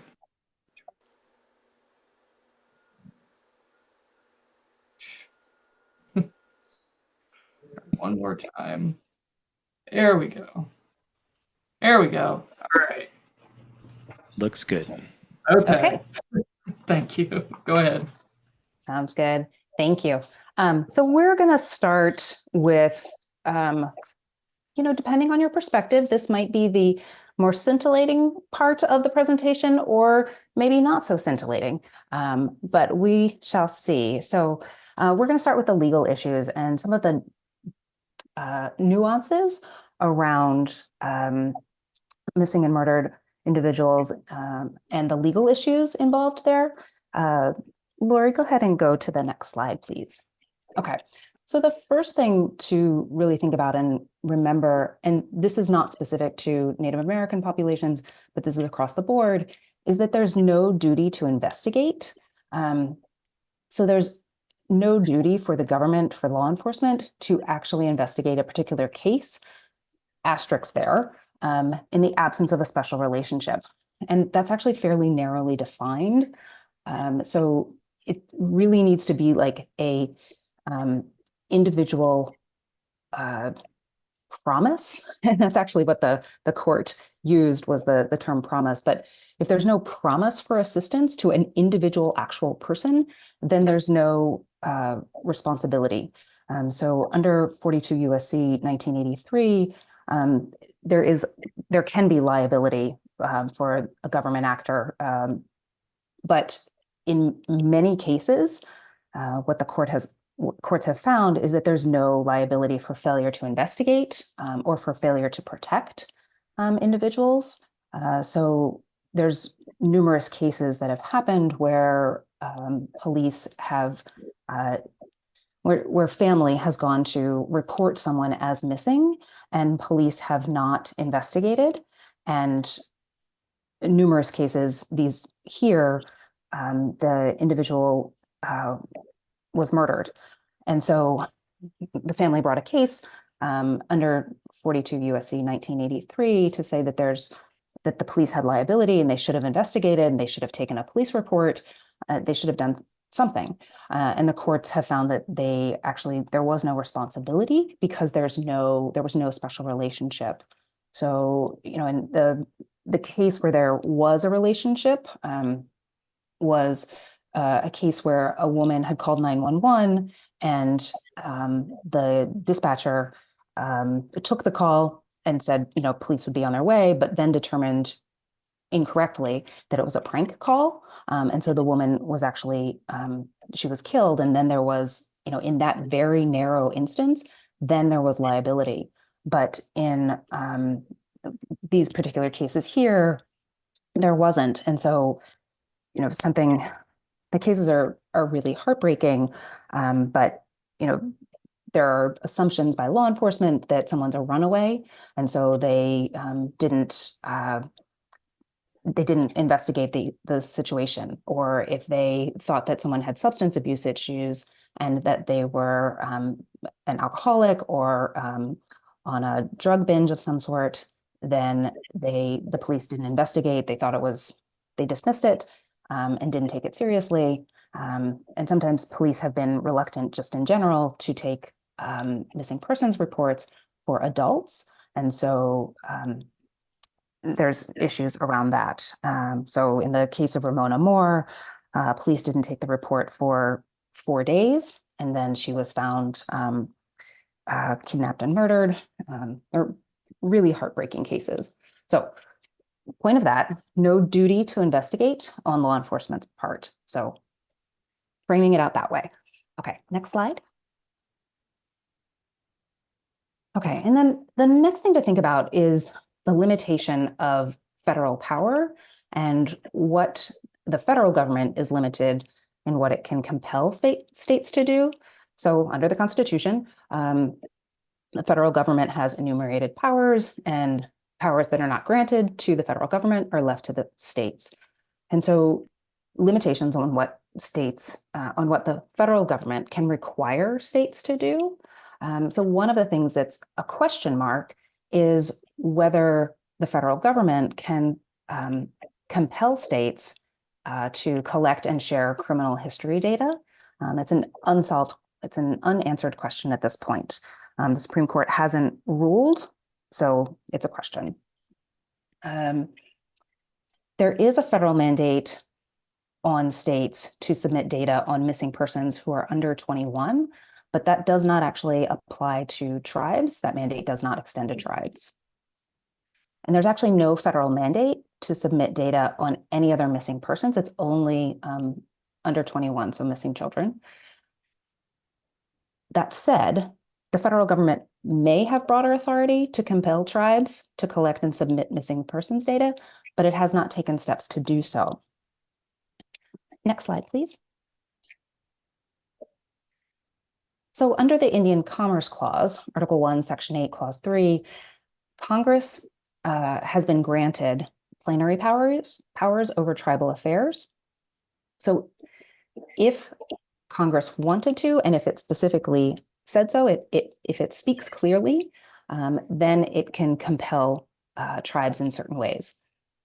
This authority is generally delegated to the Bureau of Indian Affairs and the Department of Interior, and to the Indian Health Service under Department of Health and Human Services.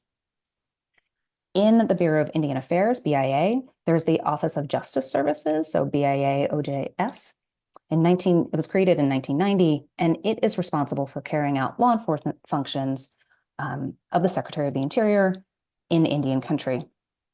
A caveat there is that there's no broad authority for BIA to enforce laws outside of Indian country, even when the victim is Native American or Alaska Native, or if a Native American, Alaska Native person has gone missing. And so BIA depends on an invitation and cooperation from local law enforcement for investigations on non-tribal lands. Next slide, please. Now here, the tribes do retain policing power. So they can pass and they can enforce their own criminal and civil laws. There's some, well, there's a lot of caveats and asterisks there. There's like 12 asterisks there. But states and localities sometimes have concurring policing powers, and then there's concurring jurisdictional issues with the federal government. Lots of asterisks. It's a complicated structure, but for the tribal structure specifically, there's 3 basic structures for law enforcement, and that's self-funded, where the tribe pays for its own policing law enforcement agencies. There are direct law enforcement services from BAA OJS, and that's where the law enforcement officers are federal employees. There are also 638 contracts, and in 638 contracts, law enforcement officers are tribal employees, a little bit of a different structure. And so in missing person cases, in absence of cross-deputization agreements, the three types of tribal law enforcement are limited to operating on their own tribal lands, which, as you can imagine, can be quite limiting in missing persons cases, where someone is taken off tribal lands, or if they were not on tribal lands when they were abducted or went missing. Next slide, please.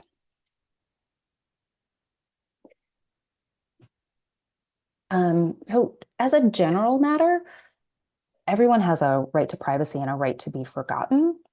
So this intersects with missing persons cases in the sense that adults generally have a right to go missing without interference from law enforcement.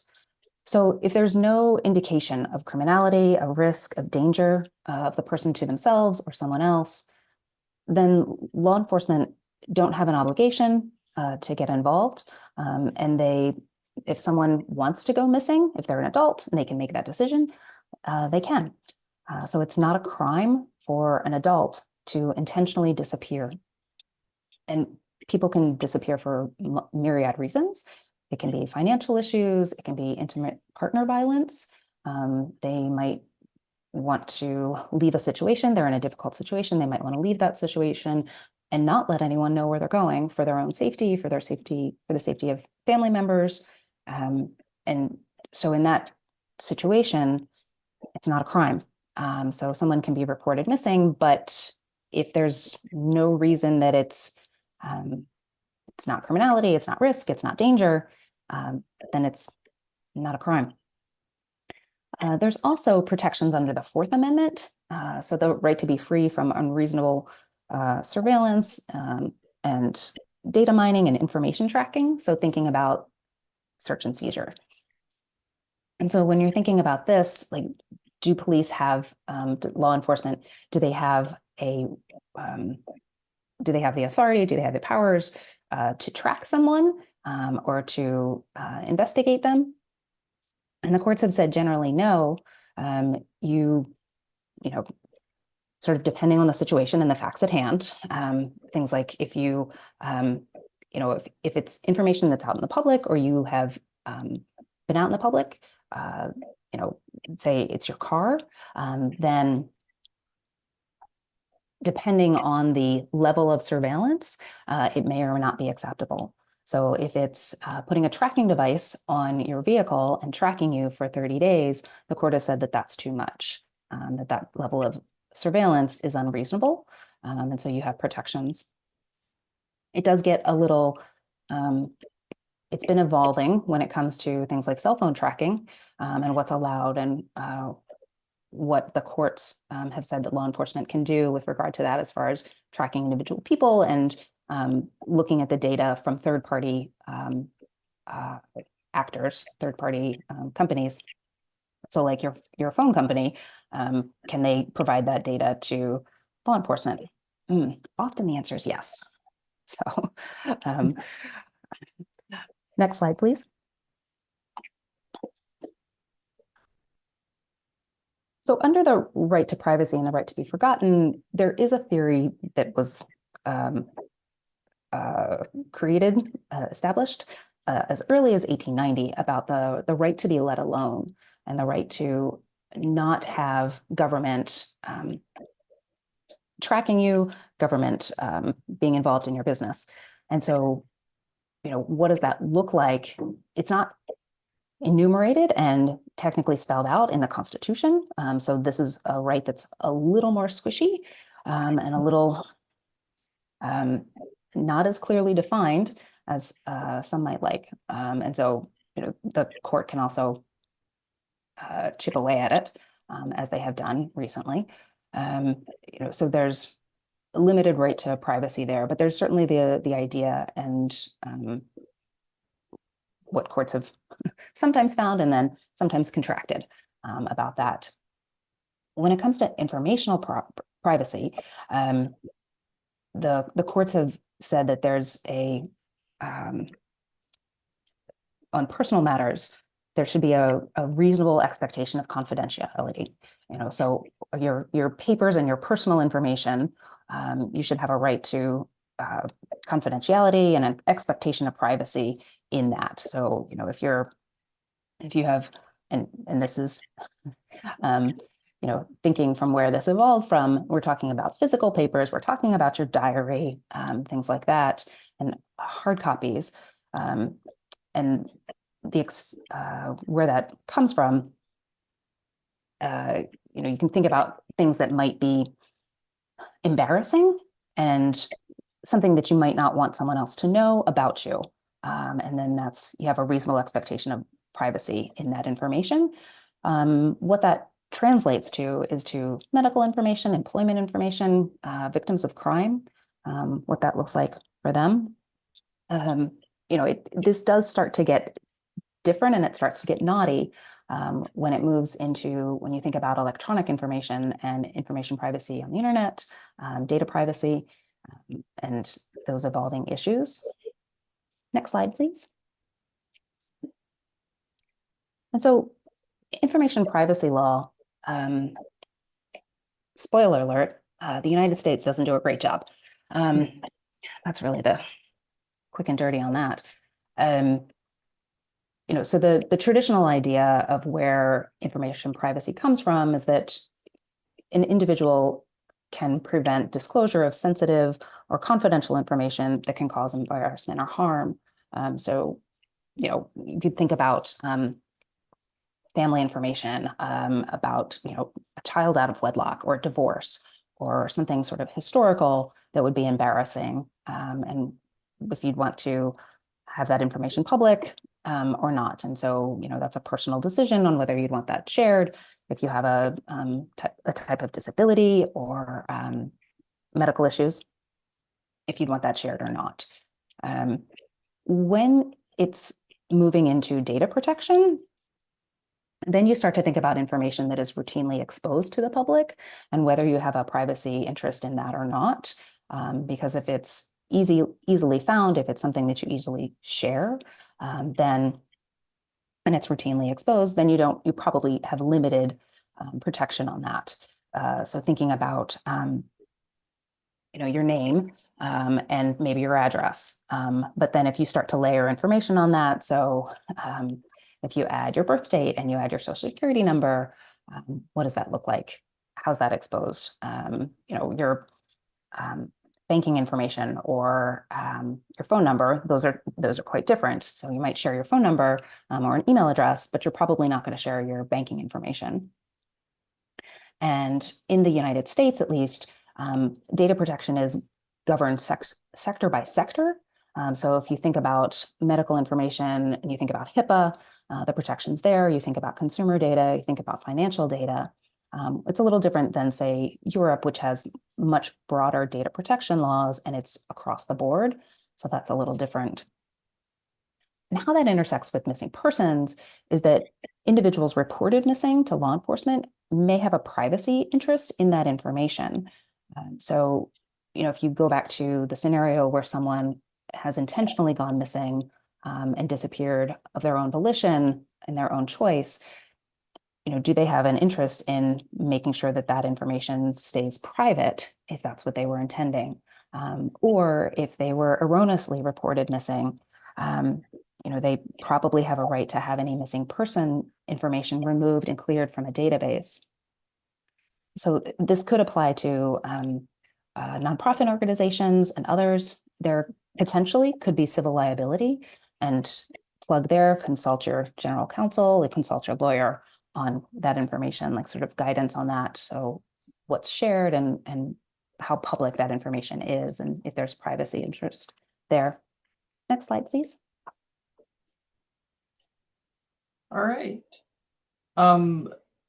Let me pause for a second and ask, since I know Sarah needs to jump off at some point here.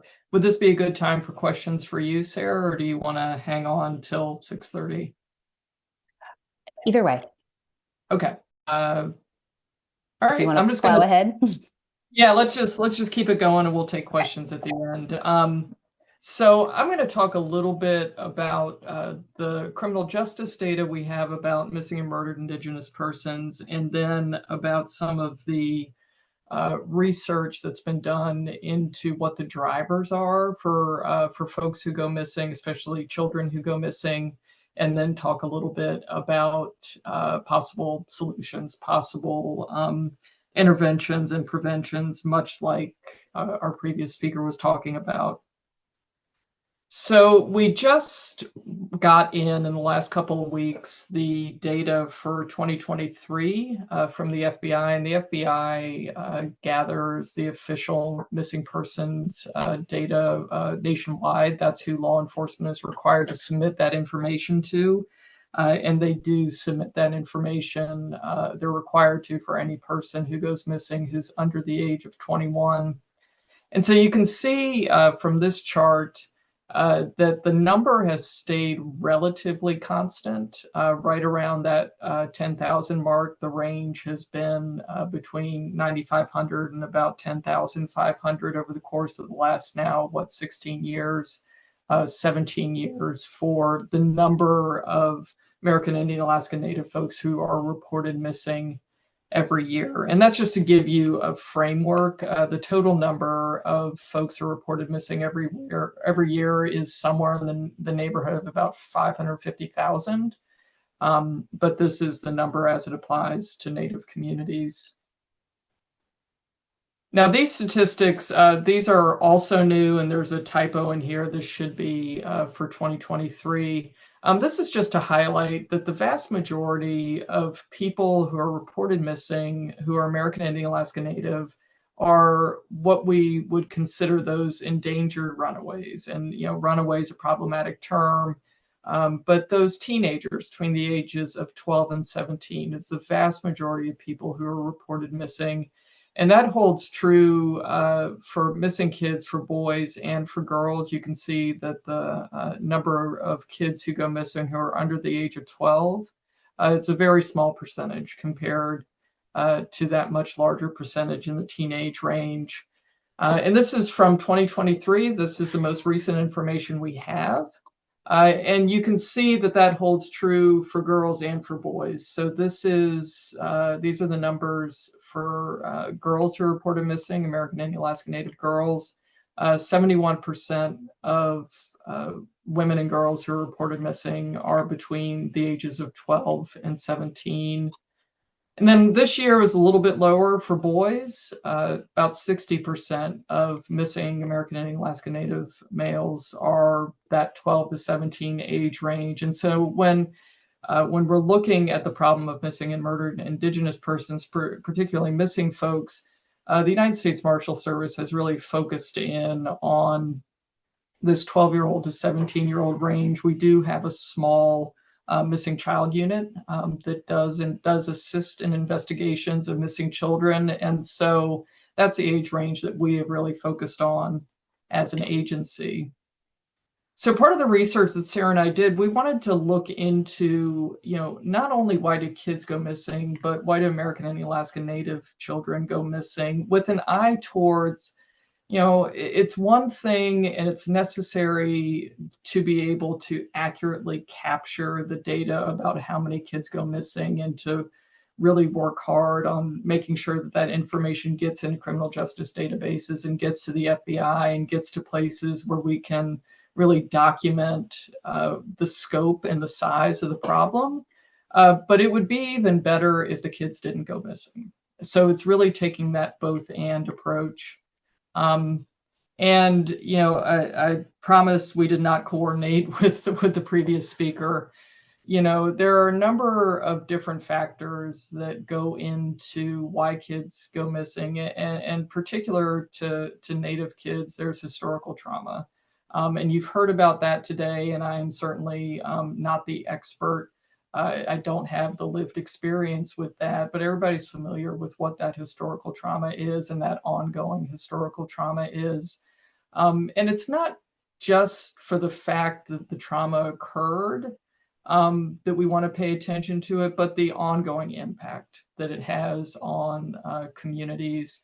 And one of the proxies we looked at, and this is not a perfect proxy measure, but when you look at adverse childhood experiences, American Indian, Alaska Native kids experience the highest average of ACEs among any racial or ethnic group. And for me, that's just one indicator of the impact of historical trauma on Native communities and how it impacts this issue of MMIP.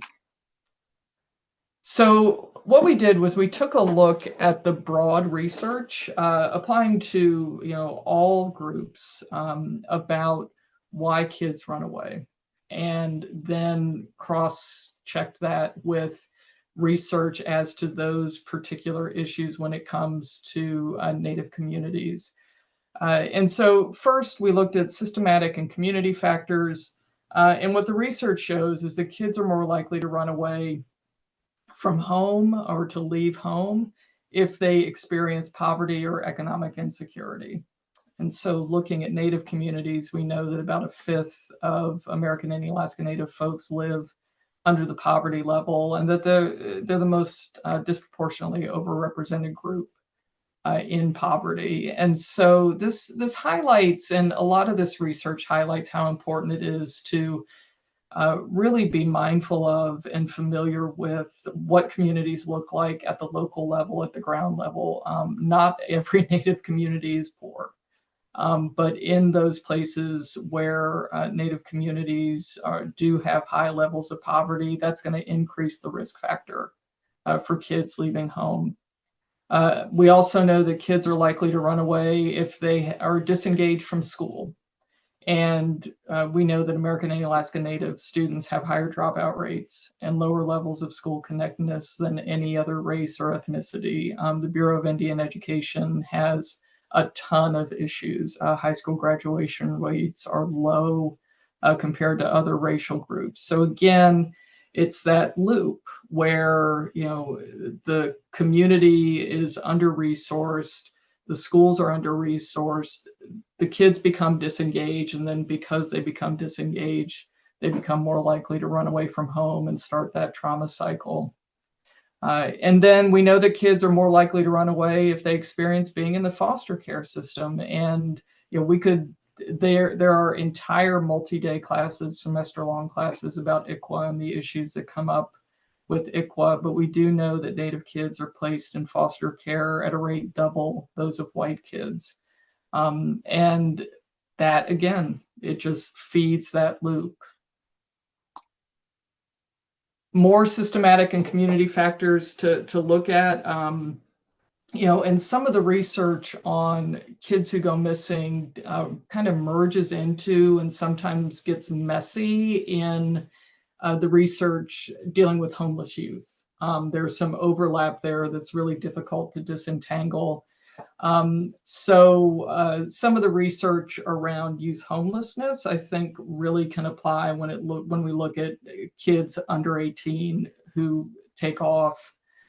First of all, when there's lack of access to affordable health care, it can be an issue leading to higher risks of suicide or homelessness.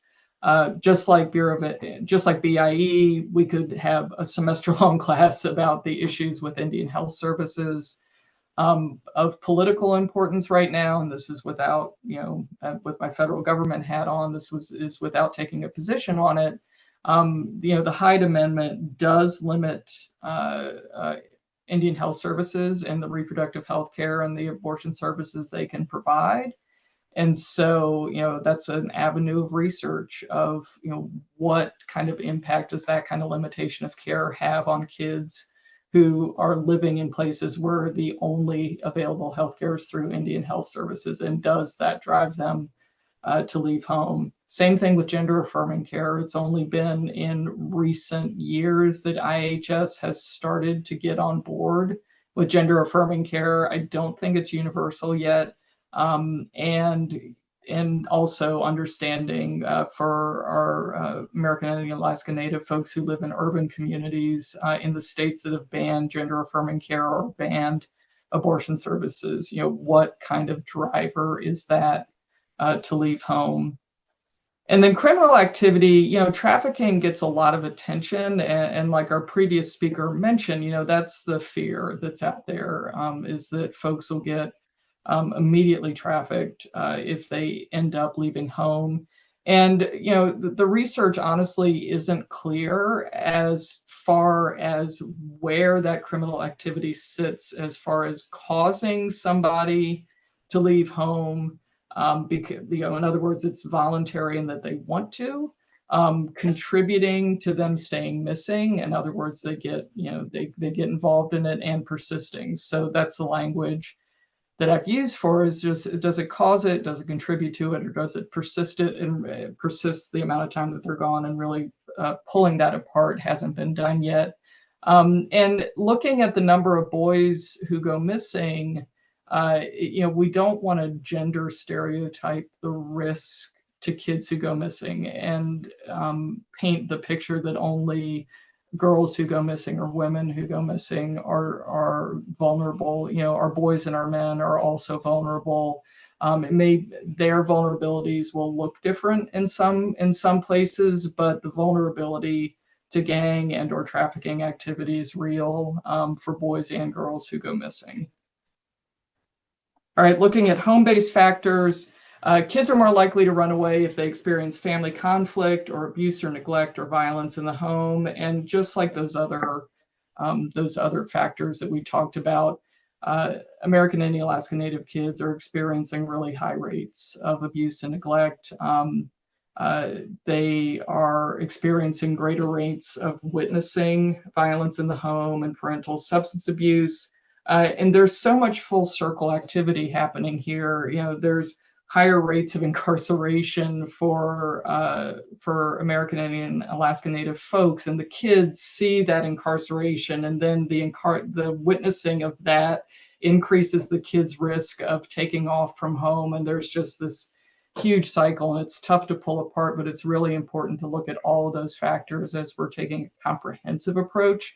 And ACF's MMIP plan is fantastic. The NIAC recommendations are really good, and they get at some of this.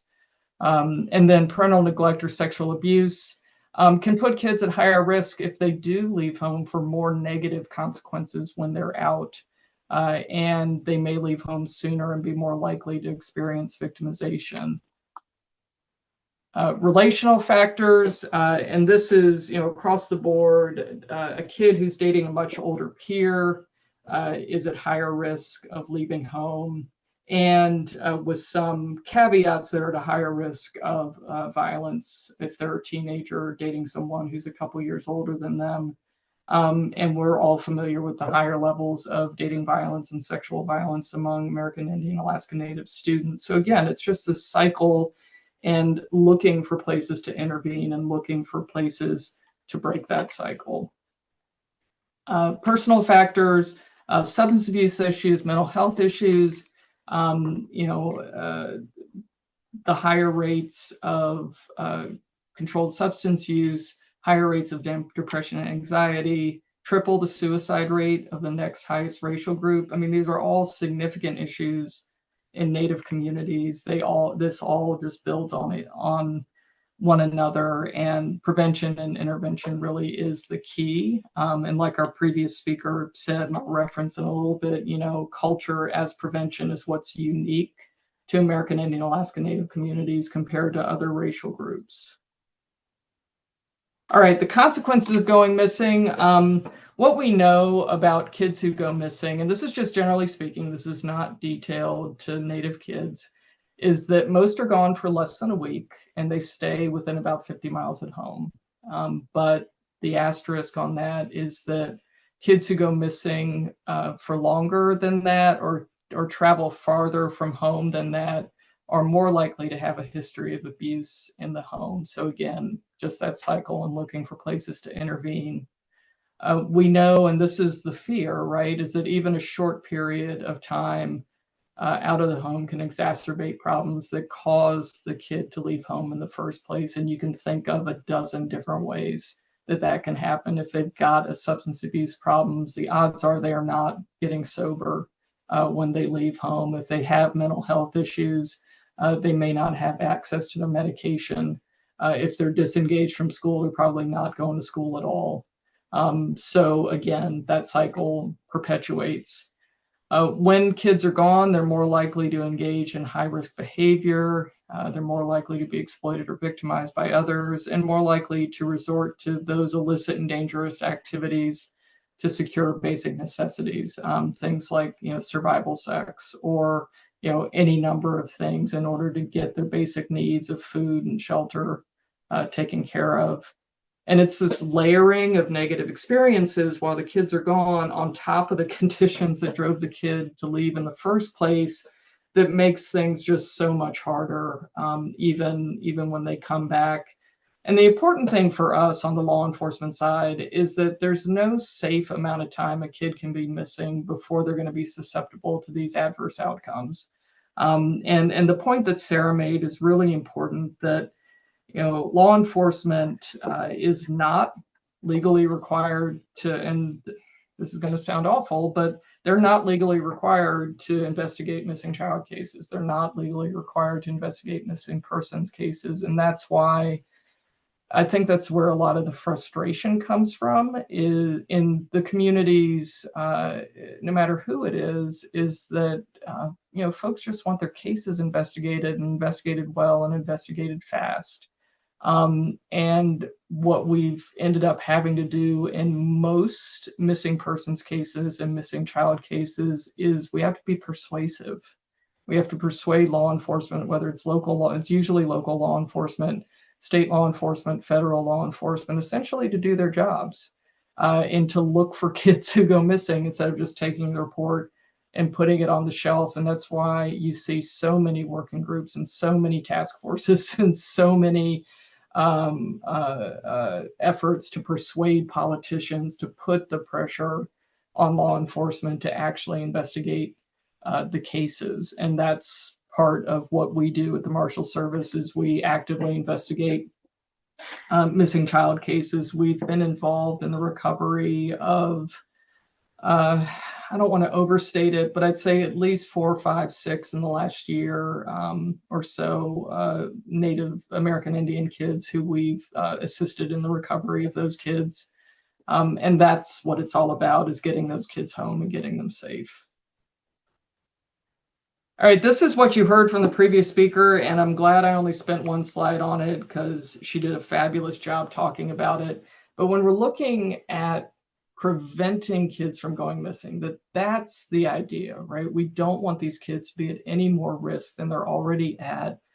We know that, most of the times it is less safe to be out of the home than it is to be in the home. Of course, the asterisk is on that is that sometimes it's not. And sometimes it's the best possible thing that kid can do to get out of the house. But looking at the bulk of the cases where the kid's at more risk being out than being in, what can we do to prevent kids from going missing in the first place?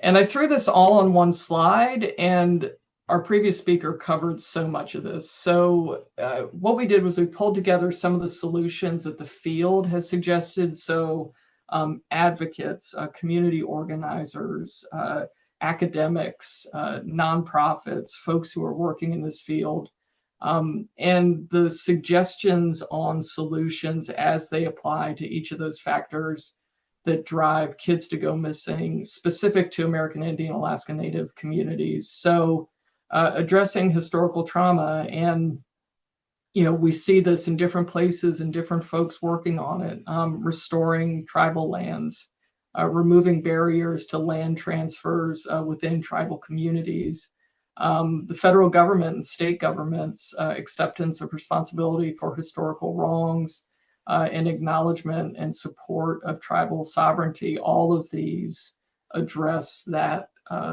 driver that we see from historical trauma. looking at systemic or community factors, this is where budgets, they are not exciting, but they drive so much of what we do. The way to address those systematic and community factors that drive kids to go missing is to fully support and invest, community infrastructure for tribes, fully support and invest in job creation, food security, healthcare, mental health care, housing, access to capital, efforts to reduce inflation and wage gaps. All of those things will support communities in such a way that kids will be less likely to go missing. Those home-based factors, right along the same line, developing and supporting prevention initiatives around child abuse and neglect, around intimate partner violence and sexual abuse, alternatives to incarceration, relational factors, same thing, investing in healthy dating programs to reduce IPV, and then those personal factors. And all of these could have the cultural competent caveat in front of them, because like your previous speaker said, one of the biggest strengths of Indian country is the culture that holds communities together, and having access to culturally competent support and investment, as well as care, and in this case for drug and alcohol abuse, mental health issues, suicide prevention, all of that will support the community in such a way that families are supported, kids are supported. And when those families are supported and the kids are supported, they're less likely to put themselves at risk by taking off. And a lot of this is in the NIAC report. They got at a lot of this information. But, law enforcement, there's the article citation. Law enforcement only comes in at the end of the game, right? Law enforcement really only comes in once a kid has gone missing. And so much has already happened by the time law enforcement gets called. We certainly are responsible for doing our jobs once we are called, and in the Marshal Service, we definitely do our very best to do that. But so much has happened prior to that. And then let's say we recover a kid, we put the kid back in their tribal community, law enforcement's not involved anymore. And so as somebody who sits in law enforcement, in a law enforcement agency that works on missing child cases, I want to make sure that the focus doesn't get taken off of this public health approach to preventing kids from going missing in the first place, that we focus on that healing, and that we focus on that healing for individuals, for families and communities, so that there's less need to reach out to law enforcement. And then we in the law enforcement field will continue to try to improve our responses. We'll continue to try to improve the willingness of state and local agencies to respond to missing child cases, and that it has to be a both-and approach for it to work. So this is the citation for our article. It's available online. It's free. This PowerPoint, organizers, feel free to distribute the PowerPoint. And I'm going to stop sharing my screen, try to get out of this. There we go. And I know we blew through a lot of information, but I also know it's getting to late afternoon and nap time out there. So I just want to open it up for any questions for myself or for Sarah. We're happy to field anything and tell you what we know.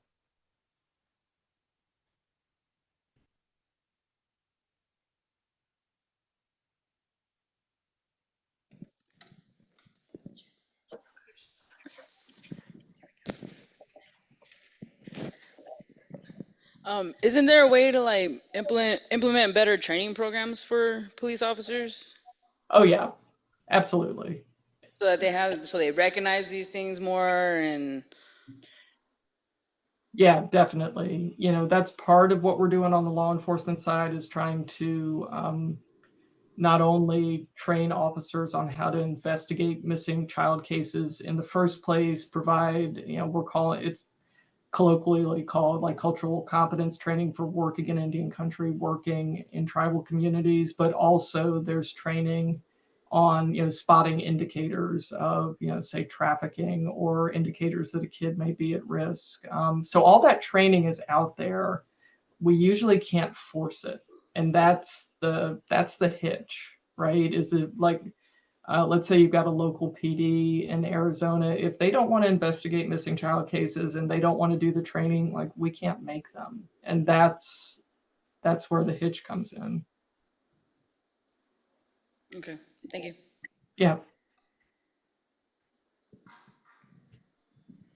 Any other questions here? In person? No?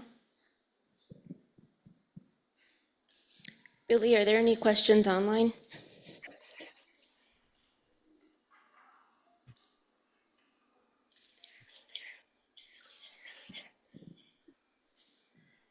Or Barry, if you can see if there's questions from your end.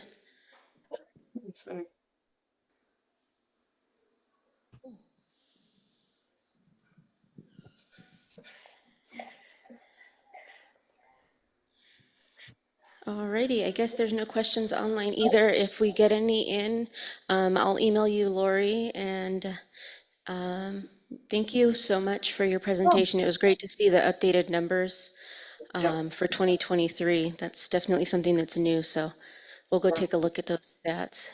Thank you very much. If we Thank can you give so them a much. round of applause. Thank you. Thank you, everyone, for hanging a little bit later today.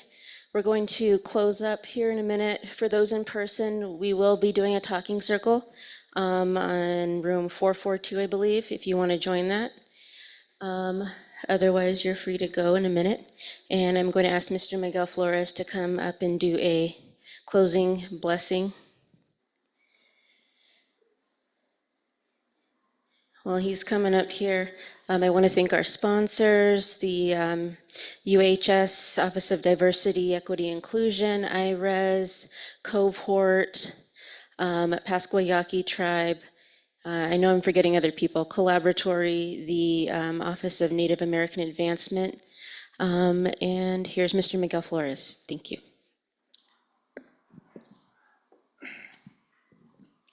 I'll make this short and sweet. I know it was a long day. Pues lo escucharía, pues primero que más dar las gracias. Primero damos las gracias al Señor, la Virgen María, la Ángel de la Guardia, todos los santos por dado este día. Pedimos al Señor que te da esas santas bendiciones a cada uno de ustedes y a sus familias. A cada uno de ustedes que ya tienen estos corazones pesados, pero también pedimos que el Señor que le da las fuerzas para seguir adelante, como dicen los mayores de antepasado.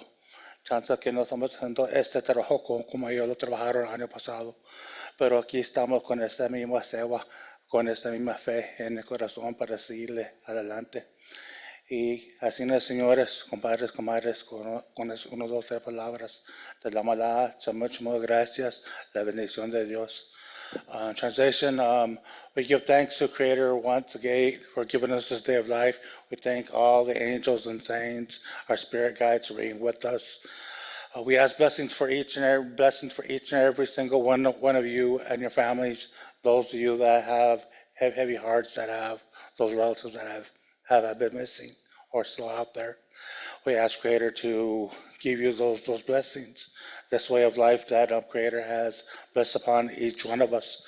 We may not be doing it the same way that our elders did it many, many generations ago, but we still do it the best way we know how, with that same devotion, with that same heart to continue our culture, our language, our songs, our ceremonies to keep us strong, to continue to keep us resilient. And with these 1 or 2, 3 words, I thank you once again. So thank you. Lasum chocotesia, sapo. Gracias. Thank you, everyone. Safe travels home, and thank you, everybody online.